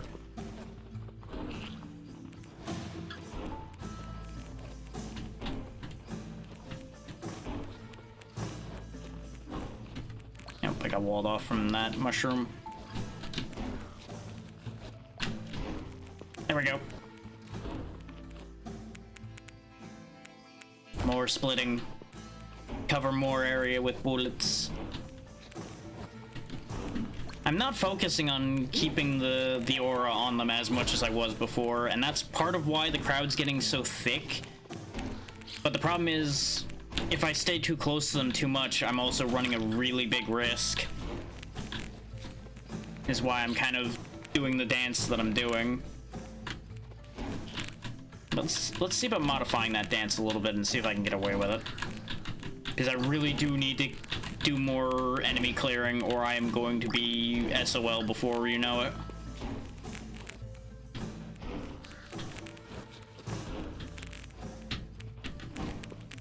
especially now that we got the big guys showing up a lot.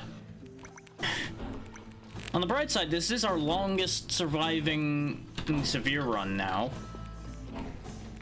By the power of cowardice, I get to live longer. Oh, this is gonna be an awkward place to unfreeze. Yeah, base damage by 10%. I kind of need the damage at this point. I feel like it might actually be better to focus on upgrading a spell rather than taking general upgrades in this game. Damn it! I saw the blast coming, but I reacted too slowly. I meant to sidestep to the right, but brain just did not fire fast enough on that idea. But what I was gonna say is I think focusing on upgrading a spell over your general upgrades is probably wiser in that it will allow you to... what's the word for what I'm thinking? I think the power scales better when you can infuse a spell than when you're upgrading both spells in tandem, I think is what I'm trying to say. But yeah, we'll do that one last run in Frozen Ancients.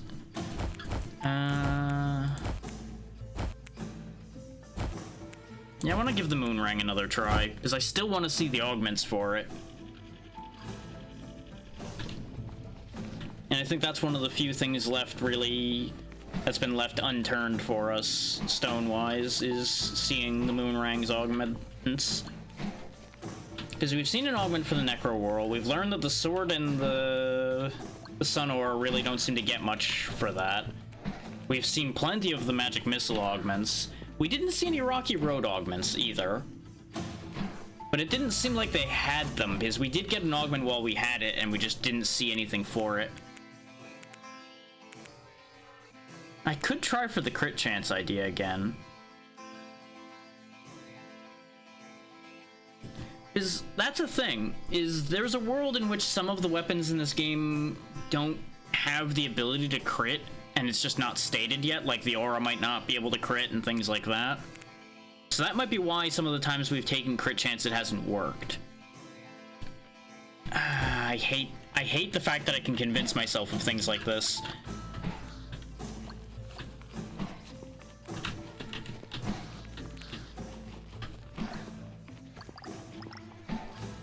I do think that the travel on the Moonrang might be backwards, though. I feel like it should go out faster and then come back slower. But it currently seems like most of the time it goes out slower and comes back faster, which seems a little weird.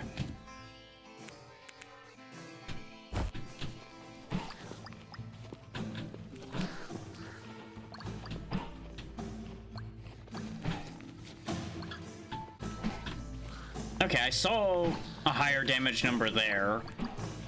I saw a 95 among the 60s.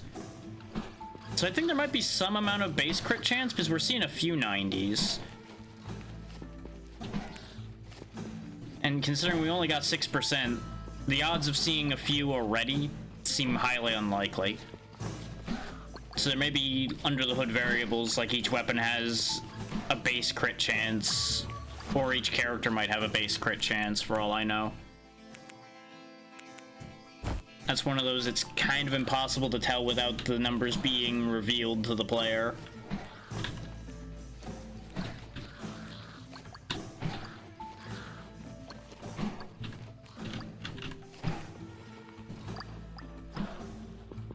Hopefully the devs are happy with me doing this much of a dive into the game on their preview build.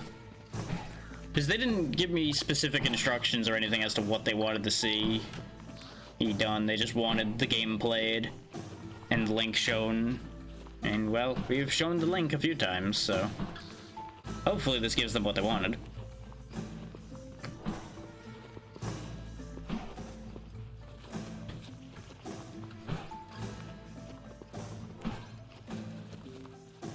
Though then again, I'm also not sure how much they get to put in information-wise on Lurkit either, because I've not been on that side of Lurkit. I've just been on the, hey, go do this side of Lurkit.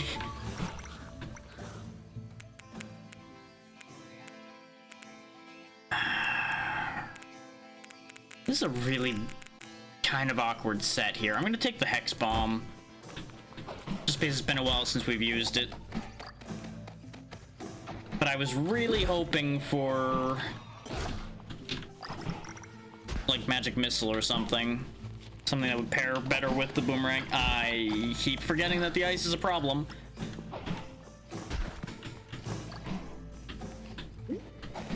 The advantage to the bomb, though, as always, is going to be that it'll hurt things that are behind me. The problem is, it is straight behind me. Hey there, you're right. Thank you for the raid. How was your stream today? What were you up to? You are catching me toward the tail end of things today, but this run should still last a good while. And this is Spell Brigade, a game I was given a preview build for. So we are doing what we do. Turning it inside out and seeing how much falls out of it. Nice, nice. Congratulations on finishing Blasphemous.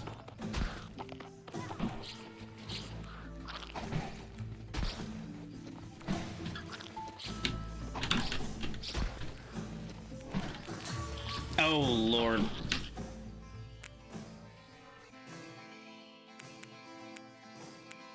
Now, is that all the debuffs on yourself, or is that a positive benefit? Yeah, that's what I figured, but I was giving benefit of the doubt for a moment there. Oh, Lord. Well, then, extra well done on having done that, but God, why did you do that to yourself?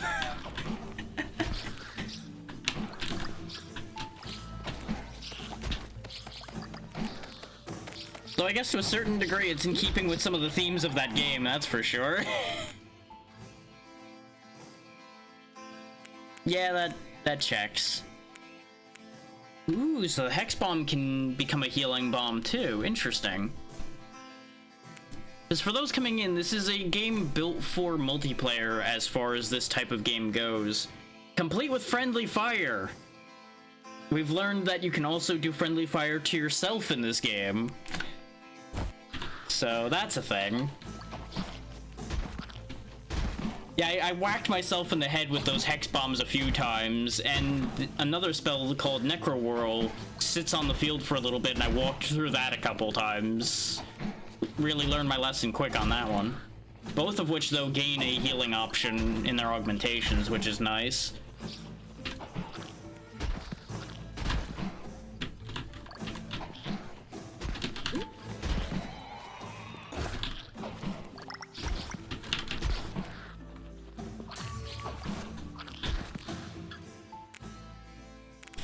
If anyone is interested based off of that description, though, here is the link for the game. If anyone is intrigued by that description. I'm inclined to think the bugs are just that big, considering we've got structures like this here, and they're like a third of the size of the structure. I feel like they are huge.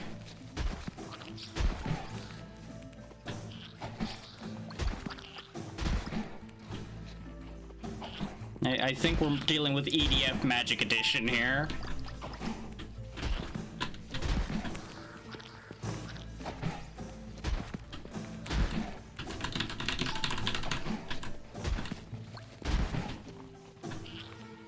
Yeah.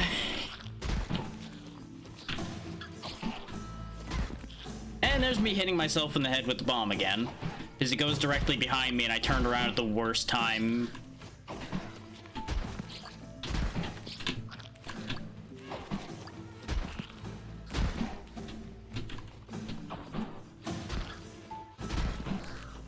That's how you can tell that I've been going for a little bit too long after going as long as I did yesterday. Brain is getting stupid. These yellow patches are fun though. They make earthquakes. Or fire. It's really hard to tell which of the two is happening there. Might be both. The ice actually has ice physics, which is certainly a thing. That sure was a choice they made. I'm glad the boomerang doesn't hurt me. I just realized that If the boomerang had self-friendly fire as well, that would be a nightmare. Oh, speaking of nightmares. Nightmare, nightmare, nightmare. Gotta go. You, bomber, explode. Kill your friends. Thank you. There it is. But you have an extra life in this game, so it's fine. Bang! We become a giant space laser for a moment. Which really, everyone should aspire to being a giant space laser at least once in their life.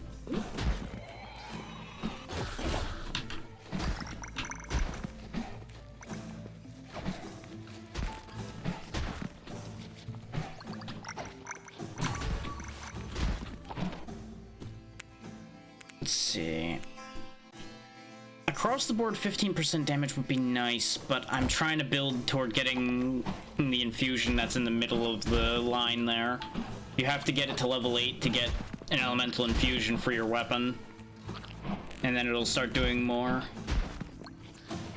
Specifically, I'm angling for lightning on it, so it'll start doing area damage around the boomerang when it's making contact with enemies.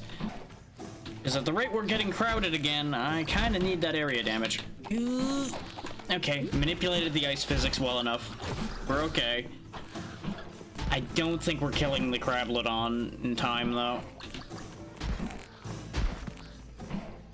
Because we just have not been able to deal enough damage to it since my only real means of hitting it is the boomerang. Since the bomb timing has been just all kinds of off. Yeah, I think I'm giving up on that. In the interest of keeping the run going, I think I'm just gonna abandon ship on that and leave. That's fine. I'll happily take a bomb on the head rather than getting bitten. My bomb does less damage than they do. Means we're not getting an augmentation again, but that's okay. Every time I'm using the Moonrang as my primary weapon, we've not managed to get an augmentation. His mission objectives are a lot harder to fulfill with this thing. Especially when it's combined with just a bomb. Oh hey, he doesn't fit through here. Nee, nee, nee, nee. Whoop. Gotta go! Thankfully, they're slowed down by the bushes just like we are, so we can actually use that to our advantage. That was the plan. That was the entire point there. That sound is engraved in my mind from my entire childhood. So, I am happy to use it against my enemies.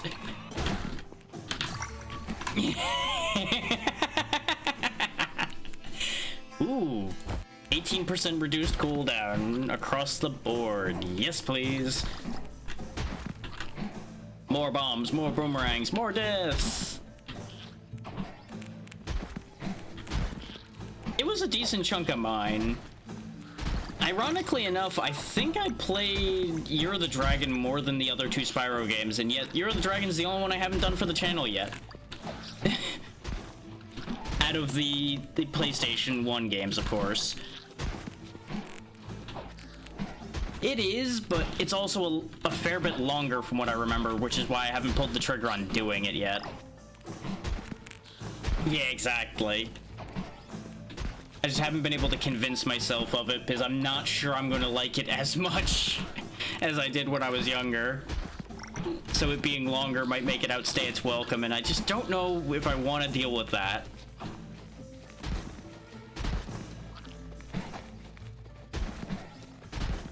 Because there is definitely a real possibility that the power of nostalgia protect it. Yeah, exactly. Oh, I have fucked up. I have fucked up real bad. Okay, speaking of letting things lie, that crab can stay there. He has found a really great house to stay in, and he can stay there. That is his house. I will not question his house.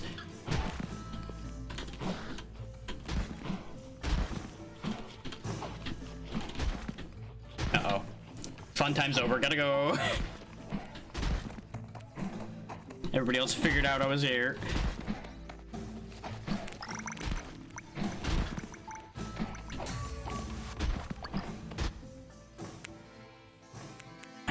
Yeah, spell size 25%. Yeah.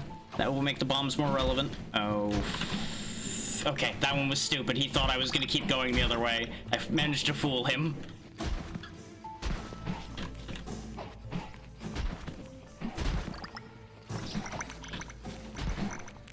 Because they do actively try to cut you off. Oh, there's a fire shooter stuck in the wall. Okay, that's great. Love that for me. That's gonna be a random fireball that murders me later. That's right, gather around, kids. I need you all in a pile so the bombs actually start working again. And the moon rings have more of an effect, of course, when they're in a larger quantity as well. Not gonna lie, completely forgot about the golden crab because I just deleted him from memory so I wasn't tempted to go back over there. Otherwise, I was absolutely gonna push my luck again and we were going to die a miserable death attempting that.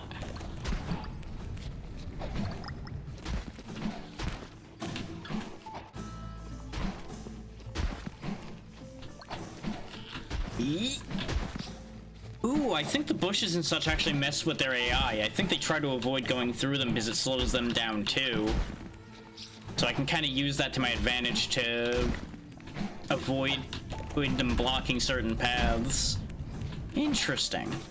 It's like, their AI is way smarter than the average for this type of game.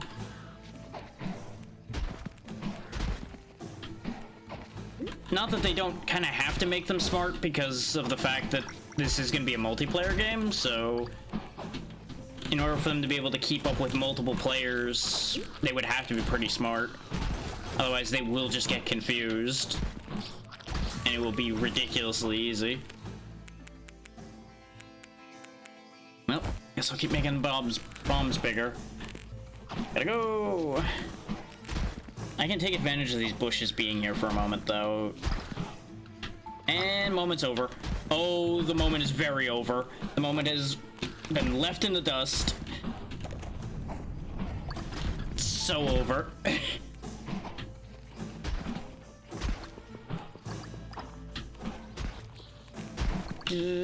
Potion, please. Yes, thank you.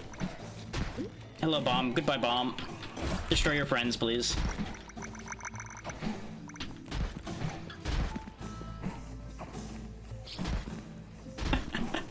It's kind of funny in a way how I actually do genuinely get more tense in games like this than I do in any horror game, because the consequences are more severe here. If I die here, I actually have to start over.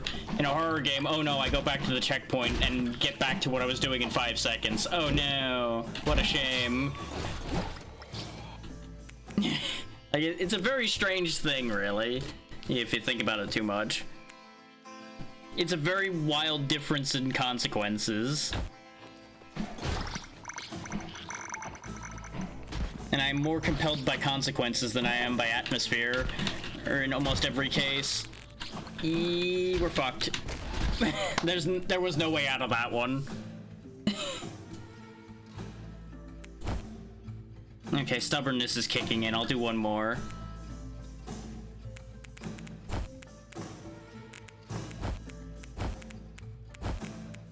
Because I still want to see a boomerang augment, damn it.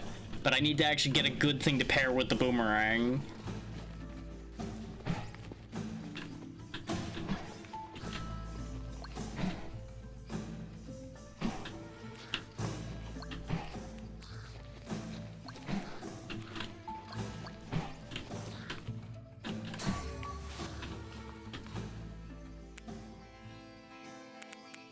And I suppose actually an accurate point to make as well is I actually care more about the end results here than I do in most horror games. Because more often than not, I end up checking out when I'm playing a horror game. Is usually there's something so stupid in almost every single one of them that all of the suspension of disbelief goes out the window.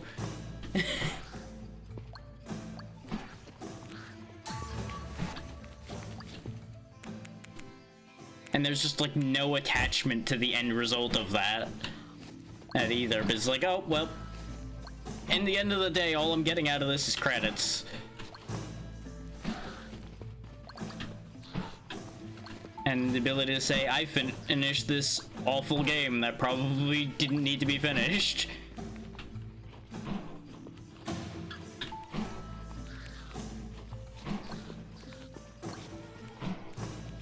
Which I wish I didn't have that sentence come so readily to mind, considering how many awful games I've finished that really didn't need to be finished. But that's definitely the power of stubbornness coming into play 100% in that sentence.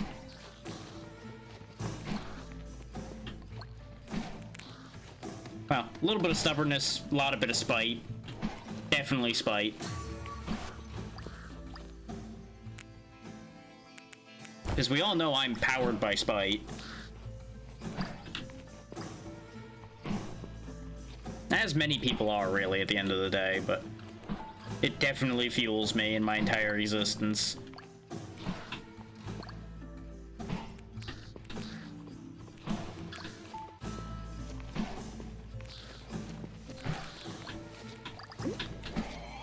I can't believe I got through that without getting touched. Every now and then, the hitboxes just work out so perfectly in this game, and I'm just like, there's no way that worked. But it did. But it couldn't have. But it did. Speaking of, there's no way, I'm pretty confident that this is not going to work out in my favor. Considering we haven't even really gotten any levels to speak of this time.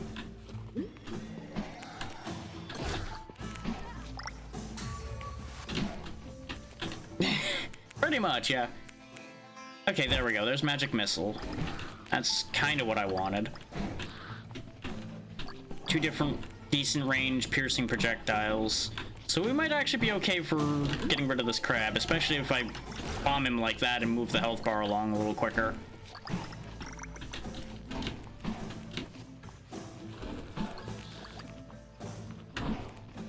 Art thou feeling it now, Mr. Krabs? Please say yes, because I need you to feel it enough to die. Okay. There's our level up. We'll take the 6 luck. God damn it, of course I get the least interesting option for what the augment could be, but at least we got one. And it does give it 15% more range, which is nice. But I'm gonna take the splitting magic missile, because it is gonna be a better choice.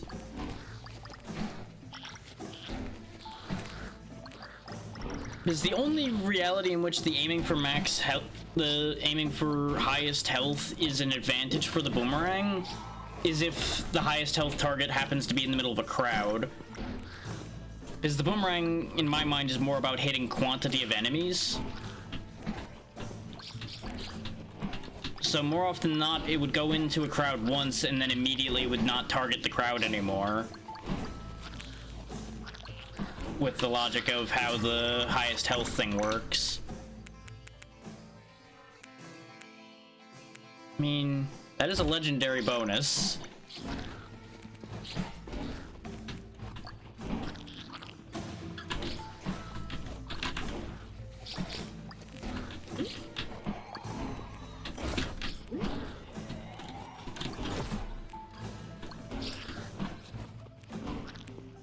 I really could use that health potion. I'm avoiding the ice though, so I don't get sent to hell, and well, either way, that didn't work out in our favor.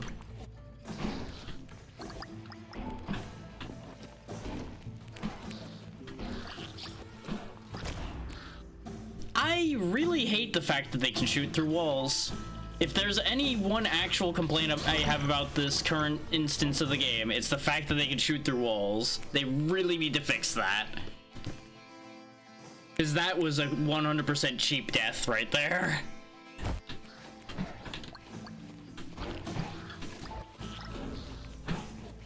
Like, I think we had, like, what? A second or two to react to that shot because it was visible for only a moment. So, and especially if I wasn't looking in that specific area, I would never have seen it coming.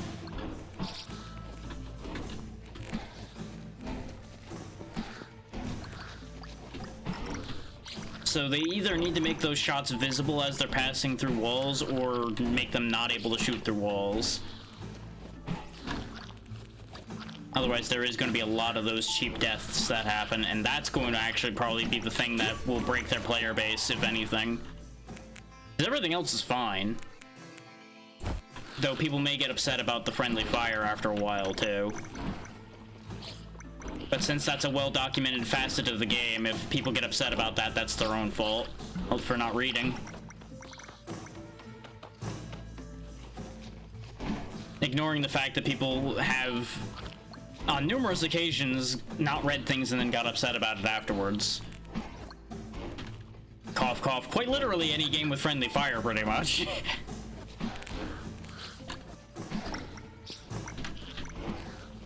So really, I don't know why I think that would ever change. Yeah, exactly. That's exactly what I'm getting at with that statement. Mechanics, you just have to accept because mechanics will be mechanics. But something like that, it really feels like that's unintended. If it is intended, I have some very strong questions for the people that intend that.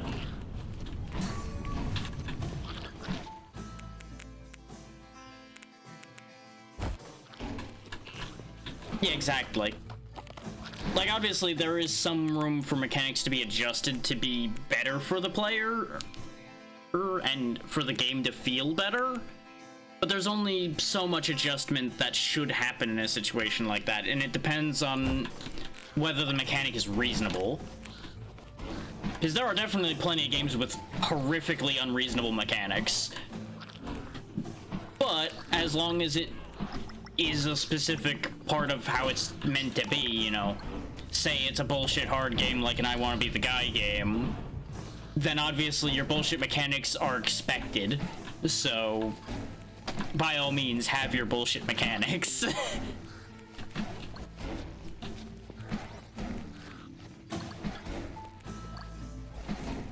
Yeah, exactly. That's exactly what I'm saying. That is why I use that as the prime example of a place where bullshit mechanics are completely fine, because that's what it's designed to be. And it knows what it is, and it wears it on its sleeve.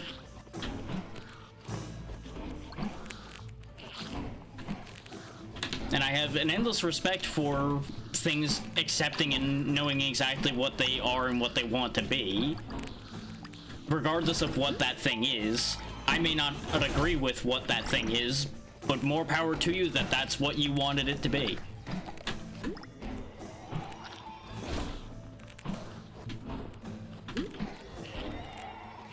Because that's kind of the joy of game design, is people being able to make what they wanted.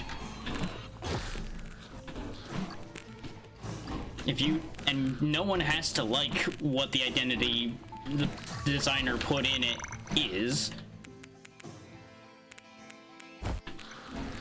Like, obviously, sellability and identity conflict with each other, because there are some identities that do not sell. Oh, particularly well. And that's just how that is, unfortunately.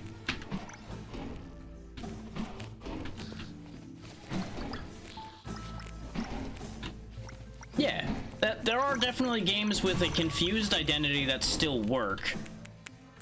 Just look at most of the games that merge a bunch of genres. The game's identity becomes very muddy at that point, but as long as the interplay between all the confused sections of its existence work together, whether accidentally or intentionally, it still becomes an overall good result. But if they're actively conflicting, then it becomes a problem.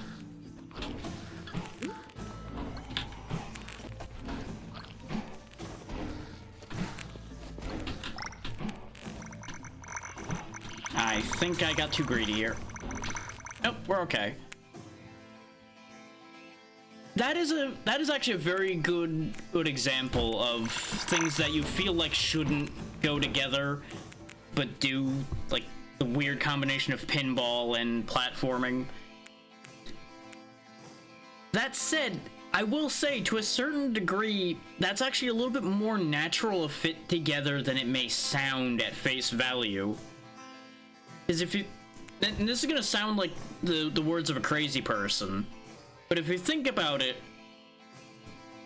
how you interact with a pinball machine and how you interact with a platformer is actually very similar, in that your end goal is typically not to end up in the death hole, and you achieve that by jumping. Like, if you look at it that way, it actually starts to come together a bit. And what is the flipper except a way to jump?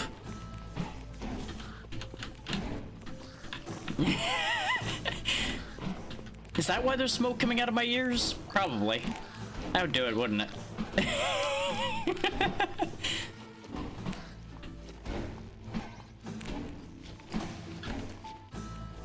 Like, it takes a certain kind of wacky perspective a little bit for it to come together, but it makes sense.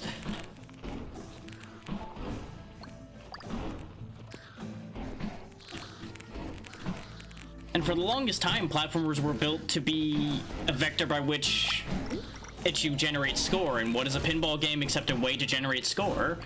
It again kind of meshes.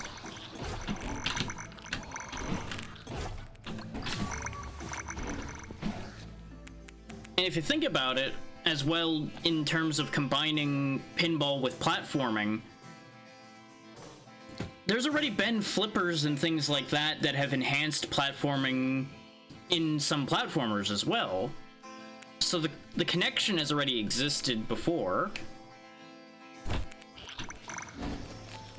Though it's also been used as a means of preventing the player from going places like, take for example Yoshi's Island. Pinball flippers were used as one-way doors there.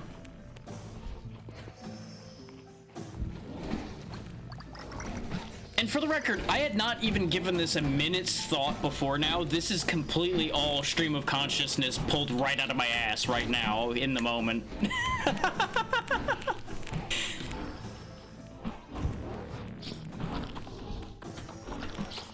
Oh god, why is the rift on ice?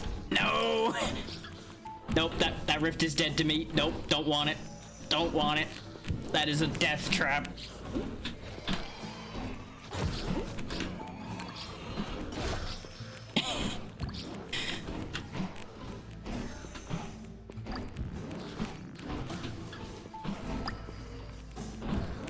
I mean, I've always had a fascination for merging ideas that may not have any business being merged. So it probably comes in from there. But I also haven't exercised that thought in a while, because I've been just too busy, so I haven't had the time to free think nonsense. Nope. Rip run.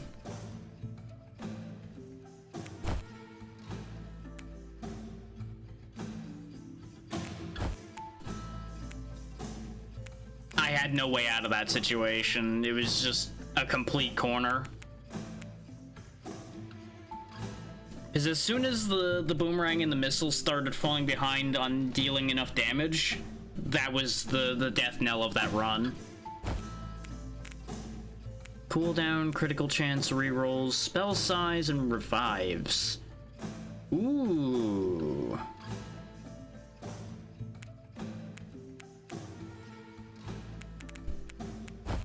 So we're not going to be able to show off all of the elements in the game, and we're not going to be able to show off the highest difficulty, but y'all have gotten to see 90% of what's available in the preview build, and this is probably a good majority of what will be available in the early access version of the game when it comes out, which is still a question mark of when it actually comes out, just this year somewhere.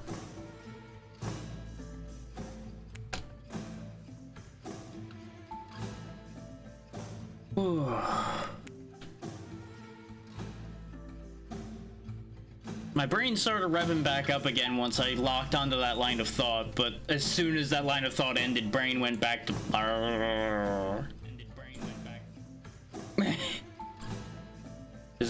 I am definitely still tired, and it is getting quite warm in here. So we are going to find somewhere for y'all to go hang out.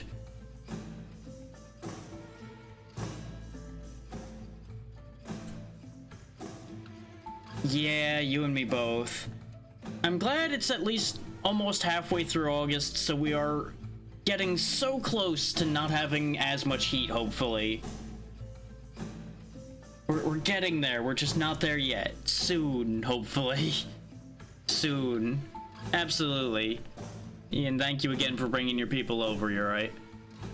And this game was a ton of fun. I'm hoping that it gets received well when it comes out. And I'm probably going to try to get people to play it. Since, you know, it is a multiplayer game.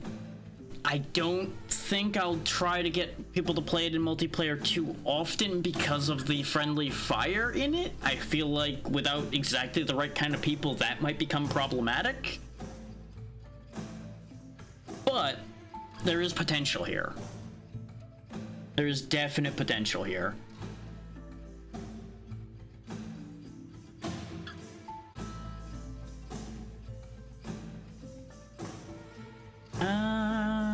Yeah, you know what? We'll go over there. It's been a few sessions since we've gone and passed people to Char. And Char will be a nice, easy choice. At least for today. And I know a decent amount of people here enjoy suffering, and I see that Char is playing Chained Together. So, that all works out. So, schedule for the week, as I discussed earlier on, we will be back on Thursday. I may or may not do another Lurkit game on Thursday. It depends on whether I actually decide to do that or not. And it may end up being a matter of I hold off for sake of better brain. And there's the link for the game one more time for those that are interested. Make sure to wishlist it if you are at all interested in the game. This way you get to find out when it comes out. Friday is still a little up in the air what exactly will be happening there. And then Saturday, of course, should be the 7 Days to Die server unless we decide to do Lethal or something to keep things fresh. There still needs to be a discussion to happen on that, but the current idea is it being more 7 Days to Die, which will also include Char, conveniently enough. So, get an idea of what you'll be dealing with when you watch her, or after we send you over there.